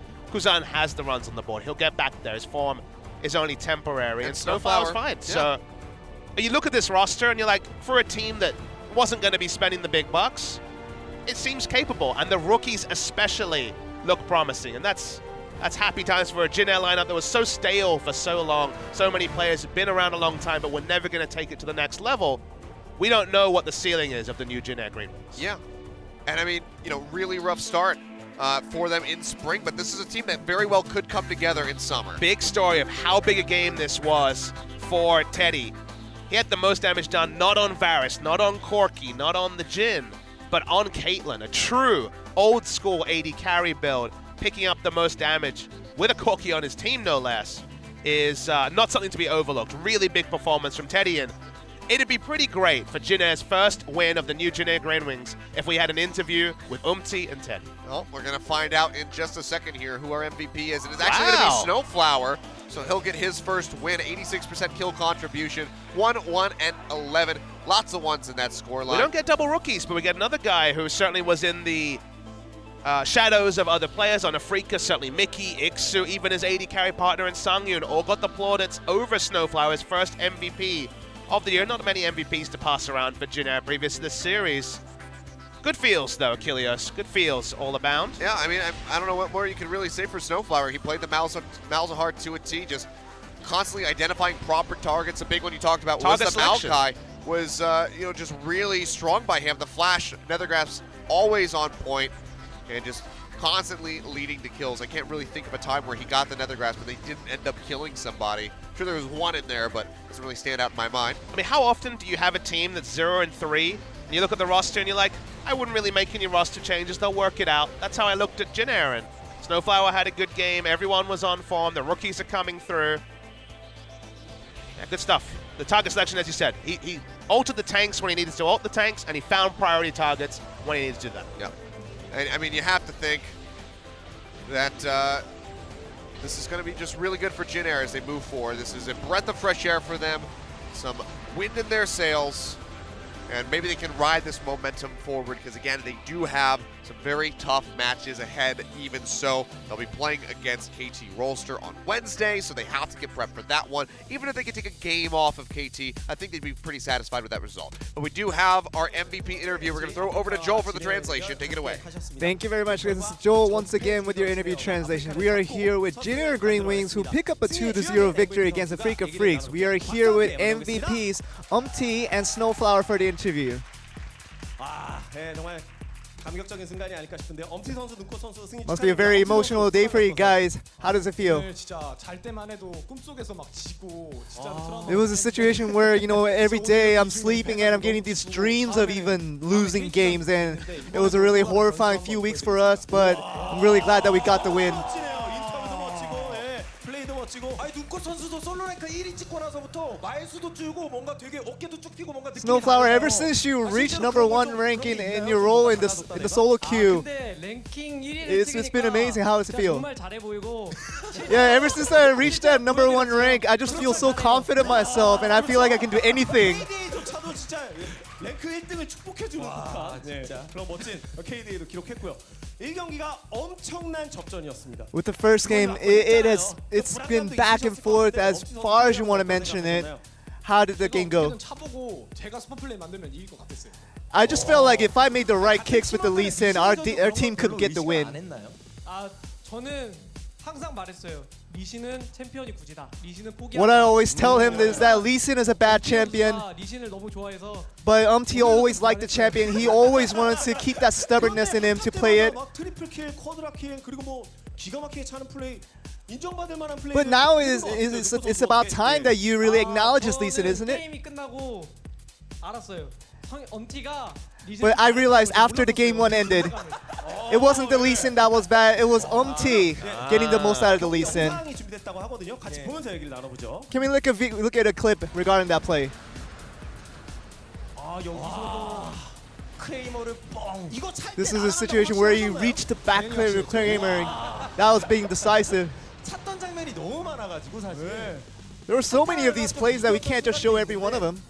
다들 뭐 멋지게 싸운 것 같습니다. 뿐만 아니라 시간 끄는 플레이가 정말 대단했어요. 본인의 판단이었는지 혹은 뭐 팀원 Was it a situation that you kind of went in alone, or was it a team communication? 가르쳐줬는데 이번에는 이제 제가 스스로 직접 판단하는 That specific play was where I made the instinctual play and I just went in all by myself. 코스가 엄청 그렇죠. 네. 아 그래서 그런지 뱀픽 패턴이 좀 재밌었어요. 레드 쪽에서 The Bampic phase was really interesting in this series. 이제 다른 쪽으로 돌렸잖아요. 랭가를 주더라도. You open up the Rengar, unlike other games that we've seen. What was the plan behind that? 있으셨던 건가요?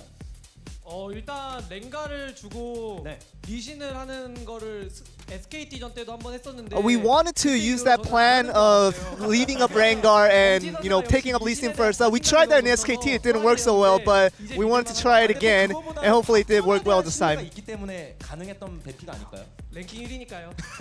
It was a situation where I can make that kind of decision because I am the number one support. 이렇게 기쁜 날이 있었을까라는 생각이 들 정도로 서로 이제 칭찬도 많이 해주고 계시는 것 같습니다. 두 번째 경기에서 The second game was ultra interesting in the fact that you showed a lot of variety in the Bampic phase again. 어떤 전략이었는지 조금 What was the strategy behind the second Bampic phase? 일단 제가 말자에 대한 이 WEQ 이 콤보와 말자에 대한 With the combo with the WQE ult and all the other things, that understanding of the entire champion of Malzahar was something that really prioritized in trying to get. I felt like that as long as I had Malzahar, we would win the bottom lane. 브랜드 나왔을 때 좀 움찔하지 않으셨어요? Were you not surprised when you saw the brand pick? I've never faced the brand before in a while, but it was alright. 네, 그러면 눈꽃 선수의 말자의 활약 영상 좀 같이 보겠습니다. Let's look at an example of that Malzahar play. 이것도 뭐 정말 궁극기 활용했던 장면이 되게 많아요. 또 엄티 선수도 항상 There was a repetition of those kind of plays over and over again, as you see. Decisive. 두 선수가 평소에도 호흡이 이렇게 촉촉 잘 맞나요? Is it a situation where you got your team chemistry between the two bot laners? Is it good always? 정말 항상 잘해줘서 Yeah, it feels like Ghost has always followed up, the best way that he can. Really happy for that. 좋은 의미인 거죠? 뭐 엄티 선수 제가 발언해드리자면 저는 스크림 때도 잘하는데 이제 I'm alright when I do the scrimmage, but I feel like I do better in the actual games. 아 그런 부분 때문에. 네. 아 그리고 눈꽃 선수가 일단 인터뷰에 나온다는 순간부터 아마 많은 분들이 기대하셨을 거예요. A lot of people were excited as soon as Snowflower was chosen as the MVP. 뭐 얘기도 했는데 저 랭킹 1위 질겜로 상당히 매섭거든요. Because of your confidence of your number one rank right now. What are your comments on that? 인터뷰를 보고 있을 것 같은데. Yeah, I think Sangyun will be watching my interview right now, and I'm gonna tell him right in bold right now. 1등이지만 상윤 형은 아직 500점 가졌다. And I'm number one ranked now, but Sangyun is only at 500 points, so he needs to keep his game up. Do you want to give him a tip on how to raise your rank score? You just need to do well. You need to play well. 노력해야 될 것 같아요. Yeah, he needs to work harder. 알겠습니다. 그러면 엄티 선수가 오늘 정말 멋진 플레이 보여줬습니다. You showed a series of wonderful plays today. Do you want to share anything? Say anything to your fans. We always thank the fans for always cheering us on, 더 응원해 주셨으면 감사합니다. and we just want to continue to ask you for your much more support. And that seems to be the end of the interview. Back over to you guys. Both those guys are really good interviews, I gotta say. Both of them beating Umti as a rookie. Sometimes they get the stage fright. They don't We've really seen the wanna, jitters for sure. Yeah, they don't really want to speak up, but they were very, very happy to be on the interview desk, and you can't really blame them finally getting their first What a match result. win. I mean, we thought we were going to be here for the long haul, Baba Smithy. It's only 10:20 p.m. I think it's the earliest that we were going to be leaving on a Jin Air night. Yeah, by Jin Air standards, they blasted Freaker, and that was, you know, realistically only game 2, but game 1 they played their game. Game 2 they looked like a new and improved Jin Air, but don't, of course, hold that too And long. now we were talking about moving to 9th place over Kongdu. They bump a Freak of Freaks into 9th place. That's a bad look. There's no other way to put it. They win because of head-to-head in terms of because they have the exact same game score. Yeah. I think that will change come the end of the season, but it looked so good for a Freaker a couple of days ago. But honorable losses don't get you a lot of points, and then dishonorable losses. But tomorrow won't be OGN, but over at the Sangam Stadium, got some fun ones. Samsung versus the Rocks Tigers. This is the Sangam Stadium. The Gangnam Stadium. Gangnam Stadium, even. There My we go. apologies. Sound a Samsung little versus the Rocks silly. will be fun, and then what could actually be 2 top 5 teams playing off in the second one. Yeah, SK Telecom going to be looking to stretch that lead even further, maybe get another 2-0 victory so they can stay out ahead of KT. Because if MVP could take a game off of them and SKT still wins, they'll still be tied with KT Rolster. I mean, I'd like them to come in with parity. I want to see MVP take the next step. So close last year, 6th place in summer. Yeah. It'd be nice to see them at least give SKT a bit of a struggle. Yeah, bit of a rough start for them so far, but I mean, a lot of teams you could say the same for. Jin Air finally getting that win, and MVP were able to beat Afrika before, so we know that MVP have beaten Afrika before, so we know that they have that potential. Can they unlock it against SK Telecom? That's going to be the big question, so we'll find out tomorrow when we watch those games. Fun week of games. Only 2 match days. We'll be back to the 3 match days. No more of these shenanigans until the IEM break comes in a couple of weeks. So 2 weeks, 3 weeks. Yeah, well, I mean, you know, we can only cast the days we're allowed to cast, Kilios. That's what we learned in 2017. That's very true. We but kept in our cage of 3 matches. we can't do our underground LCK ring. No, sadly not. That'd be nice. No pirate streams, sadly. The piggyback's dead. The pirate stream dream is dead also. That's another tongue twister. You've invented a couple tongue twisters. The last tonight, one was a risque one. Just very slightly on that, but yeah. So I mean, we had some crazy games today. BBQ able to pick up their victory. Jin Air finally putting one on the board, and then we have Samsung versus Rocks Tigers tomorrow. Next week, another action-packed week. Since Caster Jun is going crazy over there, I guess we'll run through the schedule for next week. But Production value. KT versus Jin Air, going to start things off for us here at OGN on Wednesday. MVP versus Kongdu could be an opportunity maybe for Kongdu to pick up a win. Depends on how MVP does in their showing against SK Telecom. And then Afrika versus SKT. Which is kind of morphed now. It's still got the great story, but it feels like the nails in that coffin, they're adding up. Yeah, all right. Well, I hear the music. That means it's time to go. So thank you guys for watching. We'll be back on Wednesday for more LCK. In the meantime, enjoy the Gangnam Studio broadcast tomorrow. Thank you guys for watching. We'll see you next week. Have a good one. Soon. Really? Too soon. Too soon. Too soon. Too soon. That's I a player. I messed up like too soon on my outro. This is the way that it goes. Ooh. That's life. Yep. That's the way it is. But the Koreans, they want to keep talking. Now we're going to head off. So we'll see you guys next Wednesday.